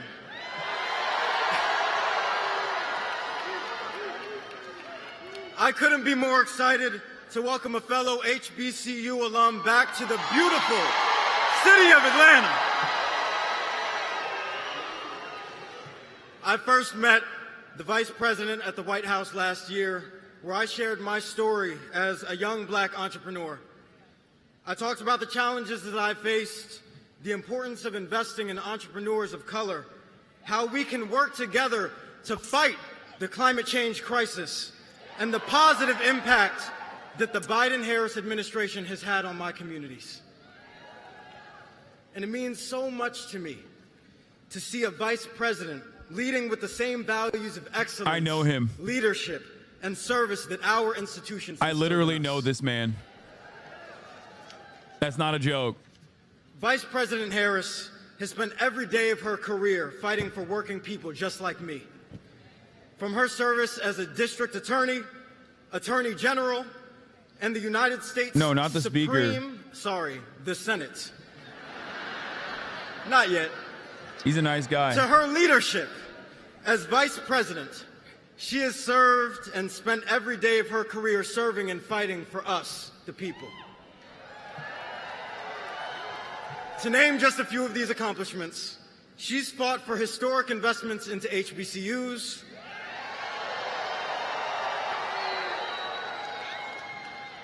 she's fought for student debt relief,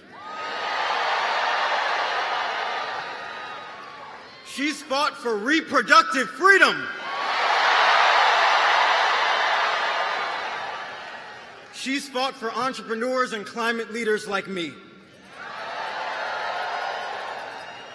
And I know that when Georgia sends her to the White House again, she will continue to fight for us. There's so much at stake in this election. We know that we can't afford to let Donald Trump. It's literally, it's funny because he straight up tweeted about rearranging his, he didn't tweet, sorry. He posted about how he rearranged his afternoon meetings when he saw the Rolling Stone article saying Megan Thee Stallion will perform at Kamala Harris' Atlanta rally. It is him.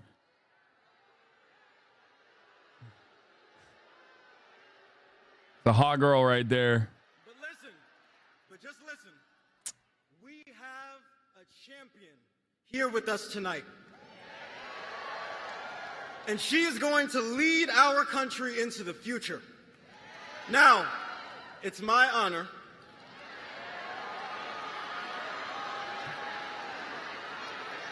to introduce the next President of the United States, Kamala Harris.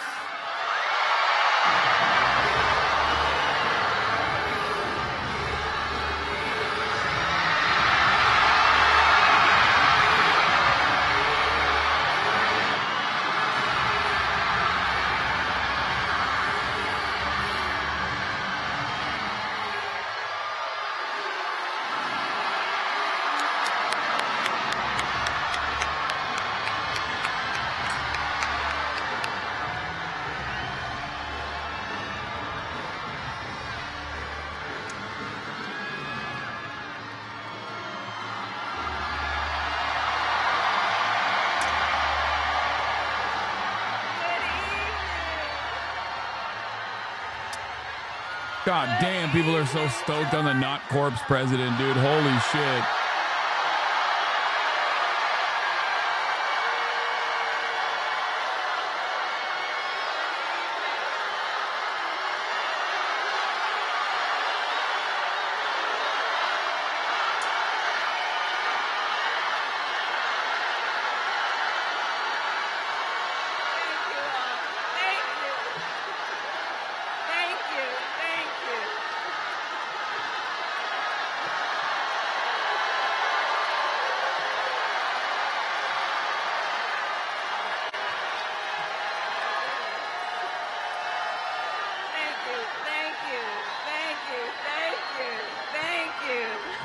Thank you, everyone. Thank you.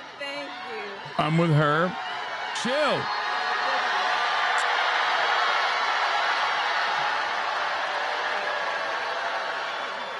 Thank you all. Thank you very much. Thank you, everybody. Oh, it's good to be back in Georgia.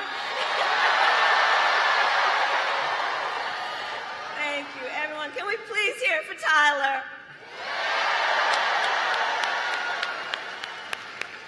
I want to thank Tyler for that incredible introduction. I invited him and... Do you think this makes Georgia a lock for Harris? No. Because while Georgia has a lot of black voters, Georgia also has increasingly become more racist.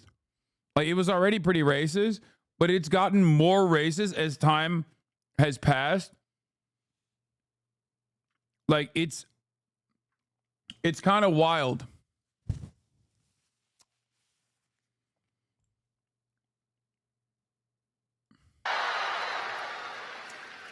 So it is so good to see everyone. And let me also thank our incredible members of Congress who are with us this evening. Senator John Ossoff,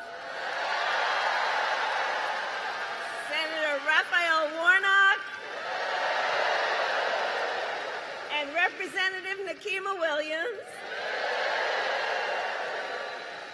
To Mayor Andre Dickens, thank you for welcoming me back. Dude, the whites in Georgia are nutty. And thank you to the great Stacey Abrams. The whites in Georgia have gotten way more racist in the last couple of years. So Georgia, it is so and not even just like anti-black. And I am very clear. The path to the White House runs right through this state. And you all helped us win in 2020, and we're going to do it again in 2024. Yes, we will. Yes, we will. So let's get right down. So I'm gonna get into some business now. Okay, I'm gonna get into some business now. All right. So Georgia, as many of you know, before, and have a seat if you have a chair.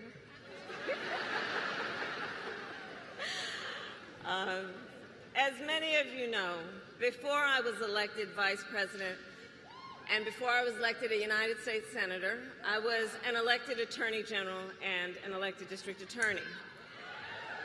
And before that, I was a courtroom prosecutor. So in those roles, I took on perpetrators of all kinds.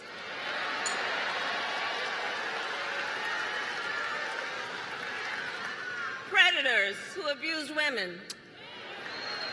Fraudsters who ripped off consumers. Cheaters who broke the rules for their own gain. So hear me when I say, I know Donald Trump's type.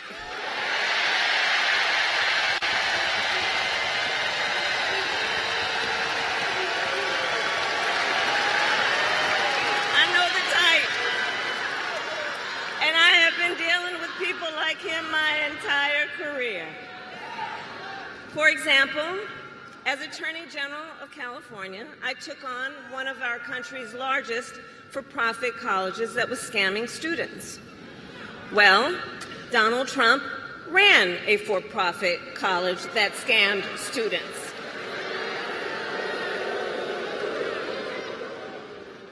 As a prosecutor, I specialized in child sexual abuse cases and sexual abuse cases. Well, Trump was found liable for committing sexual abuse.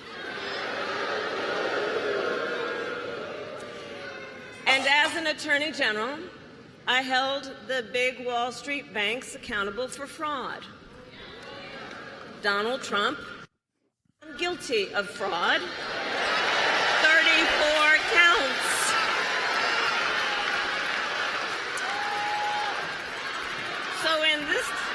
So in this campaign,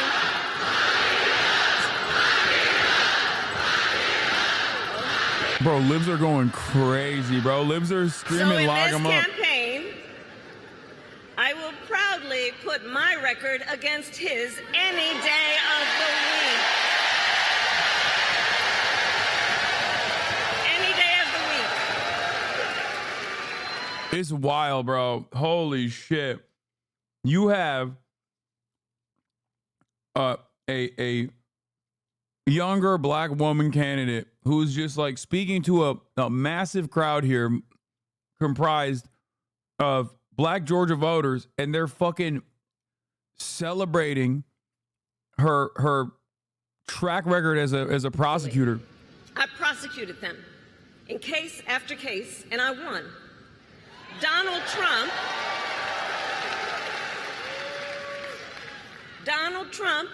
on the other hand, This would never happen if Donald Trump wasn't Donald Trump, by the way. game about Straight up. securing our border, but he does not walk the walk.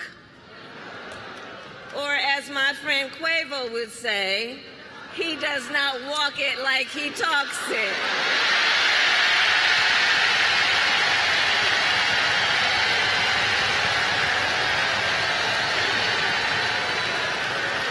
Where's Quavo?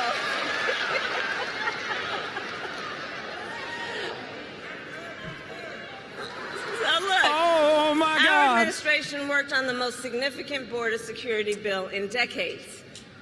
Some of the most conservative Republicans in Washington, D.C. supported the bill.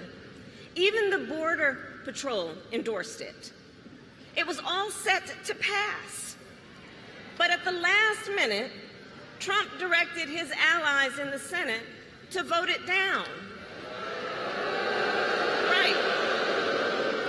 He Still better than Hillary, though. tanked the bipartisan deal because he thought it would help him win an election.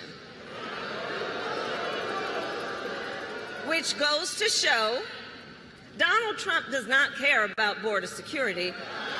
He only cares about himself.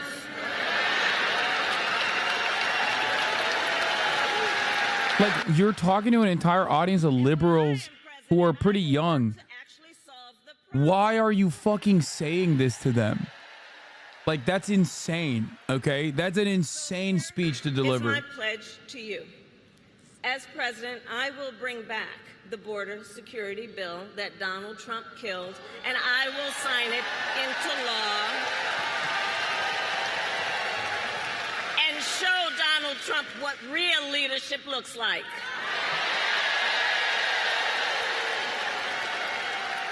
I'm Brian Kilme.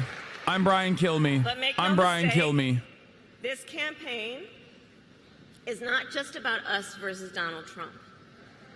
Truly, this campaign is about two very different Oh my visions God. for our nation. She's literally running on passing the border One bill. focused on the future, the other focused on the past. We believe in a future where every person has the opportunity to build a business, to own a home, to build intergenerational wealth, a future with affordable health care, affordable child care, paid leave. And all of this is to say, building up the middle class will be a defining goal of my presidency.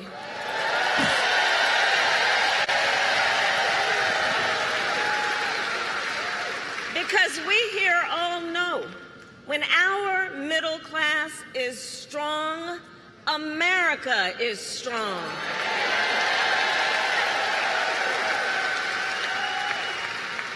And to keep our middle class strong, families need relief from the high cost of living so that they have a chance not just to get by, but to get ahead.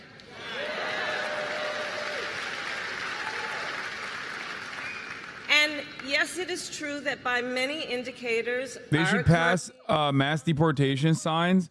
No, that's next election. Because Republicans are pushing for it this election.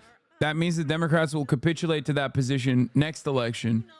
And we'll be like, Donald Trump claimed he wanted to mass deport migrants, but he was too pussy to do so. Vote for me and I'll mass deport migrants. Yeah, no, it's becoming incredibly clear to me that she is just Biden, but young and a black woman. That's it. fees and surprise late charges that banks and other companies use to pad their profits. Because like all this stuff, a lot of the stuff that she's getting to now is good. But it was good when Biden, it was good policy for Biden too. The problem was the messenger. But she had an opportunity. She had an opportunity to move away from some of the bad policies of Biden.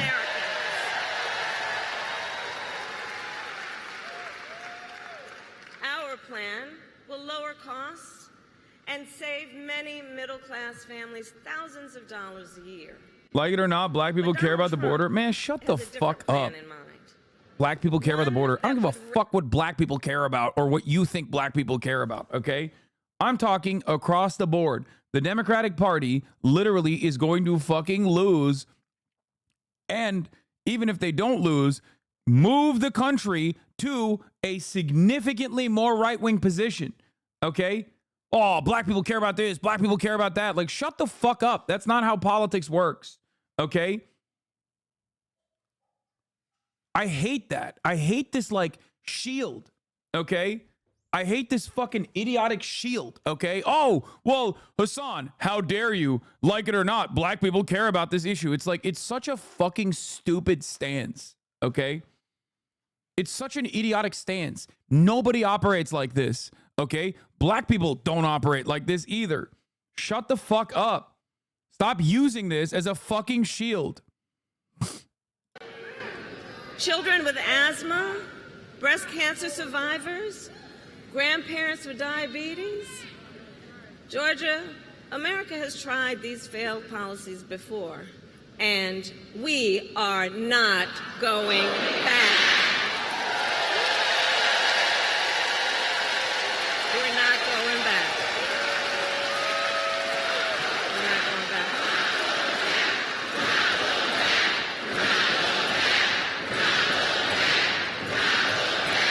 That's right. And we are not going back because ours is a fight for the future.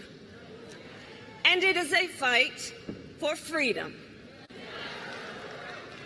Across our nation, we are witnessing a full-on assault on hard-fought, hard-won. Babes, why so angry? Because the white nativist immigration border bill is unimaginably fucking right-wing. And dumb motherfuckers in the chat are like, black people are unimaginably right-wing on the fucking border issues, as though they don't recognize that that's white nativist anyway, and that will inevitably harm black people as well. And by the way, it currently does harm black people as well. There are black fucking undocumented migrants that are crossing the fucking border.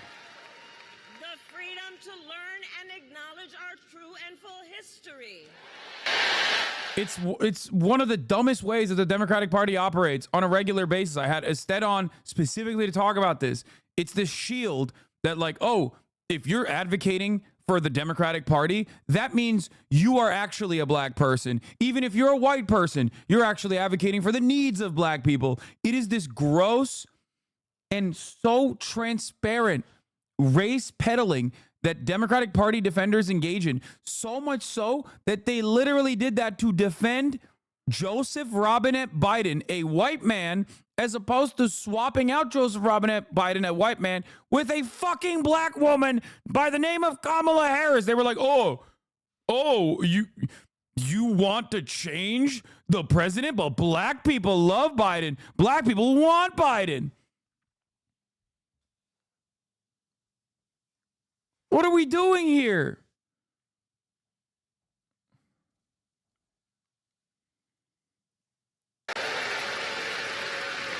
And so, we who believe in the sacred freedom to vote will finally pass the Freedom to Vote Act and the John Lewis Voting Rights Advancement Act.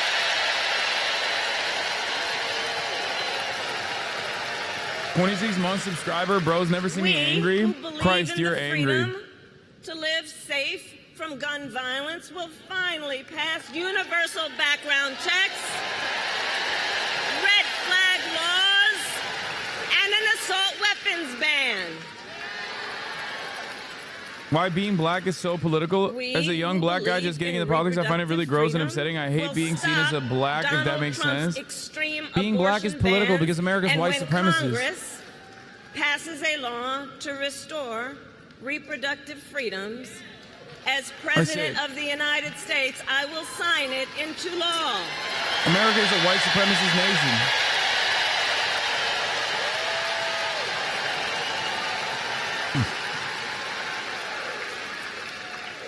So November 5th. America is such a white supremacist nation that we literally have black people in leadership positions advocate for white supremacist principles. Okay? That's how fucking aggro that's how solidly, fundamentally white supremacists of a country we are. Okay? Black faces in high places that still end up reiterating their commitment to white supremacy. And I'm not even just talking about fucking Clarence Thomas, man. I'm not. I mean, look at Kamala Harris. Kamala Harris is a black woman. Her parents are immigrants. Her dad is literally from Jamaica. Okay? An American success story. And she just said that she is, if you elect her, she is going to push a right-wing border bill, an unimaginably anti-immigrant border bill. Okay. Edgar Allan Poe, 420. I don't know why you just keep saying that. He pulled out of the debate in September he had previously agreed to. I just cited my principal researcher's grad advisor. Oh my God, black faces in high places. I'm so poorly side up right now. Here's the funny thing about that. So he won't debate, but he and his running mate sure seem to have a lot to say about me.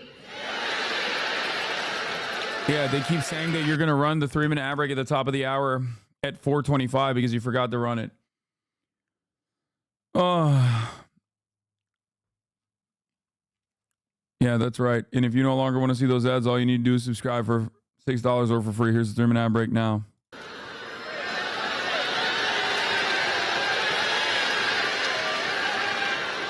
I do hope you'll reconsider to meet me on the debate stage.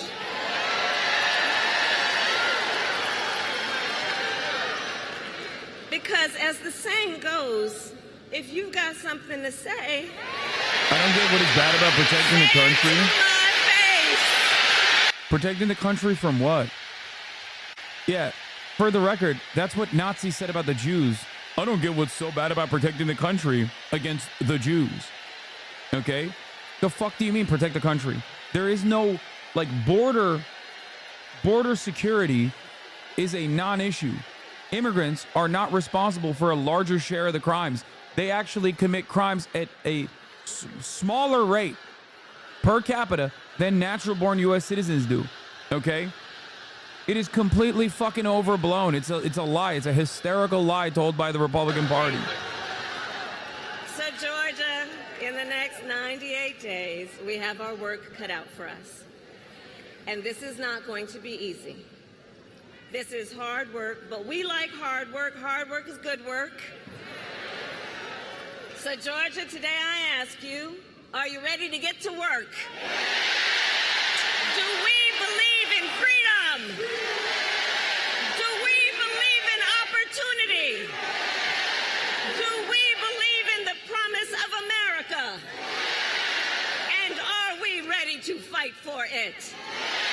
Doesn't the border bill tackle drug crossings too? Yeah, that's a fucking lie.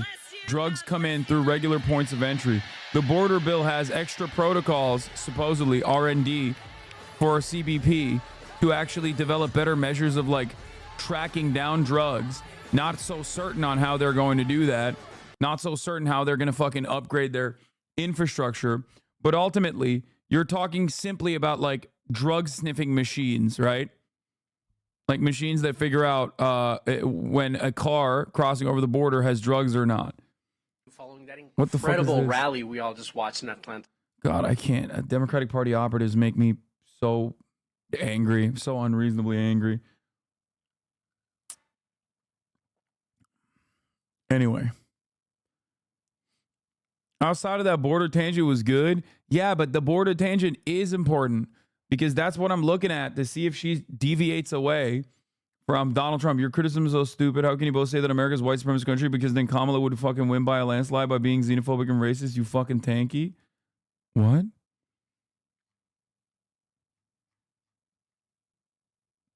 There's no way liberals are literally saying America is not a white supremacist nation. We had a black president. Like, that's got to be bait, right? Because that is straight up what, like, Steven Crowder says. That's what Ben Shapiro says. Your position is identical to Ben Shapiro and Steven Crowder. Liberals are fucking racist. Okay, he was just memeing around, I guess.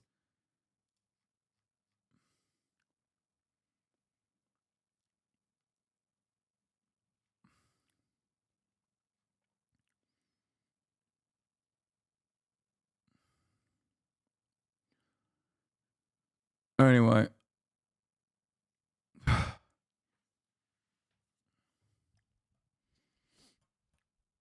She's also open being more pro-crypto and is reportedly out to prove she won't be economically progressive. Yeah, it's my biggest fears that are coming to light, which is that I said that immediately the only fucking sticking counter narrative against Kamala Harris is that she's a liberal because of her track record in the Senate. Okay?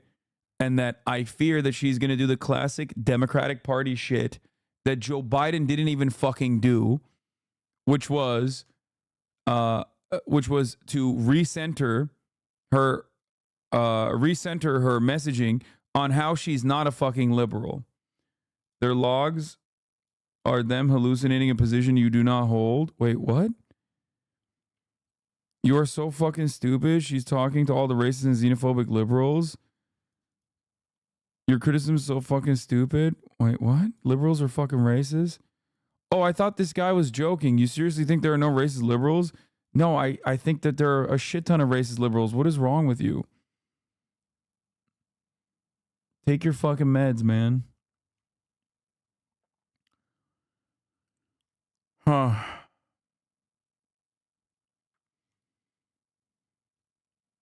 Listen. If you were Trump, how do you counter this? Get shot in the other ear? No, you just keep saying Kamala Harris recognizes that the border is a fucking problem. Why didn't she do anything for the 4 years that she was the border czar? There you go. I wrote it for you. Okay? Oh, even Kamala Harris now recognizes that the border was a problem. Why didn't she do anything? She was the fucking border czar for 4 years. Don't say she wasn't. Yes, she was. She wasn't the border czar? Oh, my God. Oh, my God. Oh, my God. Liberal media so perfectly has the capacity to fucking make liberals hallucinate things. Okay? First of all, she literally was. She went to Guatemala to tell Guatemalans to not come to the United States of America because Brandon was putting her on shit duty. Okay? Brandon, in the most selfish way possible, knowing full well that he still wanted to fucking go and run again and be the president again because he was a fucking spiteful piece of shit old man, literally, one, picked Kamala Harris, who was not exactly an energizing candidate, who was objectively a loser in the 2019 primaries, okay? That's number one. That's why he picked her. And then he literally fucking put Kamala Harris on all the worst possible jobs that a VP can do. One of which was the border. Why do you think there was so much goddamn back and forth about Kamala never going to the border, even though she's the border czar? Okay? That's literally the point of a VP? No. It's not right-wing propaganda. MSNBC and liberal media is now running defense to say she wasn't the border czar. That's bullshit. That's not bullshit at all. Kamala Harris was put on the border. I don't care what fucking now PolitiFact says. Biden tasked Harris with stemming the migration on southern border. There it is. March 24th, 2021.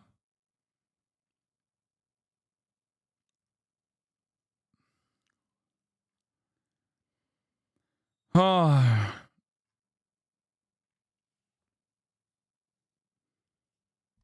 But she wasn't the border czar. What do you guys think the border czar means? It means a person appointed to work on the border. You guys are so fucking stupid. That's just what that means. Okay? It's not like an official sanctioned position. We are not in a fucking emirate. Okay? It's not literally like an official sanctioned position, guys. It's just what people say when someone is tasked with that duty. They'll say, oh, this person is in charge of the border. They are the border czar. Okay?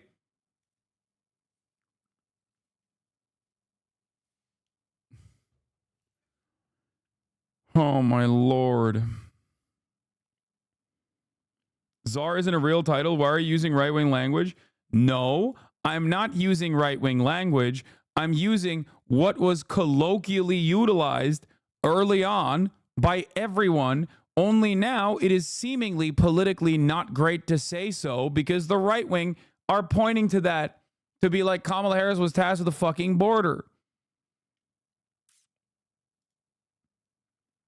We're having the most idiotic semantics argument currently, okay?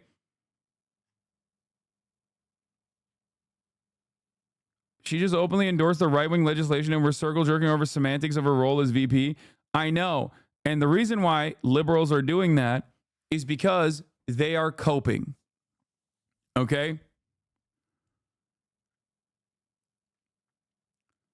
So she fucked up as on the border as the borders are. Dude, she can't deviate from Joe Biden when she was literally her vice president. That's why I said it was shit duty, okay? They put her on literally cleaning up shit, okay? They did that deliberately. They did that so that, you know, all of these like unpopular things, Hasan finally realizing how stupid his chat actually is. Yeah, as opposed to what, right-wing fucking chatters? Shut the hell up. If anything, right-wingers do this all the fucking time to a worse degree. It's fine if a big chunk of my community disagrees with me on this. My job is to explain things, okay? Vice President Harris was not a border czar. Meantime, Vice President and border czar Kamala Harris facing some backlash. What he said about Harris and immigration was not true. She was never appointed border czar. And this will be her first visit to the U.S.-Mexico border region since she was appointed as the border czar by President Biden. People gonna have to counter the misinformation. You already hear folks talking about the border czar. She wasn't the border czar. President Biden tapped Kamala Harris by... The border czar is not an officially sanctioned position, you dumb fucks. It's simply colloquially said about a person that is tasked with a specific part of the administration's agenda. Okay? That's it. That's precisely the reason why liberals were saying border czar, as everybody does. It's normal. Like, it's not a fucking...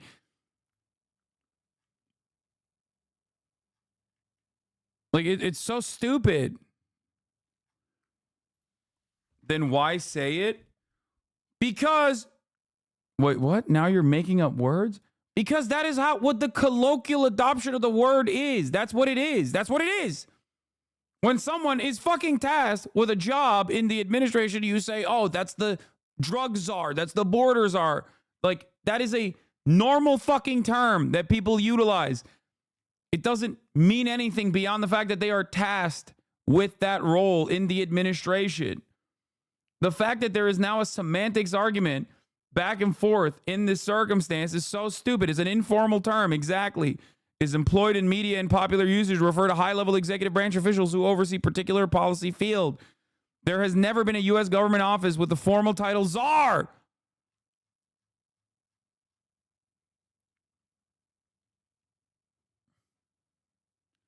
Hasan, I love you. Just say this is the term people have been using for decades for these positions that move on again. Love you. I am Brian Kill Me. Though at chat, getting you off on this bullshit.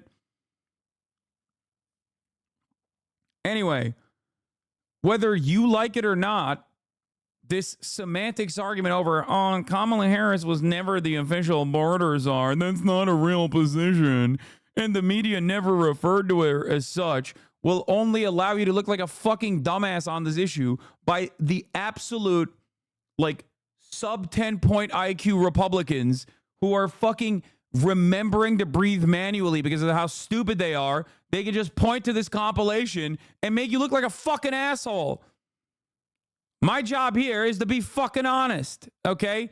And let me tell you, I haven't been wrong so far. I told you the Kamala swap would be good. So just listen to what I have to fucking say, shut the fuck up, sit down, and maybe, I don't know, take advantage of the amount of experience I have in this fucking issue as I've been professionally covering politics from a leftist position for the past 10 fucking years. I know what I'm talking about. Shut the fuck up. You don't. I'm sorry. God damn. Sit the fuck down and listen to what I have to say.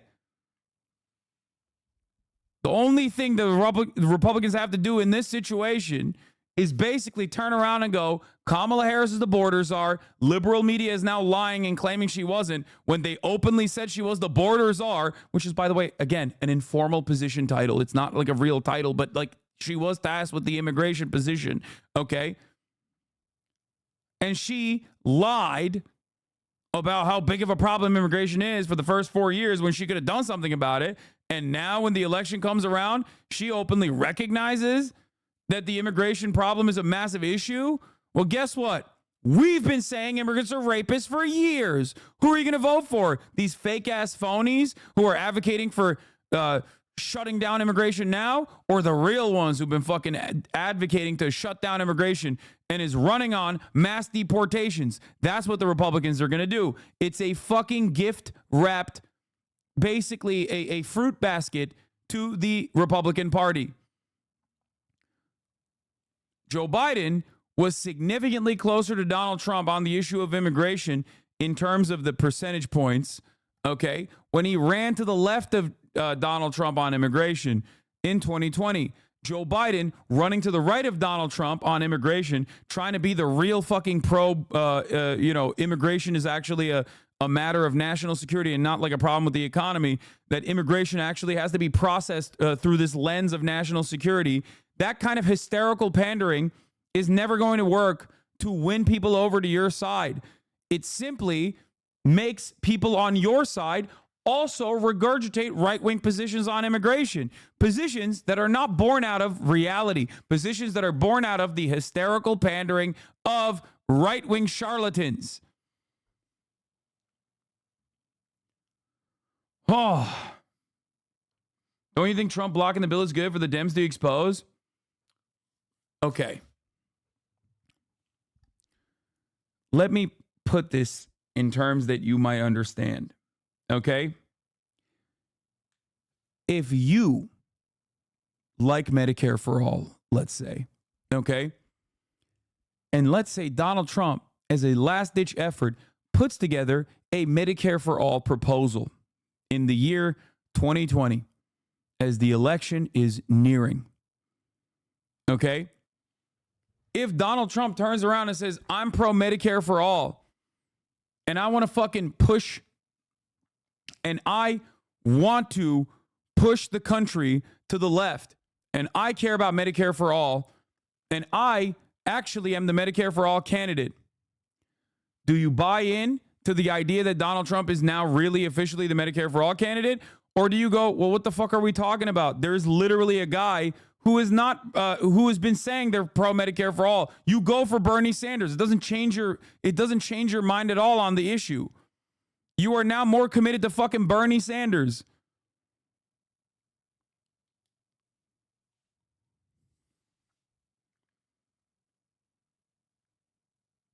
You go, oh, well, there's a guy out there who's been openly advocating for Medicare for all for many, many years.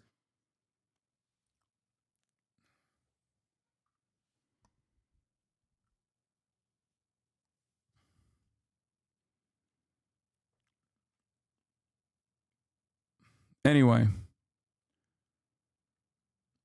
all you've done now is basically legitimize the position that Medicare for all is a real popular idea. Okay? And the difference between obviously being fucking Medicare for all, being, you know, pro Medicare for all versus pro right-wing border is that the border issue is born out of nothing. It's just made up.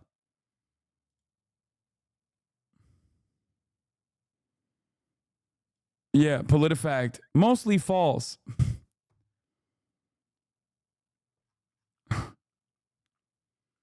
Thanks, PolitiFact. Anyway, here, they can just run this video till the cows come home. President Kamala Harris to be the border czar. Now, she wasn't the border czar. That's what Republicans labeled her. They were very critical of Kamala Harris, especially in her role as border czar. Now what she's up against is folks lying about her border record, calling her a border czar. Kamala Harris, who was appointed as the border czar. The Biden team didn't declare her the border czar. They wanted her to work on kind of the root causes of immigration. There has been so much criticism against Kamala Harris. You know, she was the border czar. Calling her sort of the border czar, which wasn't necessarily the case. So the border, if they weren't planning to address it in a major way, do not make her your border czar. She met with some of the Northern Triangle countries, but nothing has effectively changed. This is a fucking MRC Newsbuster video. They're low on the totem pole in terms of like Republican Party operatives. And even they were able to fucking scrape together this like very obvious notion that like liberals are fucking lying to you. This also ties back to liberals. Remember how they lied to you about Joe Biden being mentally equipped? Remember how Joe Biden, everyone in mainstream media told you that Joe Biden was totally fucking with it and mentally equipped to run the country?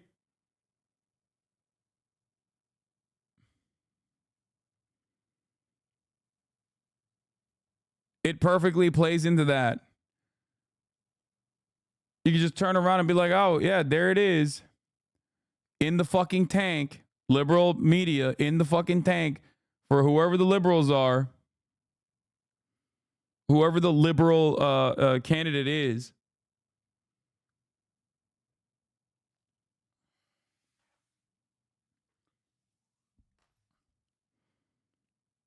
I've never heard the word border czar before. No, dude, you've never heard it because Republicans didn't use it as a landing point against the current person running for president before. But yes, of course, the term czar is just a colloquial term applied to a person in charge with whatever fucking executive role that they are tasked with by the administration. Oh my God.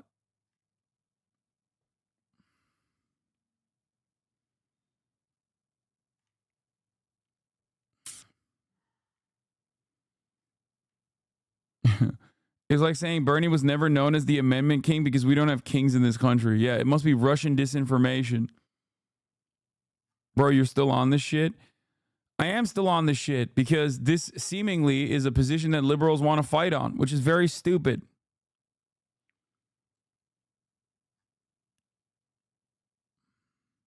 No, second Bush didn't start it. FDR started it.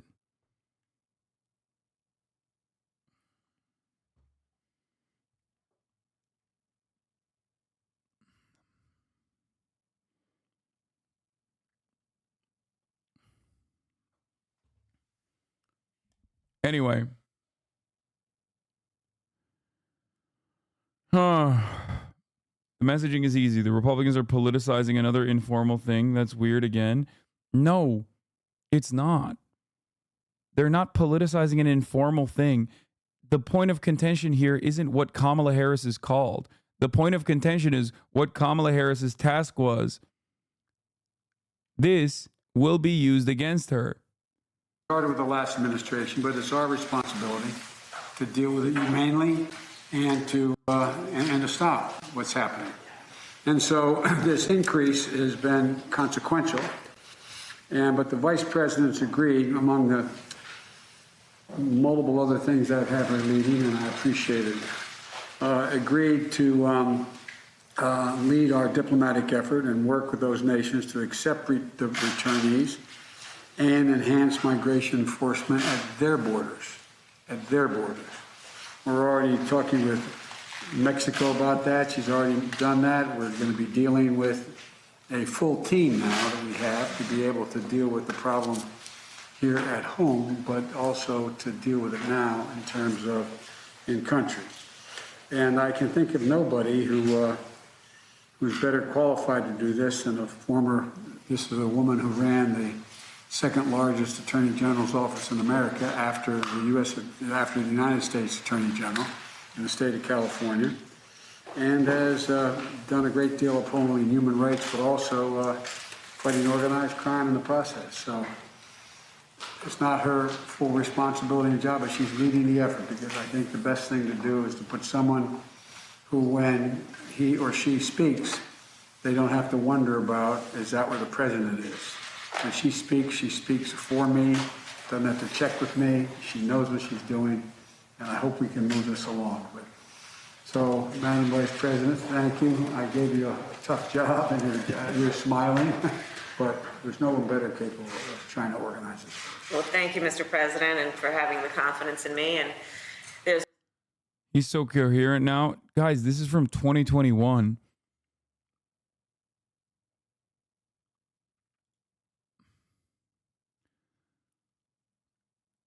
This is terrible on every level. Raising the salience of your worst issue, muddling the threat you claim to believe Trump represents, tethering yourself to an objectively awful policy package. Exactly. In this cycle, Dems have simultaneously been messaging that Trump is a Hitler-like figure about to do concentration camps and supercharged deportation, and also that he's a total phony, and if anything, not tough enough on migrants, unlike Dems, who will crack down more seriously. If you're going to do this kind of doublespeak, do it via super PACs on TV in like 6 states where it maybe plays around the margins. Don't have the candidate embrace this ill-conceived posturing herself as a rally applause line in fucking Georgia in front of an entirely black young audience. Hello!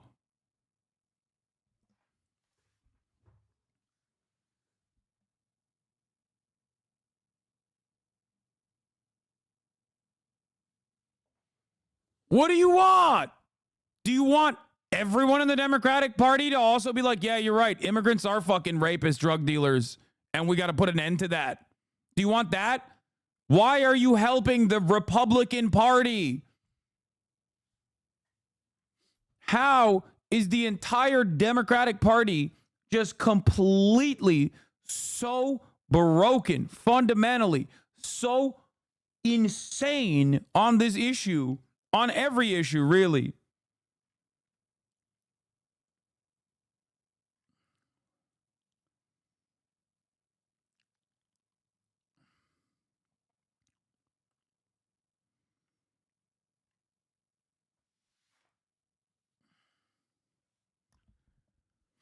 Oh my God.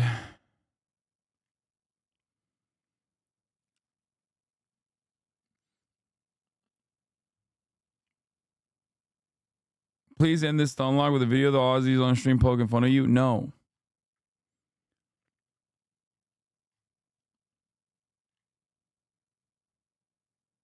Oh. It's not just the media. Democratic Representative Val Hoyle is saying Harris wasn't a border czar. I don't care. They're fucking stupid. The Democrats are stupid. They have the capacity to be stupid. As a matter of fact, they're very rarely not stupid. Okay? You have to remember something. The swap out from that old man to this dynamic younger candidate was the one instance where they weren't fucking stupid. And instead of leaning on the fucking advantage that they get from that, they're still running with training weights on for no reason. It's so wild. Like, you have a unique opportunity. You have a unique opportunity in this circumstance to just like unmarry yourself from some of the worst instincts of the prior administration, an administration that you're still a part of. But instead, you're just literally running the table and being like, no, dude, this Hitlerian Republican is actually not Hitlerian enough. We are the real Hitlerians when it comes to fucking dealing with these goddamn barbaric rapist monsters that are Mexicans coming over the fucking border.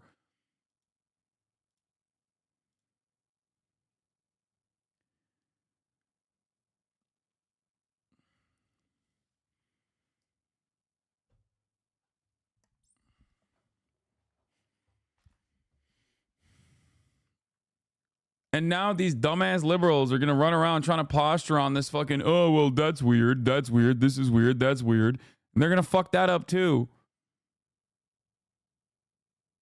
Bro, why be so disingenuous? What? It seems literally everyone but you is stupid. Curious and interesting. I wonder why. Yes, the word czar has existed and means someone in authority. Literally has nothing to do with a hog buzzword. Check Google Trends. Dude, what are you talking about? I'm not being disingenuous at all. You're currently watching in 2021 the motherfucking president assign Kamala Harris a task force to deal with the border crisis using right-wing framing. Even at that point, you're so fucking locked and loaded that you've forgotten that at the top of the hour there's a 3-minute ad break. Stop getting sunlocked and give us a solution. I already have 1,000,000 times over. Immediately cut the shit with the border. Never talk about it whatsoever, and hammer on the issues where you have. None of that has anything to do with the use of the word czar, Lamau. What? Yeah, because the Twitch streamer knows more. I do, actually. I literally do. I don't know what to tell you. I do know more than you. Okay, and I'm not feigning stupidity and confusion. The only person who's stupid and possibly confused is you, chatter. What the fuck is going on? You're smarter than all, God, Emperor, Hasan. No, I'm a fucking idiot, okay? I'm an idiot. I always say that I'm a fucking idiot. But even as an idiot, I can see certain things, okay? Conceding to your opponent's framing that is completely fucking made up. Conceding to your right-wing opponent's framing on an issue that you're losing on by 40 fucking points is the dumbest thing you can do. It's like being LeBron and wanting to fucking play chess instead of a dunk competition against the grandmaster. The Republicans are the grandmasters at fucking right-wing framing on immigration, okay? Play your role. Play to your fucking strengths.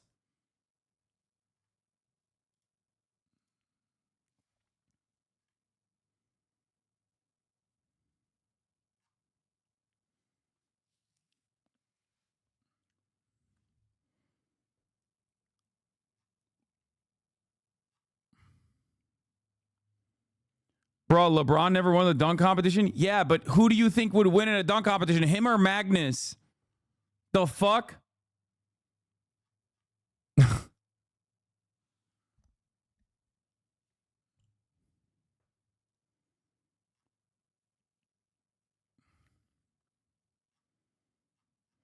Oh my God. What is going on right now? Here's the 3-minute ad break now, by the way. I'm running it. There's no question that this is a challenging situation. As the president has said, there are many factors that lead president to leave these countries. And while we are clear that people should not come to the border now, we also understand that we will enforce the law, and that we also, because we can chew gum and walk at the same time, must address the root causes that cause people to make the trek, as the president has described, to come here. And I look forward to engaging in diplomacy with government, with private sector, with civil society, and the leaders of each in El Salvador, Guatemala, and Honduras to strengthen democracy and the rule of law and ensure shared prosperity in the region. We will collaborate with Mexico and other countries throughout the Western Hemisphere. And as part of this effort, we expect that we will have collaborative relationships to accomplish the goals the president has and that we share.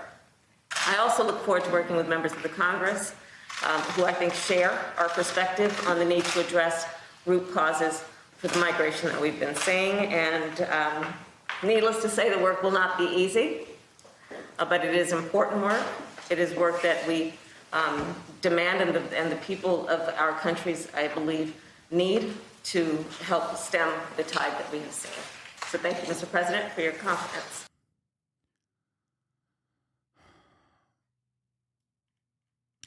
Biden pledges to dismantle Trump's sweeping immigration changes, but can he do that? Heard on the Morning Edition on September 14th, 2020. Democratic presidential nominee Joe Biden is pledging to dismantle the sweeping changes President Trump has made to the American immigration system if he wins the White House in November. But that's easier said than done. I don't think it's realistic that Biden in 4 years could unroll everything that Trump did, says Sarah Pierce, a policy analyst at the Migration Policy Institute, a nonpartisan think tank in Washington, D.C. Because of the intense volume and pace of changes the Trump administration enacted while in office, even if we have a new administration, Trump will continue to have had an impact on immigration for years to come. The Trump administration has undertaken more than 400 executive actions on immigration, according to the Migration Policy Institute. Those include tougher border and interior enforcement, restricting asylum, rolling back deferred action for childhood arrivals, slashing refugee visas, streamlining immigration courts, and creating Remain in Mexico. What the administration has sought to do is simply turn off immigration and to do it unilaterally by presidential edict without the approval of Congress or the consent of the American people, says Omar Jadwat, director of the ACLU's Immigrant Rights Project. That project should be reversed. That's exactly what Biden pledges to do. His position paper on immigration, 51 bullet points to fill 22 pages, seeks to roll back Trump's accomplishments and reenact Obama-era policies. Okay?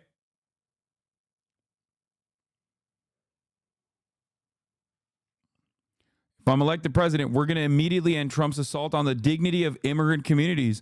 We're going to restore our moral standing in the world and our historic role as a safe haven for refugees and asylum seekers, Biden said in his acceptance speech at the virtual Democratic National Convention.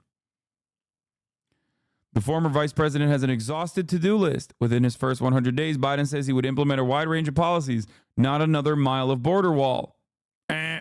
No more separating families. No more prolonged detentions or deportations of peaceable, hardworking migrants. Here is KPBS. Report reveals migrant family separations continue under Biden. This is from July 29, 2024.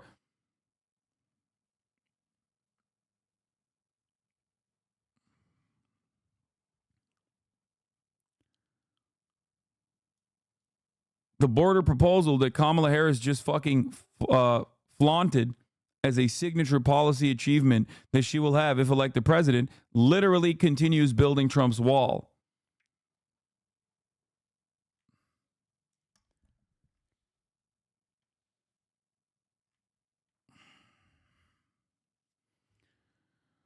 Biden rescinded the policy in January 2021, yet 3 years later, more than 1,400 families remain separated. The report argues that separations have happened for decades, but under the Biden administration, they are a result of bureaucratic processes, lack of transparency and accountability, not purposeful cruelty. Let's get back to Biden's claims. Okay? Biden also said he would restore the asylum system and support alternatives to immigrant detention, such as case management, that allows an applicant to live and work in the community while their case works its way through the hearing process. Trump has derisively called this catch and release. Okay?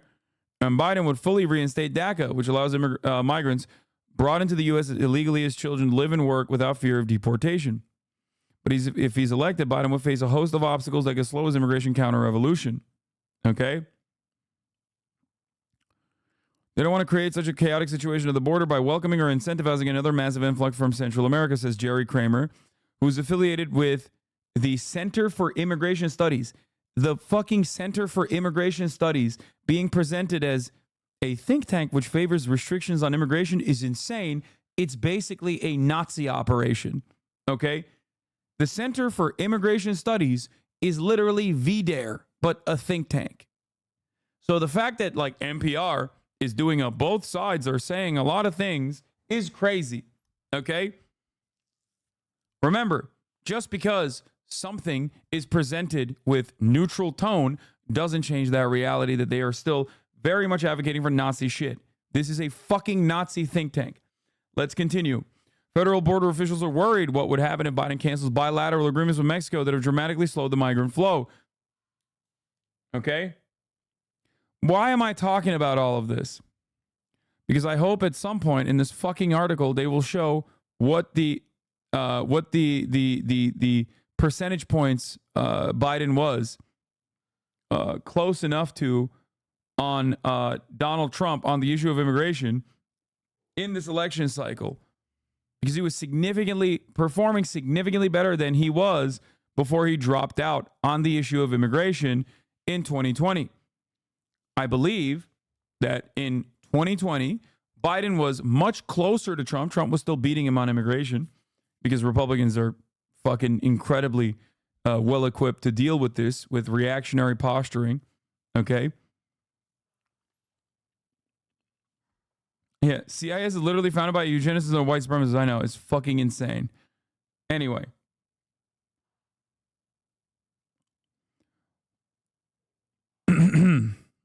Where the fuck is it? Biden has not said if he would reverse the order to reopen the borders and jumpstart the asylum process. Biden presidency would likely find itself skirmishing. This was in 2020. Biden was running to the left of Donald Trump on the issue of border control, border policy. Okay?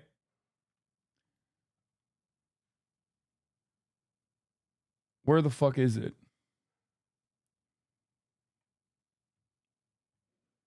I want to see how does anyone have poll numbers?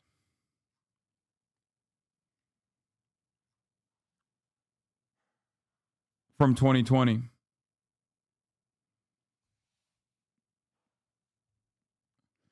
How can you criticize Kamala for her politics on immigration if Ursula von der Leyen was just half as good as America's? I would fucking become an EU federalist immediately instead of just saying bullshit on Twitch. It is so easy to be idealistic instead of pragmatic when you don't have any political power. Dude, I'm not even talking about this from the morality standpoint. I'm talking about this from electoral consequences. Okay, yes, I know European Union leadership is basically Hitlerian when it comes to the issue of immigration. Far worse than the United States of America is. I don't know why you've been so consistently annoying in this fucking chat, dude. Stop chirping. Jesus Christ. You're not saying anything right now. You're just fucking talking about how racist the EU is. God damn. No, this is not what I'm looking for.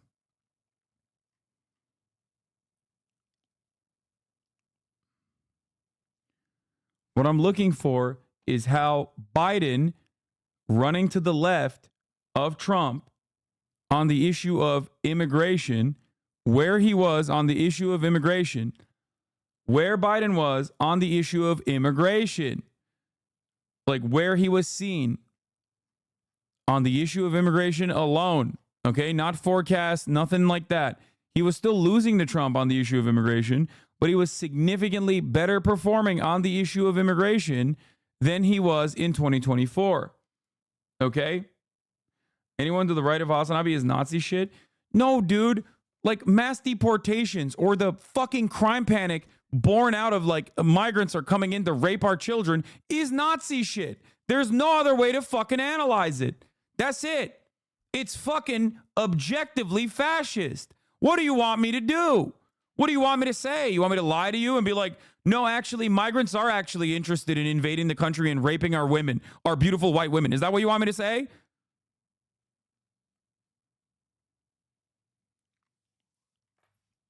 White genocide is Nazi rhetoric.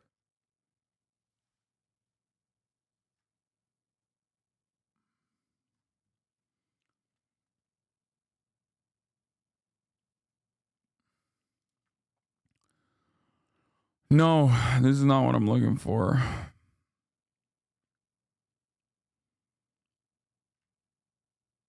Or actually, this might be. No, this is not what I'm looking for. Fuck. It's so fucking easy. It's so... I can't believe none of us can find this. Holy shit.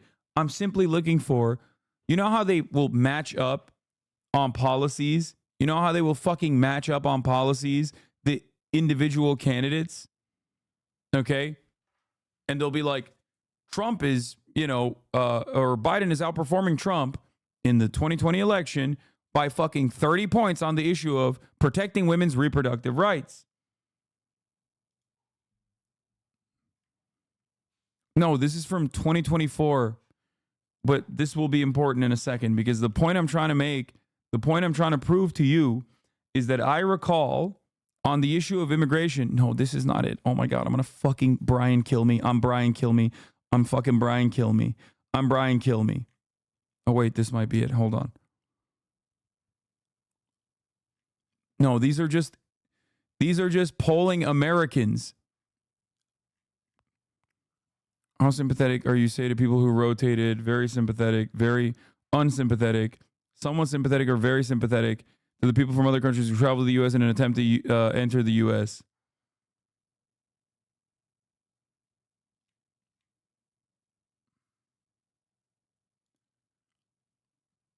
No, this is the new.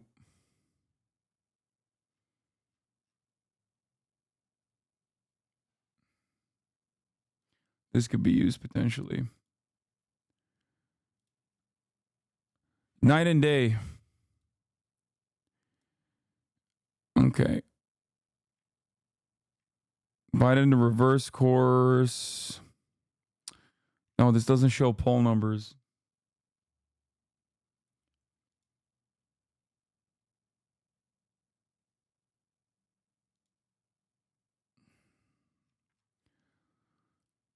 Huh.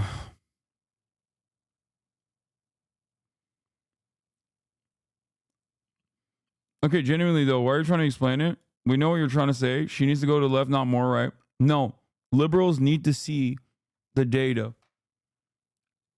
Okay? Liberals need to see the data. They need to see that when Biden ran, the point I'm making is when Biden ran to the motherfucking left of Donald Trump on immigration in 2020, not only did he win the election, but he was also much closer to Donald Trump on the issue of immigration. When Biden ran on a right-wing immigration agenda, he is significantly further away from Donald Trump. There's a reason for that. Economy is the top issue for voters in the 2020 election, always, okay? Weirdly enough, immigration was 52, okay? 52% of registered voters saying very important. It was, what, 1, 2, 3, 4, 5, 6, 7, 8 on the equation, okay? 8. Your post on Kamala is 50 minutes has the most copium liberals in the replies is insane. Huh. Is the 8th most important issue. Why, oh why, I wonder, it became the number 1 most important issue when the Democrat was in charge. It's because right-wingers are the ones who fucking do this shit. Thank you. In 2020, Biden held a 1-point lead over President Trump on the issue of border security. In 2024, President Trump has a 27-point lead over Biden on border security. Question. Take a look at this question. Again, the trend line here is so telling. Would Biden or Trump do a better job on border security / immigration? In 2020, in one of the most favorable polls, because he was never fully beating Donald Trump on the issue of immigration, but he was objectively closer to Donald Trump on the issue of immigration. Would Biden or Trump do a better job on border security / immigration? You go back 4 years ago to June of 2020. Joe Biden held it within the margin of error, but still a slight lead at +1 point over Donald Trump on the issue of border security and immigration. Take a look now at May of 2024. Look at this movement in Donald Trump's direction. Now he is trusted on the issue of border security and immigration versus Joe Biden by a 27-point margin. That is nearly a 30-point jump.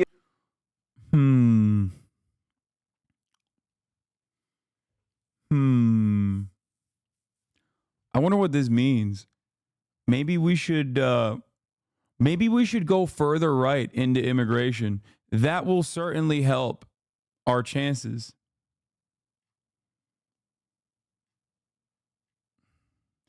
Oh, what could this mean?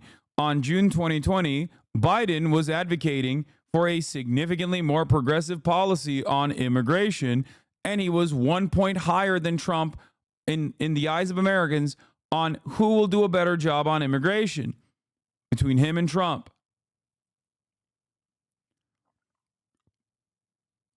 It almost feels like right-wing framing on the issue of immigration and not counter messaging against right-wing hysteria for 4 fucking years on the issue of immigration literally made the country significantly more reactionary on the issue of immigration.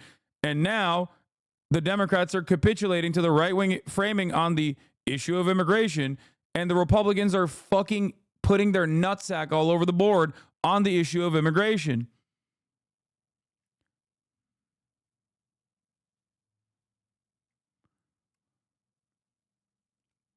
At the very least, you should never bring up immigration ever again. It should be something you run away from in the same way that Donald Trump runs away from abortion. He never talks about it. He rarely ever talks about it. He only talks about it when people fucking slam him in the face with that question. Okay? I wonder why.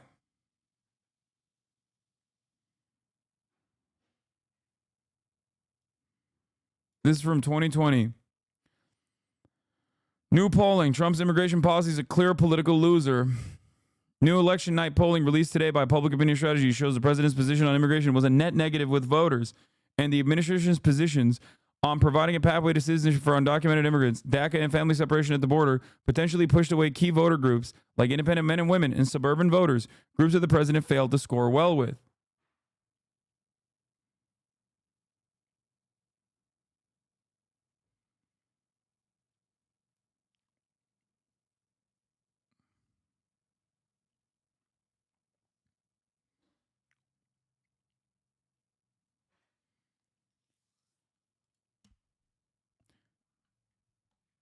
Exclusive poll from July 27, 2020, where immigration could swing critical 2020 voters.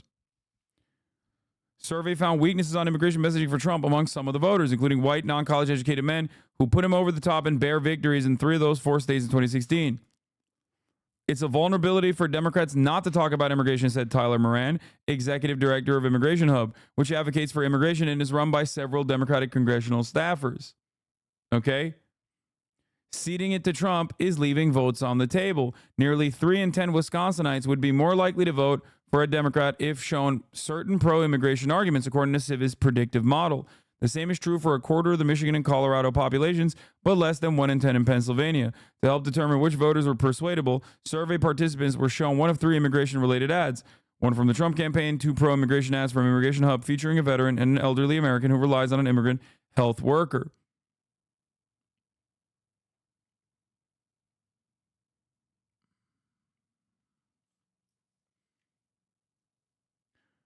Immigration for the Sun Belt. Gaza for the Rust Belt. Those are two signature agenda policy positions that Kamala Harris has to run away from, at least on the messaging front. And she's not doing that. She's just going along with it, which is objectively bad.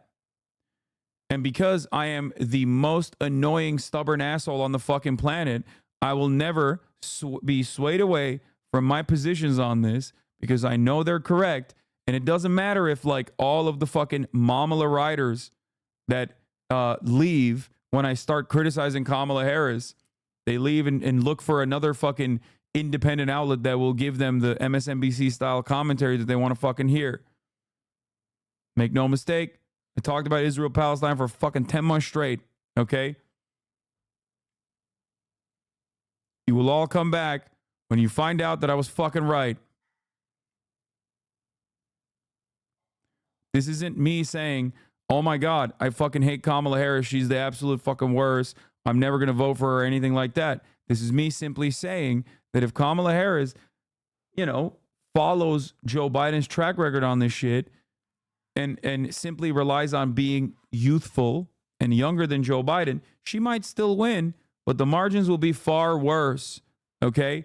And there is no reason to stay in these super fucking slim margins. She will also cut away at the momentum that she has. Okay?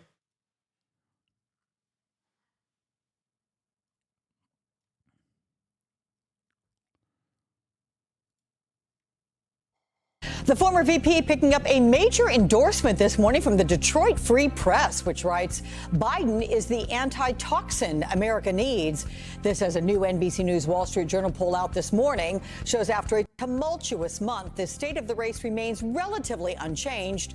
Biden leads Trump nationally by 8 points, while 11% of all voters are still up for grabs. We have a team of correspondents and analysts covering the unfolding developments for you. We're going to begin with NBC's Garrett Haake at the White House.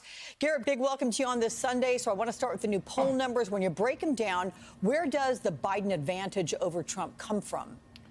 Alex, it comes from a number of categories here. You see Biden with the same or similar top line to what we've seen this whole race here, about an 8-point lead nationally. But when you dig into the numbers, you see strengths among certain voting groups here, including black voters, where he is dominant. If we put up the graphic, 90% of African-American voters say they will go with the former vice president over Donald Trump. Likewise, a massive gender gap here in Biden's favor among women, where he has a 20-point lead. But when you switch things over, it's not like Donald Trump doesn't have his own strengths here. He's got significantly stronger, you see there the numbers, for independents and white voters with college degrees. They're also breaking in Biden's favor. But when you look at white voters more generally, that's where you see the strengths for the president of the United States. He pulls much more strongly among white voters, 52 to 43, and among men, you see a slight gender gap there in the president's favor, 50 to 45. Nowhere near the same gap you see with women. When you break it down, and again, the voters by college degrees, that's consistent with what we saw in 2016, with Trump leading by more than 20 points there with voters with. It's from 2020, guys. Look. Out college degrees. Look at border in the article.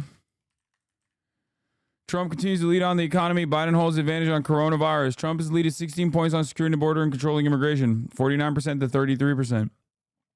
Okay. That's why I said the other poll that we saw where Biden was leading Trump on the border from June was a unique one. Okay. Trump was always leading on securing the border or controlling immigration, especially because it's a right-wing framing. But if asked about like what to do with immigration, how to handle immigration, ultimately, Joe Biden was closer to Donald Trump in 2020 and ended up beating Donald Trump and specifically helped secure key constituencies that allowed him to win over Donald Trump in all of these fucking states. Okay? But guess what? If you looked at the last poll, as they're showing here, Donald Trump was beating Biden by 27 points. 27 points. Do you understand? 27 points.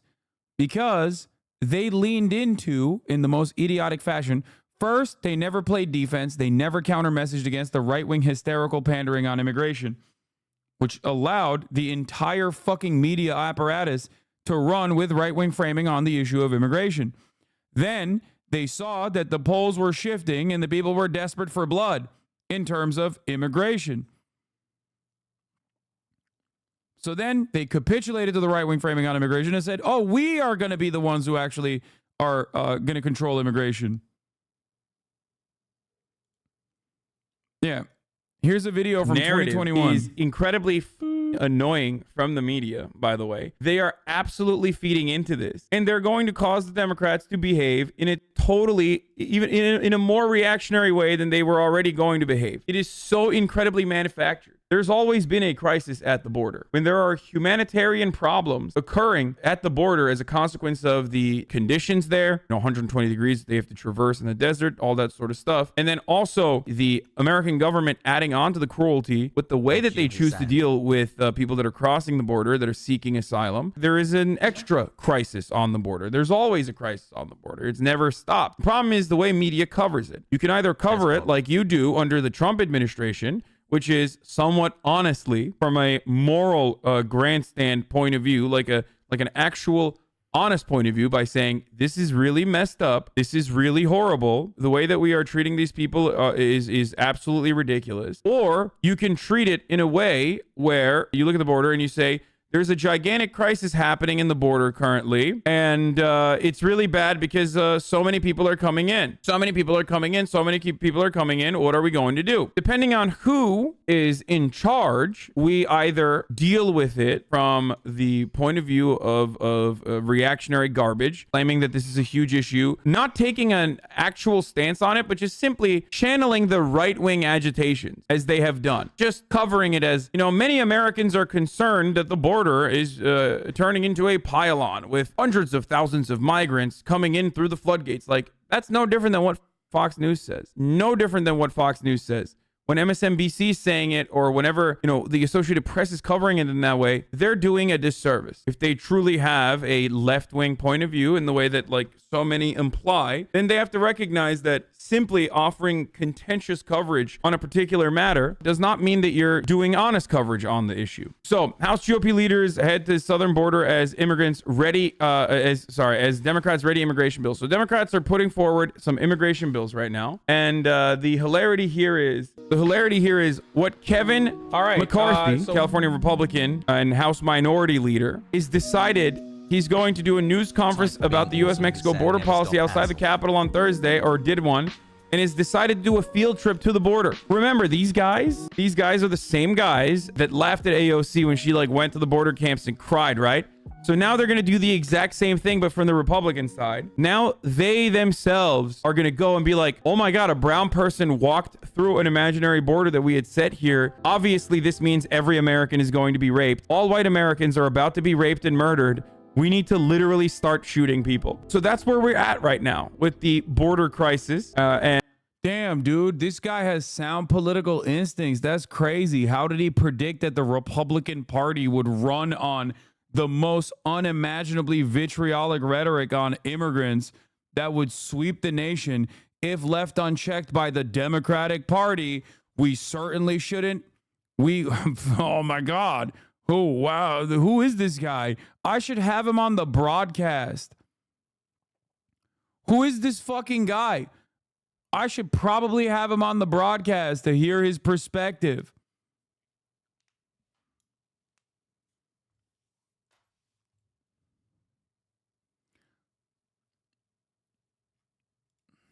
And the media is absolutely allowing Republicans to get away with it. This crisis of the border is spiraling out of control, McCarthy told reporters last week, and it's entirely caused by the actions of this administration. Sent a letter to Biden in early March requesting a meeting to discuss the increasing numbers of migrants at the border and work together to solve it. Like what?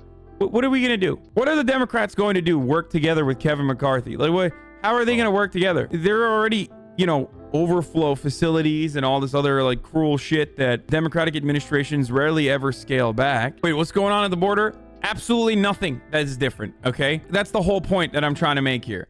Nothing different is happening at the border that hasn't happened in perpetuity in the United States of America. The only difference is an administration is different now, and they're going to do still the senseless cruelty on the immigrants that are trying to find a better life for themselves. But this time the media is going to act as the cudgel, or act as they are contentious and pretty much push the administration that was already willing to do reactionary garbage to begin with to immigrants, because nobody gives a shit about them. They're going to use the public opinion on immigration as a reason as to why they have to have these detention centers and why they have to do these dragnet ICE raids and shit like that. That's it. Recently, Vice was on the ground.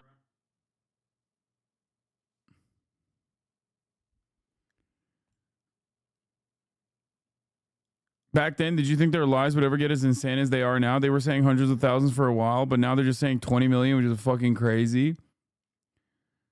Yeah, I'm watching myself because everything I said on March 15th, 2021, in terms of how right-wing strategy will be to beef up the immigrants are rapist narrative, will not be met with any kind of real counter messaging from the Democratic Party.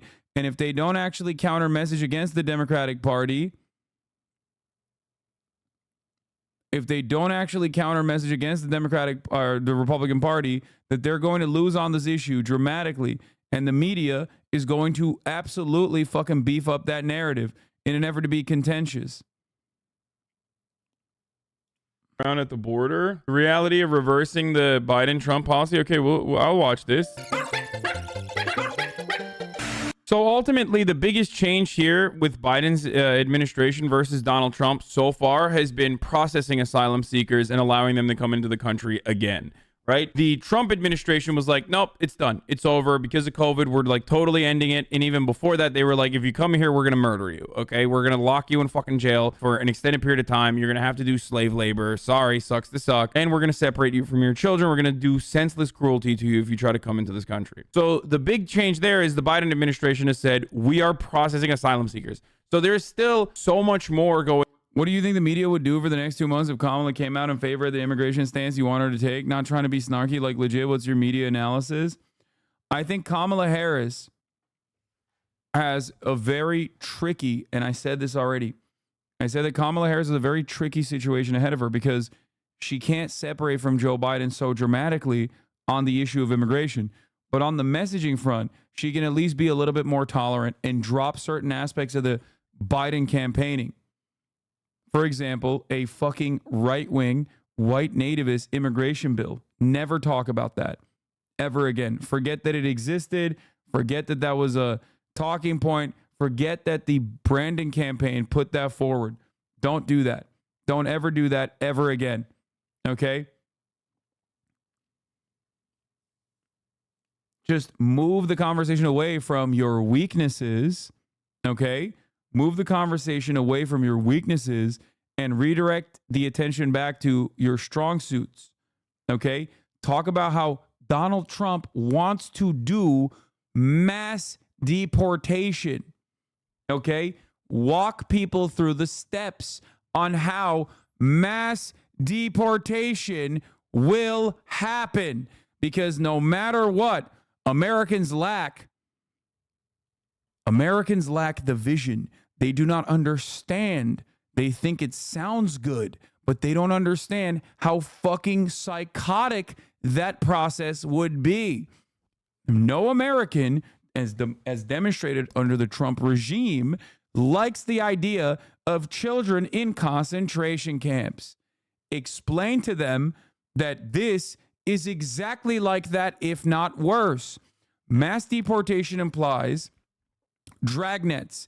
It implies BORTAC, like geared up military style, special weapons and tactics, doing door knocking operations in American neighborhoods that are brown.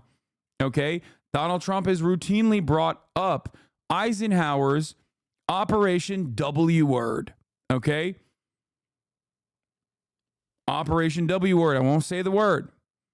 And how good that is. That was 1.3 million Mexicans and Mexican Americans, mind you, being mass deported from this country, put in concentration camps and mass deported from this country. He's brought that up numerous times as a sick fucking policy that he wants to bring back. Okay? As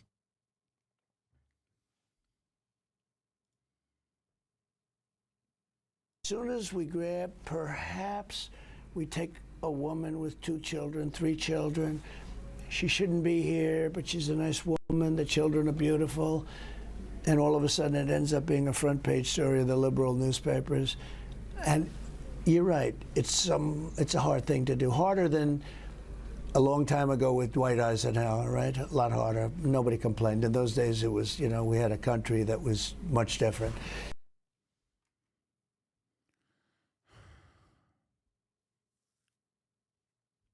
But would the media eat that up, or would they side with the Republicans? I'm worried they go, but the border and the convoys are a problem. No, the media fucking hates Trump. What are you talking about? The media fucking despises Donald Trump. They hate him.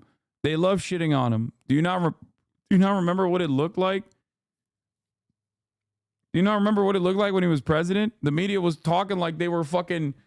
The media would literally run coverage on the issue of immigration that was so pro-immigration that motherfuckers, myself included, okay, were running around comfortably saying abolish ICE. Okay? What are we talking about? Like abolish ICE was like a thing that had momentum.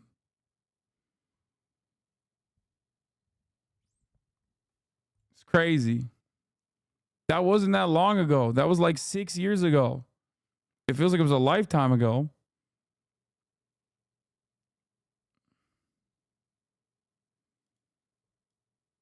I thought you were radical for so long, but I still enjoyed your content. But the longer I watched, the longer I've realized your takes are usually pretty on point. Thanks. I appreciate that you never change stances and you've been consistent, and it shows a lot about you.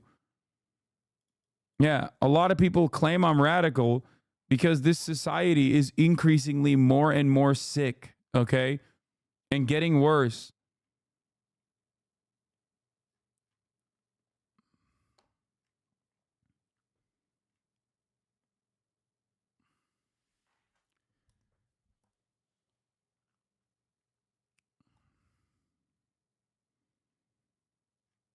Anyway.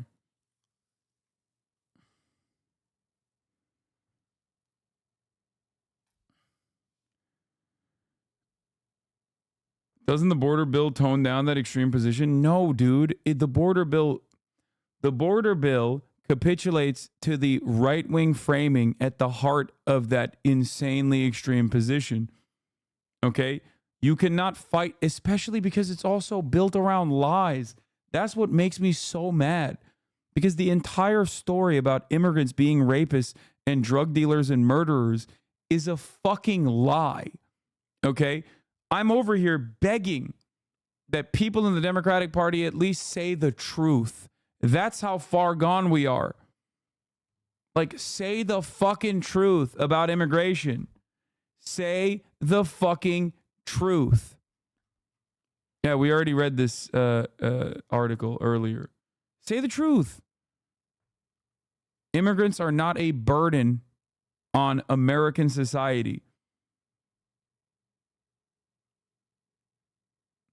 When you don't do that, when you don't actually say the truth, when you don't actually counter message against the right-wing framing on the issue of immigration, you're just dropping that entirely, knowing full well that it's always an exit ramp.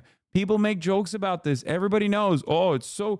Isn't it weird how every 2 years, whenever there's a midterm election or whenever there's a general election, migrant caravans prop up at the border? All of a sudden, everyone's like, oh my God, there's an invasion happening. Isn't that weird? You know they're going to use this. You know they're going to lie about this. They never stop lying about it. Migrants of the year 2024 are responsible for what? Fucking 24 murders.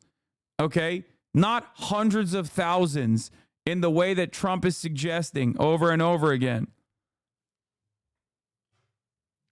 Clip this for October when Fox News talks about the migrant caravan. Yeah, it'll happen. Going on that there's still so much that needs to be reformed on the back end. But even a little bit of that, even a little bit of reform has immediately gotten Republicans to act like, the country is falling apart and they're literally burning it to the ground. And now we're going to be waving Guatemalan flags everywhere instead of the American flag, yada, yada. With active. You look at these cartel members, brother. You don't understand. Cartel members have changed they've changed the way they look, brother. You think, oh, I'm sorry. You think I'm a sexist? You're willing to tell me that you don't think that these are girl boss cartel members right here, brother? Yeah, I fucking know. I know that these cartels are woke. They're SJW cartels. That's why they got women. They're trying to come in here and do queer Marxism. Republicans be like, they got shoes. Why are they coming in? It seems like they're pretty privileged to me. Looking real privileged to me. This one's got an iPhone. Dude, this video covers very little on beyond what's going on with what people are doing. Kevin McCarthy, minority leader in the House, is literally doing what AOC did, but on the other side, How do you show that? You can easily say the Dems want them on our welfare. You can say that they're destroying New York City. You can say they're taking resources from underserved communities that are American citizens. How do you properly message along the lines of immigration? What are you talking about? Just show them the fucking data. Okay? You can say that the Dems want them on our welfare. We don't have fucking, what welfare state do we have? Undocumented migrants can't take advantage of a lot of these social safety nets that are already like pretty fucking limited to begin with for documented American citizens too. You can say they're destroying New York City. No, they're not. What do you mean? What are we doing? It's literally, it's straight up just madness. It's like when Republicans claim that Portland was on fire all the time. Republicans also think that every Democrat-run city is a crime-ridden shithole where everything is on fire all the fucking time, including but not limited to my own fucking backyard. I've had Republican chatters try to argue with me and claim that no, I'm actually a pussy and I'm blind to the realities of unrestricted crime occurring in my own fucking backyard. And the dude is signing off from like an Ohio suburb telling me that California is a crime-ridden shithole.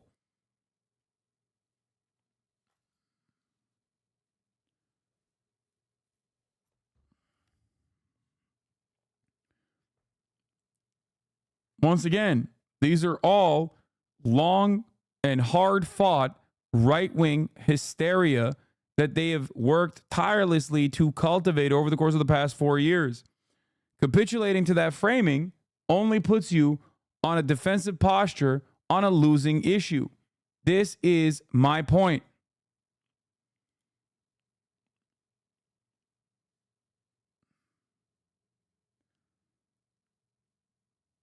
Showing the data didn't work well on crime. Why would it work well on immigration?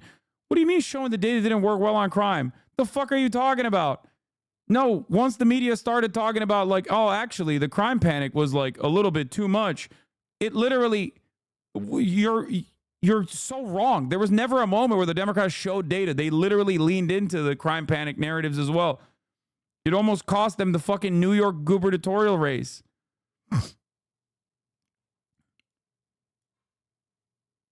The Democrats never actually turned around and said, no, this crime shit is like absolutely blown out of proportion. You guys are fucking delusional. They literally were just as Hitlerian as the Republicans are on that narrative. And now we're seeing think pieces be like, how did Americans become so incredibly invested in this crime narrative?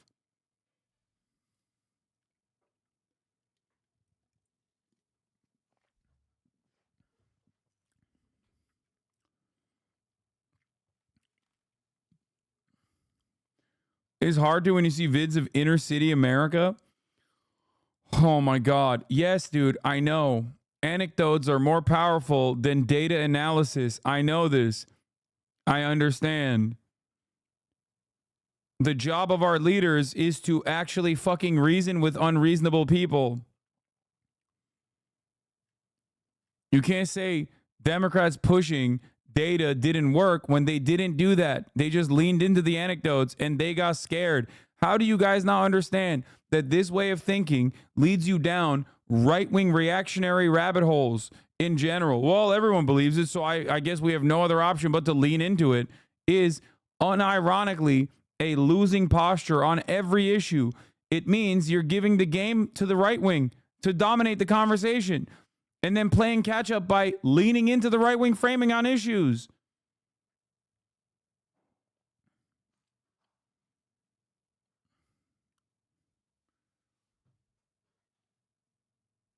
Anecdotal, I use Facebook because I'm old, and a post about her wanting to sign the border bill on there, easily 80+% of the responses are super in support, saying things like about time, and I didn't know Trump killed it. We need this. Not a single person under 35. None of them know what's in the bill, feel helpless. How do you fight against this at the moment? I can't do anything. You can't do anything either. The Democratic Party could try and at least restructure the message around it. Okay? Yeah, I watched a shark attack video. Beaches are no longer safe. Very reasonable internet paranoia these days. Tyler Oliveira pilled. Anecdotes are so strong, man. Exactly. We never even attempted to show the data. We never even attempted the fucking counter message. I did, but nobody gives a shit. People just yelled at me and said, you're wrong. And even your Democratic Party that you love because you're a libtard doesn't agree with you. It broke the brains of people that are closest to me. My uncle's fucking brain got broken by the crime panic. What are we talking about? I know, I'm trying my fucking best, but it's not like people listen to me until it's far too late. And then they arrive at the same positions that I had for fucking years. And then they go, oh, we were always here. They just lie.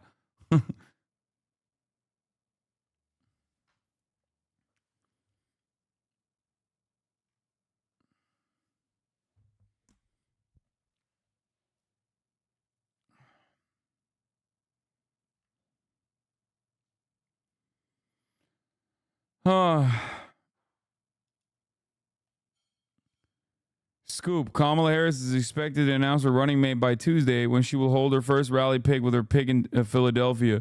The two will then hit Western Wisconsin, Detroit, Raleigh, Savannah, Phoenix, and Las Vegas. Oh, God. It's going to be Josh Shapiro.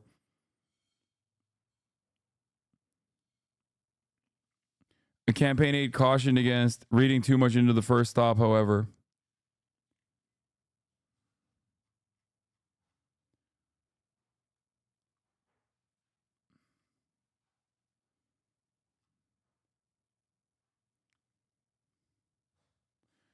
Neoliberals will wait to change their minds on immigration until Bortak breaks down their neighbor's door. Oh.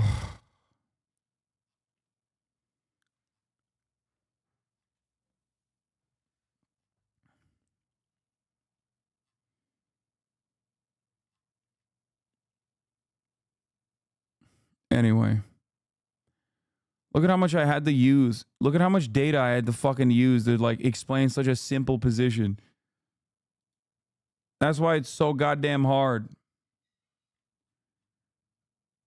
It's so fucking hard to get people to understand what the truth is when there's so much, when there is so much of the opposite narrative in the media.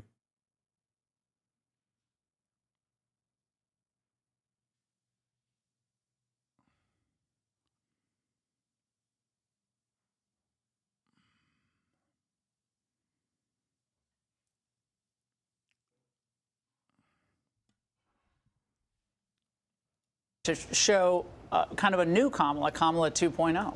In politics, when you start off saying something, that's where you are. And she was for defund the police. She was for open borders. She was for having anybody come in. Now I notice that they're actually saying they want to have immunity for everybody that came into the country. And they want to have citizenship. She said that, and she said that she knows that Kamala Harris, she assumes Kamala Harris would support that. That means citizenship for 10 million, 15 million, or 20 million? Yeah, or 20 million. What would that do to the country? Destroy the country. It's already, I mean, it's in such bad shape. Our country has never been in a position like this, in addition to which we could end up in a third world war, okay? But we have 20 million people that have come into the country. I would say by now it's 20, is probably going over that. Can you educate me on why the rent prices are rising, and how do I convince someone that immigrants have nothing to do with this? That's so funny. Yeah, man, immigrants are stealing your fucking... Immigrants are stealing your housing. They got fucking pockets full of dollars that they got from the Democratic Socialist government. And they're using that on your housing. Who's affording housing? Rents increase, and it has nothing to do with fucking immigration patterns. Whether there's an inflow of additional migrants or not, rents just keep increasing.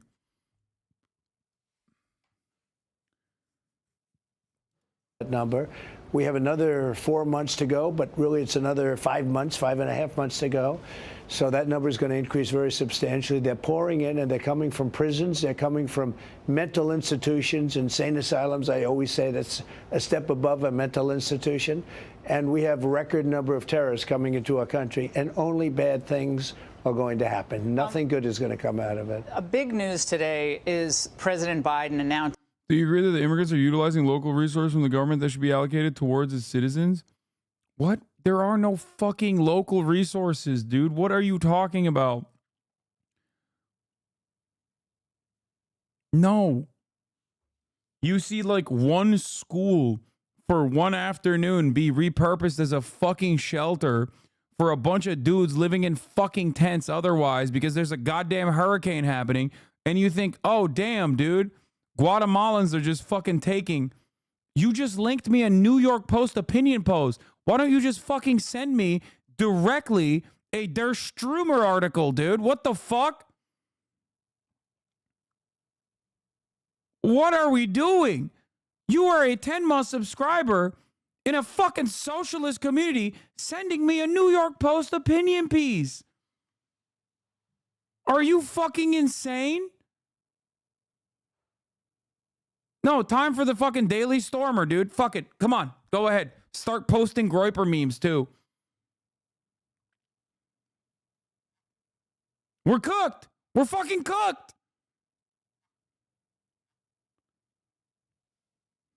What is happening? Reforms to the Supreme Court, which include not allowing immunity for presidents and also new ethics rules. Now, a lot of us who used to clerk at the court believe that that's just a naked attempt to start knocking off conservative justices. It is. They didn't even consult Dick Durbin or the Senate Judiciary Committee on any aspect of this. What does this mean to you, what Biden is? Well, it's a typical Biden con. He doesn't want to give up immunity because if he didn't have immunity, look at all the things he did. The $3.5 million from Russia, all the money he's taken in from China, all of the bad things and the evil things he's done, not to mention that thousands of people killed in the border. Look at the Afghanistan pullout with the worst, most embarrassing day in the history of our country. All of the things he's done that are so bad, he desperately wants immunity. There's no way he would write off immunity for a president. But this is a really upending of our constitutional structure. He's doing that. And a common criticism of you from the left is he's the chaos candidate. He's the chaos former Just the president. opposite. And so what does that do to separation of powers if the executive branch can come along and say, oh, no, even though we have constitutional provisions governing the court, that we're just going to do this, or this is what we stand for? It's going nowhere. They need 75%, and it's going nowhere. He can't get it. He knows that, too. It's just, I think, look. Is it a bone They to the left, staged a hard coup left? against the President of the United States. They went in and they told him, you're leaving. You're way down in the polls, 17 points, I think. You know, it's like you're in a fight with somebody, and you're really winning, and they take him out and they put somebody else in. Nobody ever heard of this before. This is a coup. They took him. They said, even though you got 14 million votes, you're out. And he said, I'm not going out. But you're saying that's what they're kind of doing with the court as well? No, what they're doing is they're keeping, they took him out. He was losing badly. They took him out. He wants something to say. He's sitting there with nothing to do, nobody to talk to. They threw him out. This was a coup, the first one, of the President of the United States. But Harris endorsed this Supreme They said Court you're leaving. proposal. She endorsed this Supreme Court she did. proposal. She's a radical Every 2 left. years, this is going to change justice. Well, they're also, the one thing you didn't say, they want to pack the court. What they really want to do more than any of it is pack the court. They want to put in, so I've heard as many as 27. They've gotten up to 27. That's not in this proposal, but this is a response to their losing on a number of high-profile cases. I mean, not every case has gone your way or Republicans' ways. Did Republicans ever put forward a series of these types of radical proposals? I don't recall. They haven't tended to, and we've been behind also. We've been behind in justices, and they don't do this. Actually, FDR did it a long time ago, which was interesting, but it hasn't really happened like this. It's never going to happen. I'll tell you, if I'm president, it doesn't happen. We keep it the way it is, and it's been working very well for a long period of time. I mean, basically, they want to create another Congress. They want to have so many people. Let's just go to another Congress. I haven't seen you since the assassination attempt on your life. How are you feeling? How are you doing? I feel good. New information keeps coming out about how this could have occurred, including text messages among some of the local law enforcement, the SWAT teams that were in place. And most recently, we found out that a local SWAT team member actually spotted crooks 90 minutes before that first shot went off. And they kept tracking him. They even saw him at one point, maybe 45 minutes. Yeah, I mean, listen, Kamala Harris fucking hitting right-wing immigration framing does not change the reality that this is what the Republicans are running with. It's just not looking too good for them.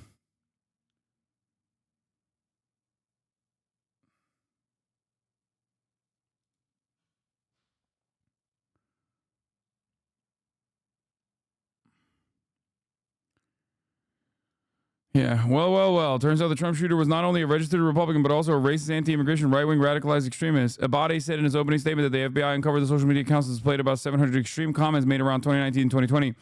According to a statement, those appear to reflect anti-Semitic and anti-immigration themes and espouse political violence.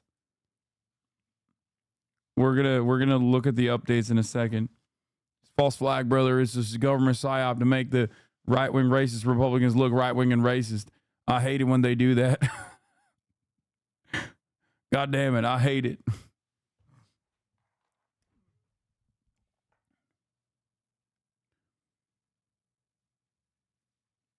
Minutes before, with half hour before the shot was fired, with the rangefinder pointing it toward the roof. What's your reaction to this? Look, I can tell you this. Once the bullets started coming at me, and I got very lucky, I have to attribute it to God, because if I didn't turn to the right, and there was no reason to turn to the right except I dropped a big sign on what a great job I'm doing on immigration, right? So the sign's coming down, and Yes, a racist Republican shot and tried to kill Trump makes so much sense. I mean, dude, I'm not joking when I say this.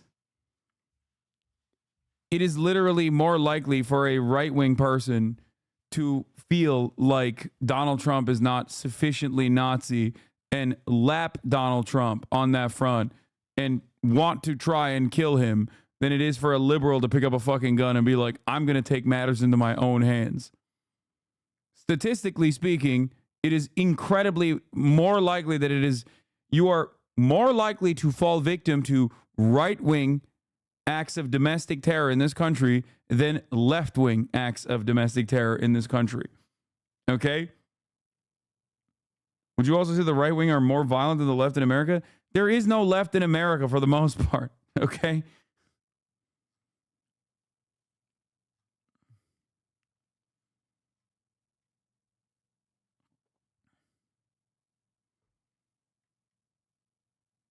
But I don't know.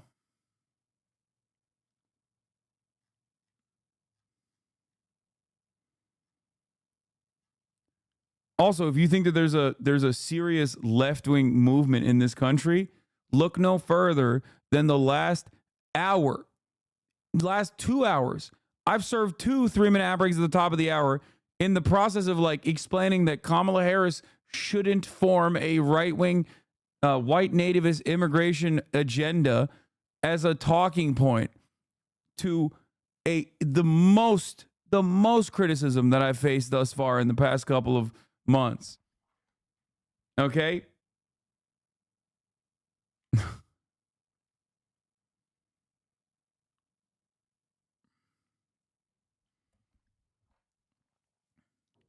Where is the left?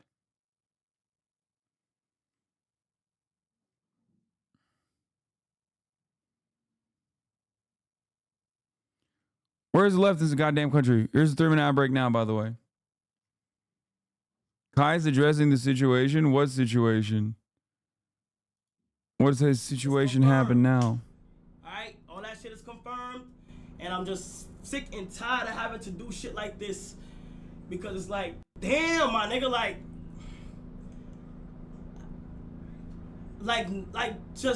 When you said it like that, I thought you were talking. Kai's addressing the right-wing shift in the Democratic Party on the issue of immigration. You feel me? It was just some messages that it's some messages that looks fucking crazy, bro. You feel me? I'm not sugarcoating shit. The shit look fucking crazy, bro. And the shit fucked me up the whole day, gang. Like the whole fucking day. Shit fucked me up cause like, nigga, what the fuck are you doing? Like, what are you doing? Like, nigga, I have a whole vision. Like, how I want. I need to stop crying and shit. Like, I'm over here crying and shit. Somebody who helped me start my whole shit.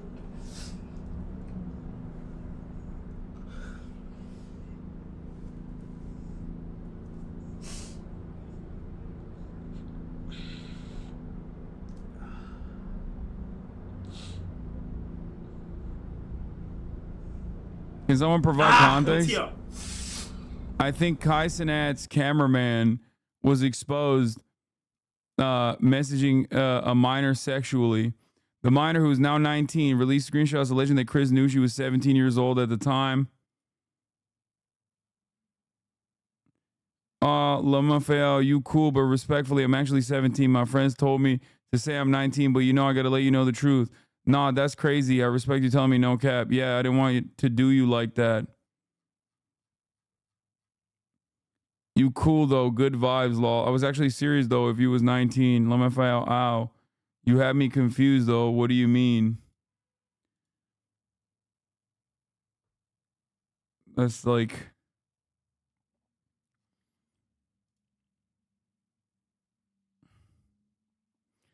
Definitely a pedo too.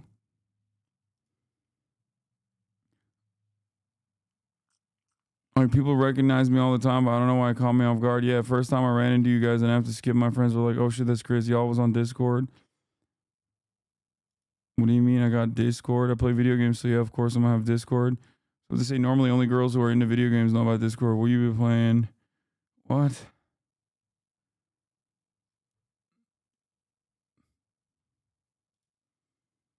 I have to lock it. I don't want to take no break or nothing because I feel like I have tunnel vision for what I want to do, and I won't let anything like prevent me from like, you know, doing certain shit. And I reached out to the person and shit like that, and I made sure to get her shit. She wanted to be anonymous and shit like that. So I'm gonna figure this shit out. I'm gonna figure all of this shit out, and hopefully I you know. No, it's not Chris next door. Put the right shit together and shit like that. And it is what It's not Chris next door. Shut the fuck up, chat. This is his cameraman. Fucking annoying. And I know how the internet is gonna be like. Chat, y'all done see me go through so much shit. And it's always like, I don't be doing, like, chat, I be chilling. I generally just want to stream and just do what I have to do. But it's like, every time when I feel like you feel me? You are a pile of garbage. You have been ignoring the struggle of the Venezuelan people. Yesterday you said you were going to talk about it, but I guess you haven't been able to find the right piece of propaganda.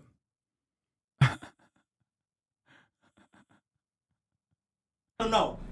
I just want y'all to know that all that shit is things. She lied about her age, yes. She lied about her age in the beginning, but she came out since she was 17. And it continued. Point blank, period. It's wrong. It's wrong. It's wrong. It's wrong. Point blank, there's no excuse. There's no fucking excuse, bro. You feel me? So, yeah, I don't know how old bro, trust me, chat, I don't,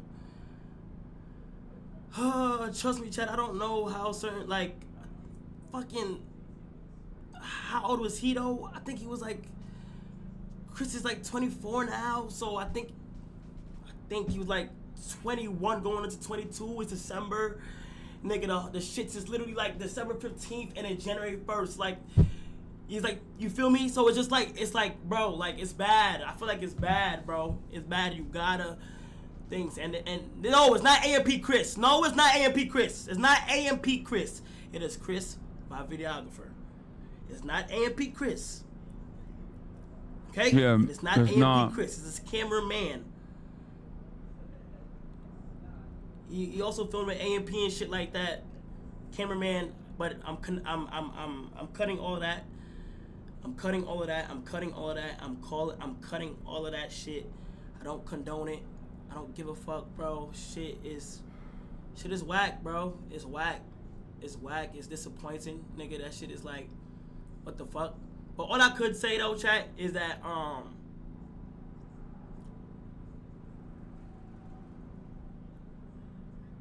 that's all I have to say, bro. I have nothing more to say. I don't know what else to say. I don't. Y'all know how I feel about it. I don't fuck with that shit. I don't like it.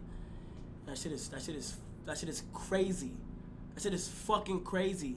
Anybody who do shit like that shit is fucking crazy, bro. And this is me being for real, gang. It's me being real. It's me being 100% honest. It's me being transparent with you niggas. It is me being 100% real. So y'all know how I really feel about certain situations. You feel me? Don't be doing that, bro. You feel me? So moving forward, I'm gonna go ahead and let we do shit. I gotta lock in even more. So, yeah, I'm like, I like him even more, and yeah, I got nothing to say. I got nothing to say. I'm making sure that shit behind the scenes is being taken care of the correct way. You feel me? The correct way. And I appreciate y'all. I'm about to see like what's up. You feel me? Like, yeah, I'm no longer working with him and shit like that. So y'all got nothing to worry about on that. But I gotta just keep doing shit. You feel me? I love y'all though. I love y'all, bro. I'ma just try to see what I can do. I just don't know how much, like, you know, the trolling and shit with the internet and these scenarios and shit. But it's like, I'll figure it out. I always do. You know, I always do. So I love y'all so much. I wish I could have streamed for y'all today even longer. I had something even more planned, but unfortunately, this had to be short. Who the fuck's defending it? No one is defending it in my chat, I don't think. I don't think it's the time for that right now. Nobody's and His cameraman, who's also unfortunately named Chris, was talking to a minor when she was 17 or 16, 17, sexually, and continued talking to her after she revealed that she was 17. She literally was like, hey, I want to let you know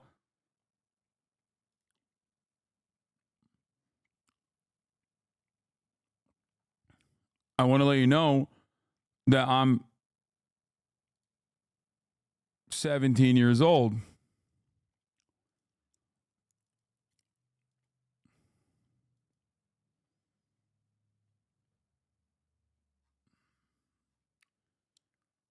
And he just still kept talking.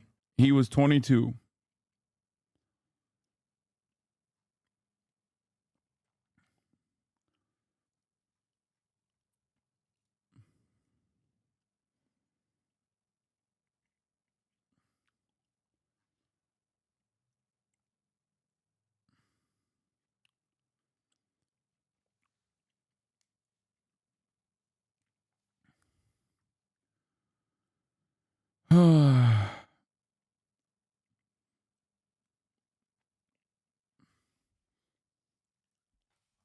Yeah, it's just not okay.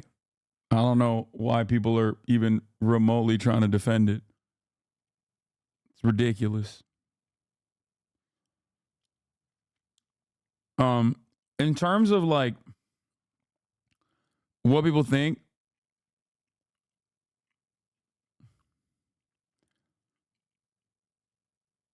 no, he wasn't 19 then. He was 21 or 22.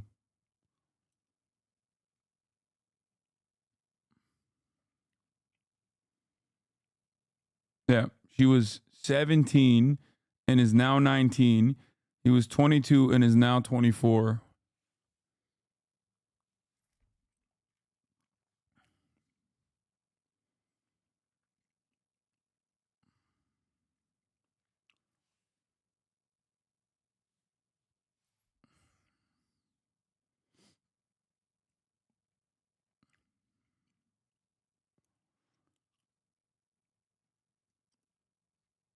Anyway, chat only capable of comparing to other sex crimes they know of and singing Kendrick lyrics. Grow up. Yeah. As far as the Venezuelan stuff goes, I don't know why chatters are in here thinking that like I'm gonna be like, I love Maduro. He's the best leader for Venezuela, and like that he is the most just, most honest, most glorious socialist leader. I'm not exactly a big Maduro fan. I have been pretty open about my criticisms towards Maduro beyond the memes. Like, I don't even think half of his base are Maduro fans. They're just still Chavistas for the most part. Why is Elon so against it? May have missed it. I don't know, because it's a good opportunity to talk shit. I don't know, and be like it's socialism. What's good, big dog?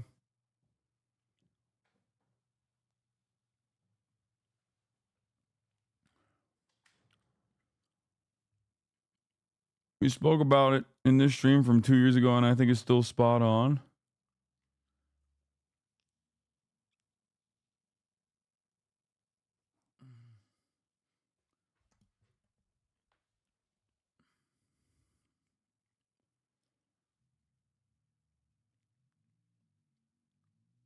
But yeah. Street clashes turn deadly as Venezuela's power struggle deepens. Fatal violence comes out as both President Nicolas Maduro and the opposition claim victory in the presidential election. More protests were taking place on Tuesday. At least 16 people, including one soldier, have died, and about 750 more have been arrested as a result of the protests in Venezuela following the highly contested presidential election over the weekend, according to rights groups, government officials, and relatives of victims. Election officials declared the nation's autocratic leader, President Nicolas Maduro, the winner of another 6-year term early Monday, saying he handily beat former diplomat Edmundo Gonzalez. But the government has not released the full results, and many countries, including the U.S., have said that the vote was marred by widespread irregularities. Both sides of the country's political divide called on followers to take to the streets, which resulted in deadly clashes on Monday. Demonstrations continued on Tuesday, signaling that the crisis was far from over. Hundreds of people gathered early Tuesday outside the United Nations office in Caracas, the capital, denouncing the official results. We are totally united, said Robert Castellanos, 46, a chef who was an election monitor in his district, where he said Mr. Gonzalez had received 3 times as many votes as the president. This has been the biggest fraud in the history of Latin America. I don't know the exact details, but in prior elections with Maduro, there has usually been third party. There have been like outside. There have been outside observers, like third party monitors from the EU. I don't know if they have outside observers in this one.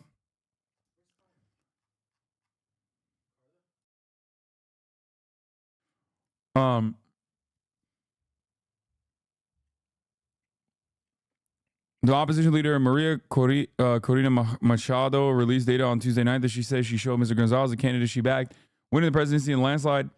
The opposition's updated results using paper tallies observers collected from 81% of the nation's voting machines show that Mr. Gonzalez had won 7.1 million votes, or 67%, versus 3.2 million, or 30%, for Mr. Maduro. So the thing is,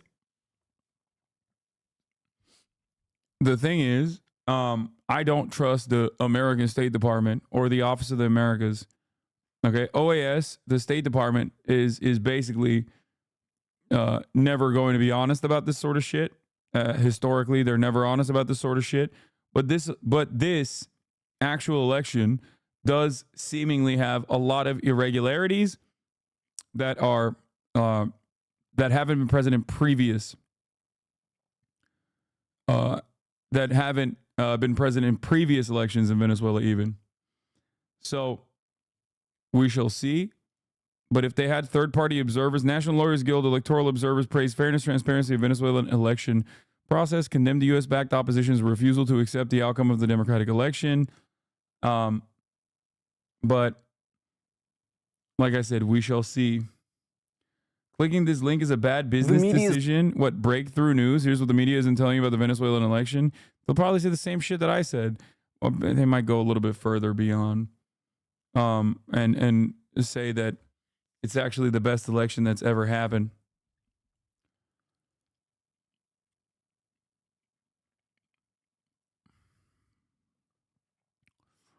Ultimately,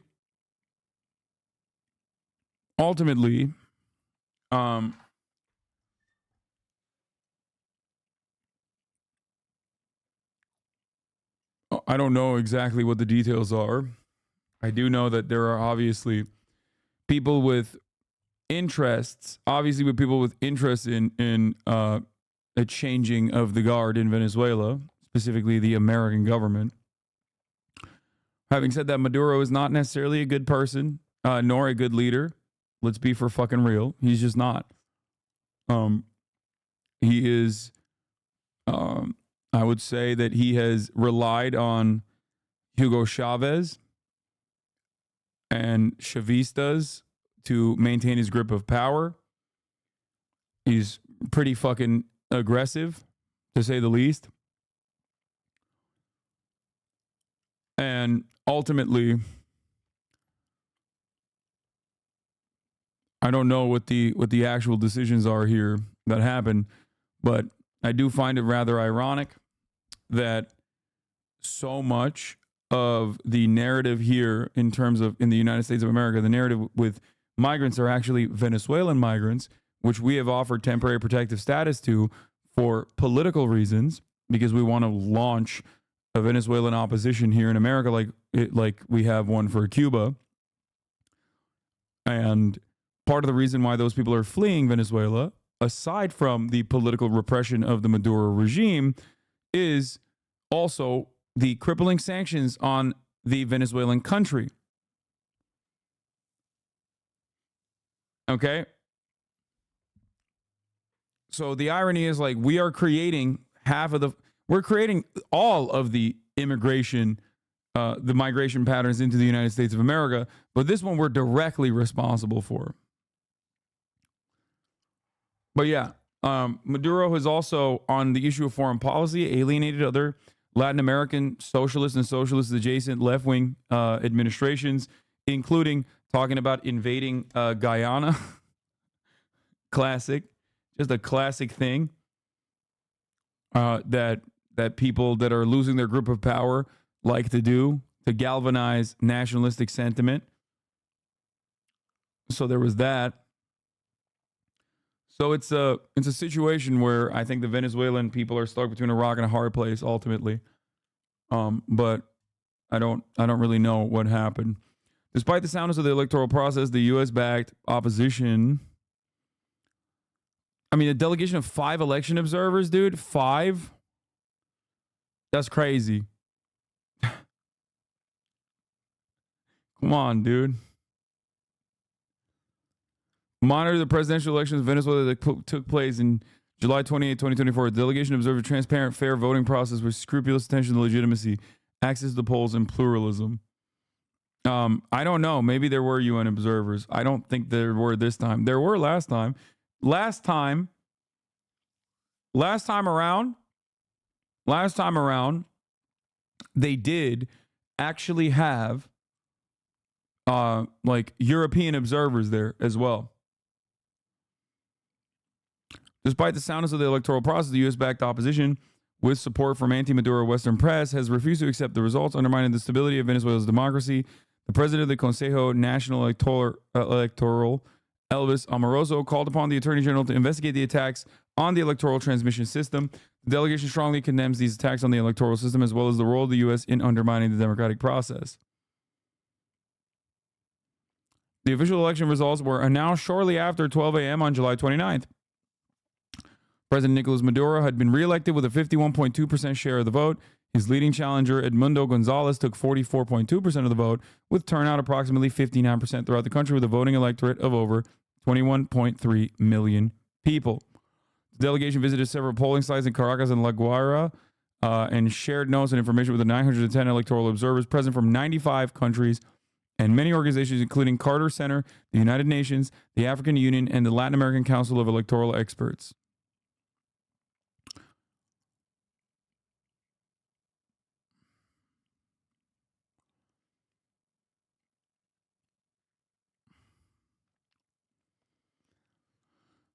During the delegation's visit to the polling sites, members spoke freely with voters, including supporters of both the government and the opposition. We found that the voters across the board expressed strong confidence in the electoral system and did not note any problems or hindrances casting their ballots.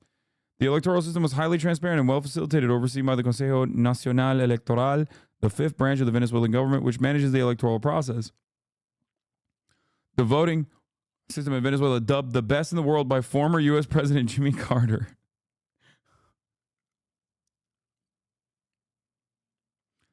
Carter Center has said the process is good in the country. They've done this all over the world. Ensures both access. I mean, yeah, it's the Carter Center. Ensures both access to the polls is clear and identification of voters, promoting a secure system that inspires confidence in the Venezuelan public. Notably, Venezuelans cast both an electronic vote and a printed paper ballot in order to verify electoral totals. A check that is performed automatically at 54% of polling locations chosen at random. So the thing is,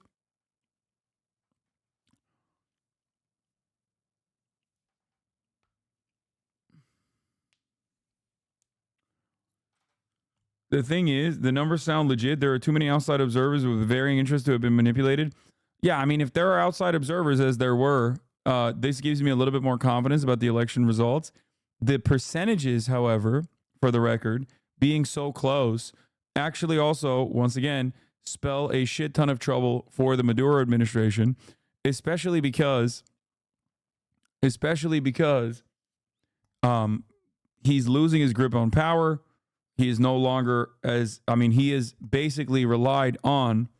He's basically relied on, like the Chavez popularity in the base, and the more proximity he has to the Chavistas and that base of support, the worse things will get.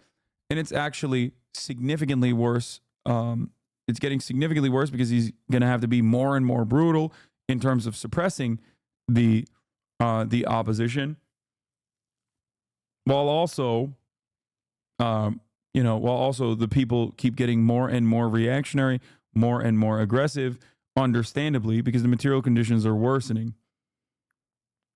It's crazy for Boris, that rat who continues to destroy the progressive movement in Chile, should have asked the fucking Chilean observers who have not claimed fraud instead of tweeting that the election is fraud. Venezuela is fucked no matter what. Maduro sucks and ruin the country. Venezuelan opposition is CIA and sucks and will ruin the country. American sanctions ruin the country and suck. Even the Venezuelan communist parties don't support Maduro, but they also don't support the CIA. Even other communist parties in Latam don't like Maduro. Literally everyone in Venezuelan politics is garbage. What more is there to say? Yeah. He won by 8 points. That's still decent. Come on, bro. If he won by 8 points, that means he's within 8 points distance of like some of the angriest crowds you've ever seen. That means half the country. It's like Turkey. It's literally like half the fucking country just wants to kill him. It doesn't mean half the country is like, oh man, I guess we got to take our ball and go home. It means something different. It's not like America, okay? That means like tens of millions of people in Venezuela are like, I am chomping at the bit to fucking execute this man. That's what it fucking means. And that's precisely why it in a situation like this, when you don't have like strong popular support and your base of support is withering away, outside parties can take advantage of that. You know, outside parties can take advantage of that dramatically.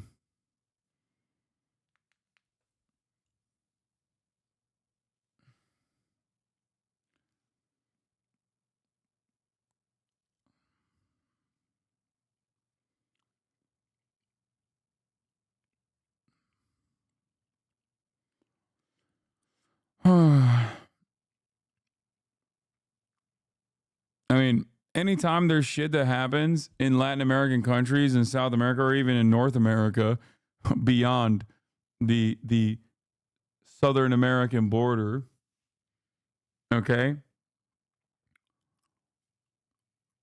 you all of a sudden are going to have people greatly and dramatically accelerating tensions and using the opposition as like the legitimate, using the opposition as like the only legitimate voice in the country. It especially helps when the opposition is actually has a better connection to America because their family members fled to the United States of America and got temporary protected status.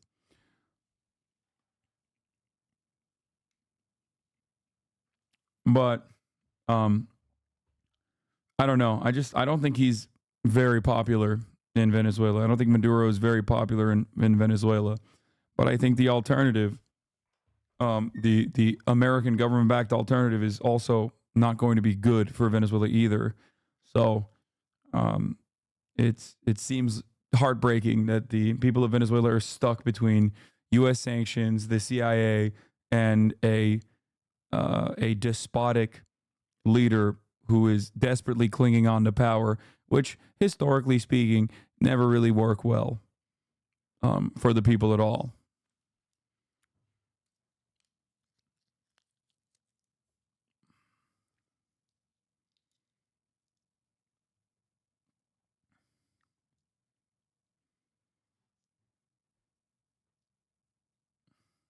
Isn't the majority of Venezuela's economy private industry, and the CIA still thinks it's socialist?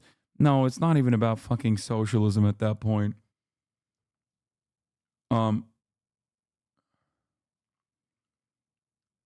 Desperately clinging on the power by calling an election. I mean, even the percentages don't look good for him regardless. Like even if these numbers are completely correct, they still don't look good for him at all. It's like damn near identical. Is damn near identical to like Recep Tayyip Erdogan.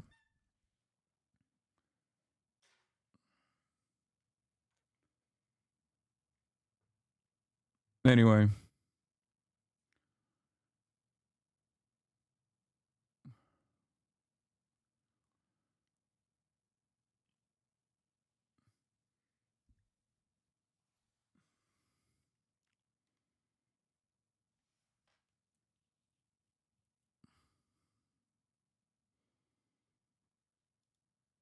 The CIA backed is better than the militia killing poor people in favelas right now, all sent by Maduro. Wait, what?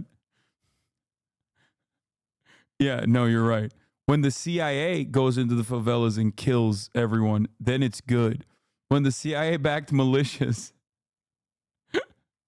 when the CIA backed militias go in to the favelas and kill people, that's good. Okay?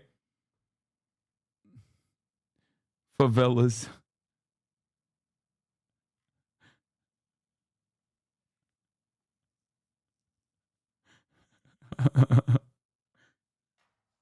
No, there is no situation where the CIA is good.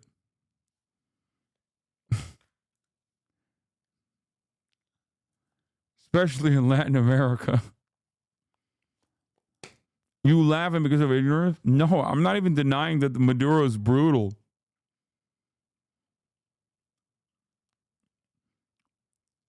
He's not exactly a good leader. But if you think that, like, if there's one group of people that have been historically ruthless in Latin America, it's the motherfucking CIA.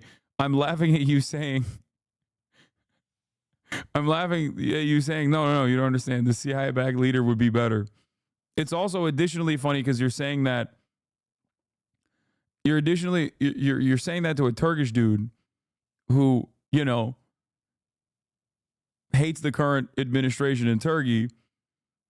But much like many of the other Turkish people that saw what happened, would not prefer a CIA-backed leadership in the form of Fethullah Gülen to run the country. Like,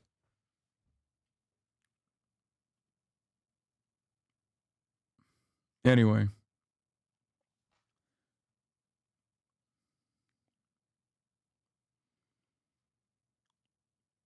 Will you recognize Juan Guaido as the true winner of the election? I will.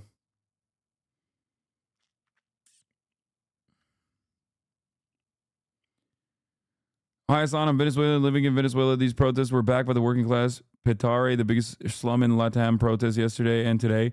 Even El Hampa gang groups joined the protests to help and protect civilians that protest against the regime. It's a really crazy situation never seen before.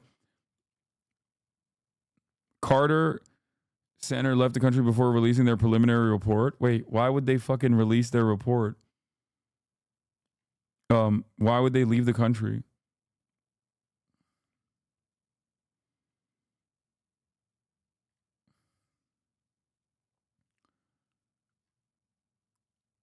That doesn't make sense. No, but yes, there is a lot of unrest in. There is definitely, it seems, a lot of unrest in Venezuela right now.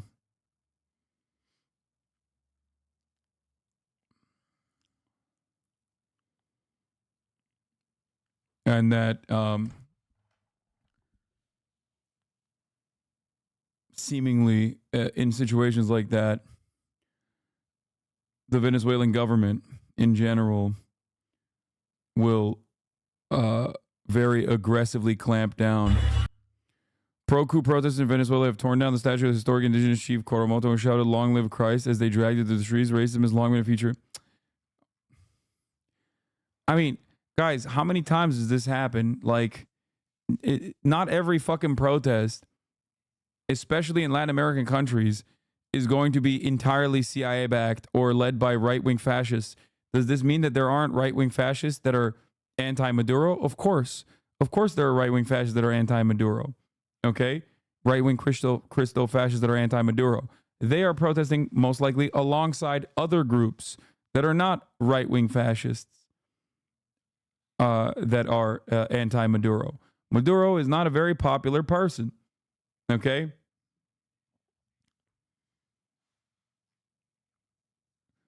In a lot of circumstances, especially in Latin American countries or in a number of different color revolutions that have taken place, there is very real momentum on the ground. There is very real anger and resentment towards the administration. That's why the American government has this crippling sanctions regime. The goal is to piss off enough subsects of the society so that there is a mass mobilization of people from all different walks of life, independent backgrounds, that get together and say, fuck this guy. This guy's the reason why we're dying. This guy's the reason why we're starving. A good management, a good administration that is capable of governing adequately will be able to cast all of that aside and be able to control the panic. Cuba is a decent example of this. There are a million different SOS Cuba, Cuba Libre fucking protests that spark up, and the media immediately runs to talk about how fucking Cubans are desperate for liberation. They want drone strikes immediately. They want drone strikes immediately in Cuba. SOS Cuba. And it goes away, and people fucking forget about it. Fox News goes so far as to show pro-government protesters and make it seem like they're anti-government protesters. Okay? Venezuela is a little bit different, however. The reason for why Venezuela is a little bit different is because they don't have good governance.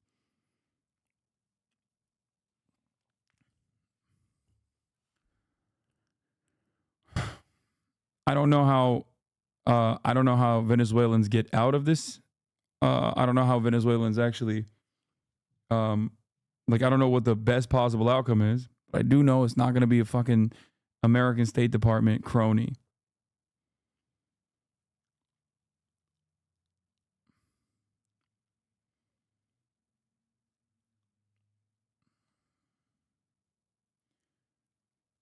Venezuela is much more rich in natural resources. That's also true.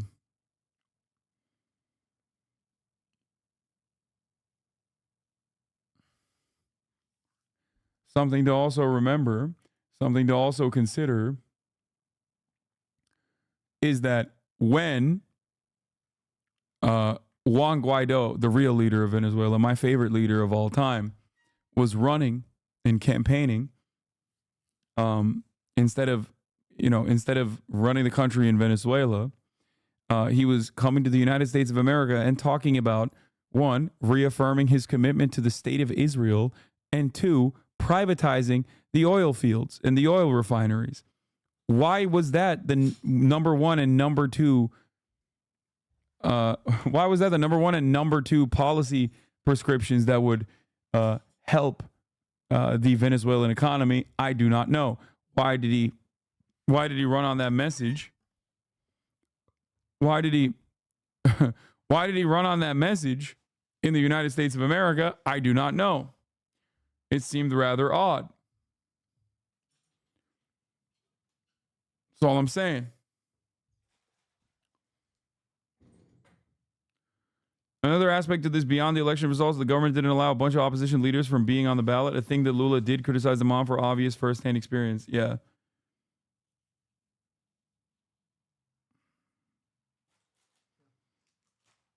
What? I don't want it. No, you take it. No, eat it. I don't want it. Take it.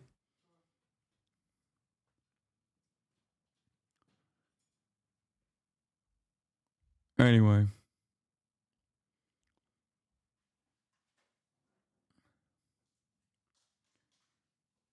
The barred opposition leader that Elon endorsed, Maria Corina Machado, was funded by the National Endowment for Democracy and supported the 2002 coup attempt. The U.S. reimposed oil sanctions when Maduro barred her. A chart related to U.S. sanctions on Venezuela. If you're interested, it's really hard to capture. It's really hard to capture just how otherworldly Venezuela's economic collapse was. This chart is from our series on U.S. sanctions.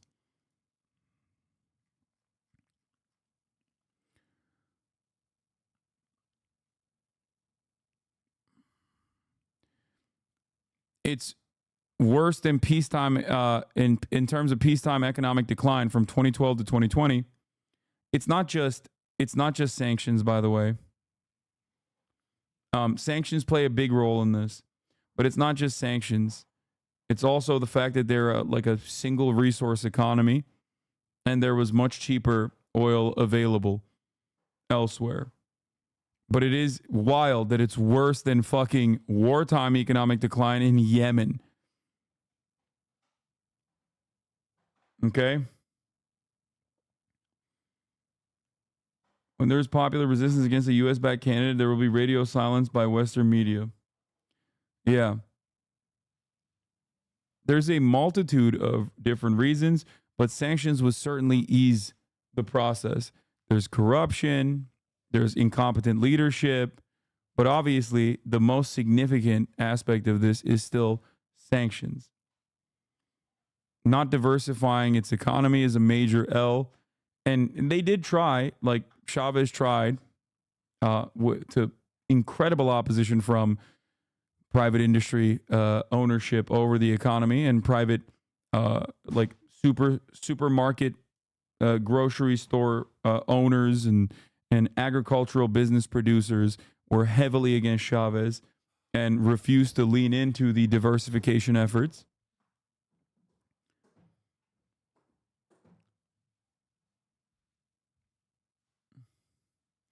Reported in 2021, the government's revenue was reported to shrink by 99%, with the country currently living on 1% of its pre-sanctions income. Do you mean Maduro, not Chavez? No, Chavez. Chavez attempted to diversify the Venezuelan economy, recognizing that living on a single resource economy, like being a single resource economy, would not be great for Venezuela's future, even though at the time, oil was pretty fucking good. It was pretty mint.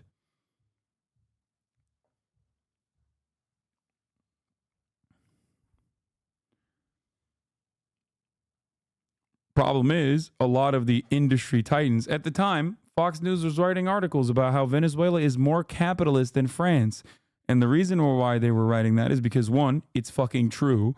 They literally had a larger private sector than fucking France in 2012. Okay? And two, at the time, they were doing really well. So, of course, when a state is doing really well, people turn around and say, Americans turn around and say, they're not socialists, they're fucking capitalists.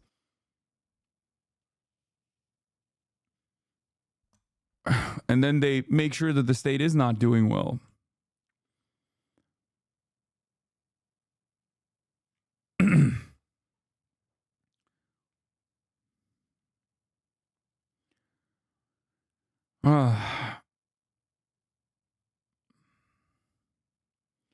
Cuba also struggled during their revolution because their economy revolved around sugar and only really survived because the USSR bought all their sugar. Chavez was trying not to make the same mistakes.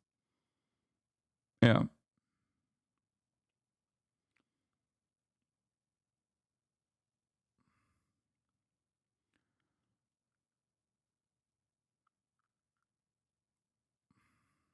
But yeah.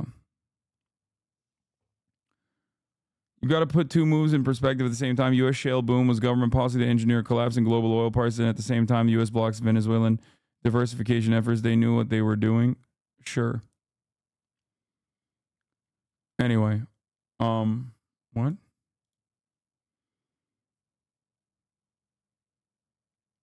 Elon gonna ban the word weird? Wait, what? No.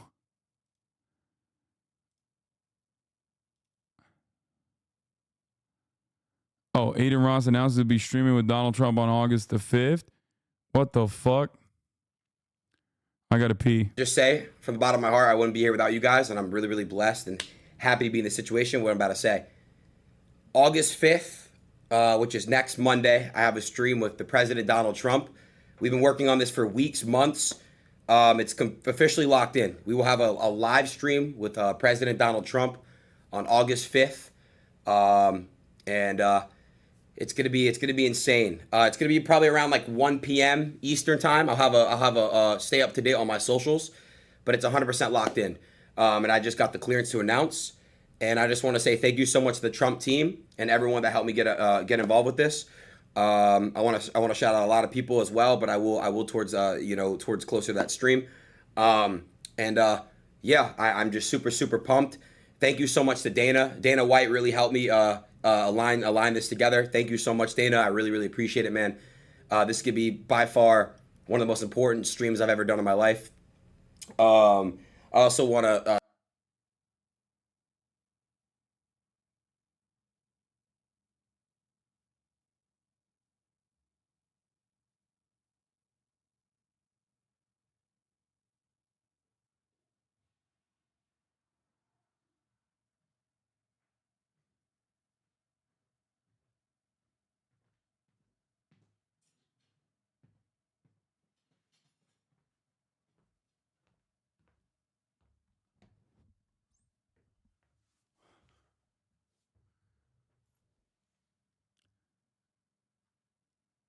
stay up to date on my socials, but it's 100% locked in. And I just got the clearance to announce. And I just want to say thank you so much to the Trump team and everyone that helped me get involved with.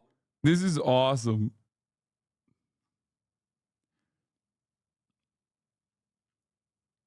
Adin's audience is too young to vote, though.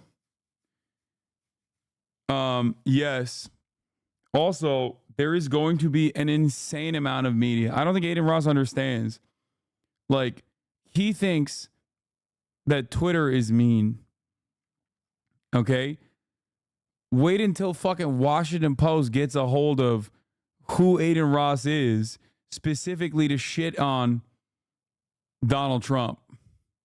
They're going to be like, Donald Trump went on the live stream of a dude that has had Nazis on his stream, that, like, I can't. You must be jealous. Oh, so jealous. Like, the amount of attack ads that are going to be coming at, the amount of attack. This is like literally the equivalent of like Donald Trump going to dinner with Kanye West and Nicholas Fuentes. Okay. Like, they're going to be like, he showed porn to his audience of minors. Like, I don't even know where they're going to start. They're going to be like, he's the number one Andrew Tate dick rider. Adin Ross's 5 most controversial takes that landed him in hot waters. This doesn't even scratch the surface. Okay. Adin Ross tells viewers to slit brother's throat. A HasanAbi fan for $20,000. In a now deleted stream that went live on March 3rd, Adin Ross was clipped on separate occasions, suggesting a couple of his viewers urinate or slit the throats of their respective brothers because they were fans of HasanAbi and Destiny and used to watch their content instead of Adin's content.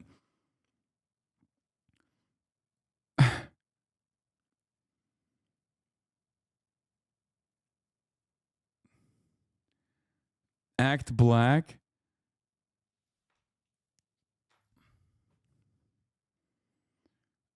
Jake Lucky's safety. Oh, he told Jake Lucky to kill himself. Adin Ross was indefinitely banned on Twitch today, saying his friends say it was permanent. Likely reason for him saying a homophobic slur F word on your Rageously stream last week.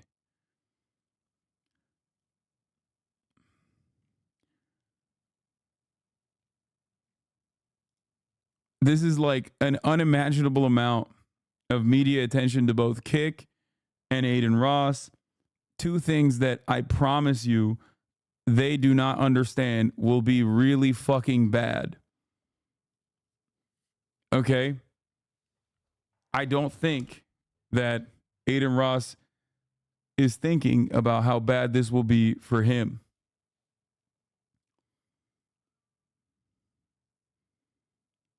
I don't think the Trump administration understands how bad this will be for them as well. Isn't any publicity good? Not when you're running for president, man. What the fuck? Not when you're running for president and you are already the president and then you do clown shit.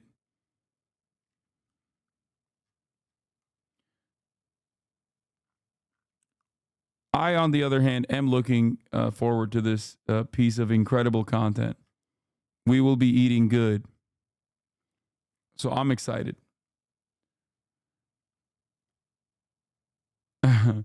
Incoming Axios think piece, a deep dive into the 5 worst pedophiles who have streamed on the platform visited by Donald Trump last week.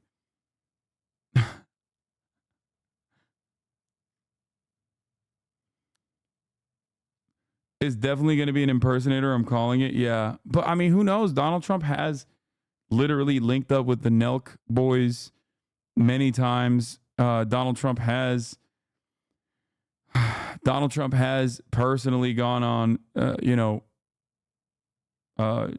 Logan Paul's Impulsive podcast. So jealous. What is this? Oh. The Republicans and Democrats seem to be making the worst moves either of them can do. Is like they're trying to one-up each other on terrible messaging. Yeah. He's also linked up with Dana White.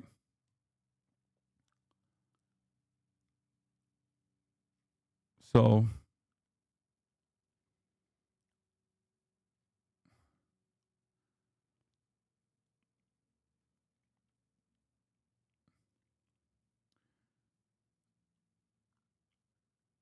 do you think the alarmist claims from TikTok leaders about the threat of MAGA hogs and the government not certifying the election have any merit worth being concerned about? What?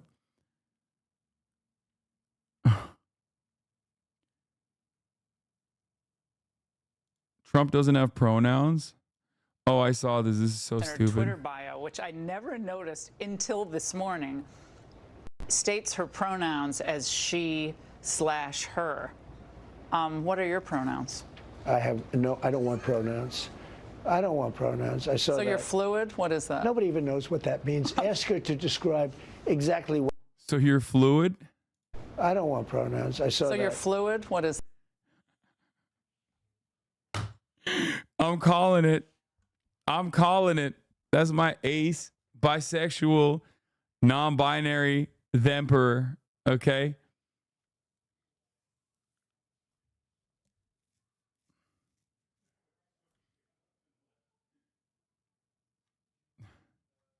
Nobody even knows what that means. Ask. What do you mean nobody knows what that means? Like, it's just pronouns, man. Like, what the fuck? You just said to describe. Ask her to describe it. What do you think you just used?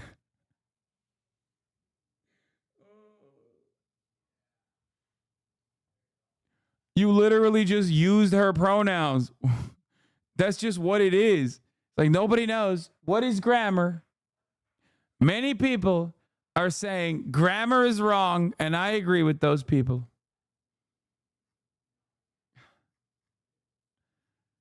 Oh, I'm so fucking tired. Okay, I'm done for today, dude. I'm done. I can't do this no more.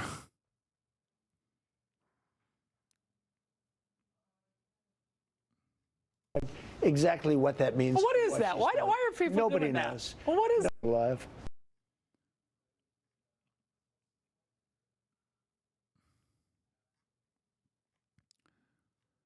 Oh.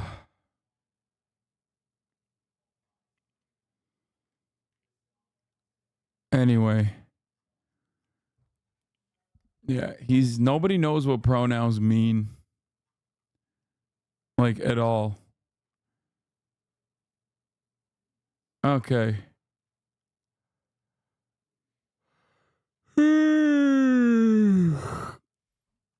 All right. It's been another banger stream. Ladies and gentlemen, I didn't even get to the Trump answers, like half the Trump shit, nor the Trump assassin, attempted assassin, and his additional background. Appointed gaming czar? No, I will never do that. Too afraid. I'll see you guys tomorrow, though. You already know.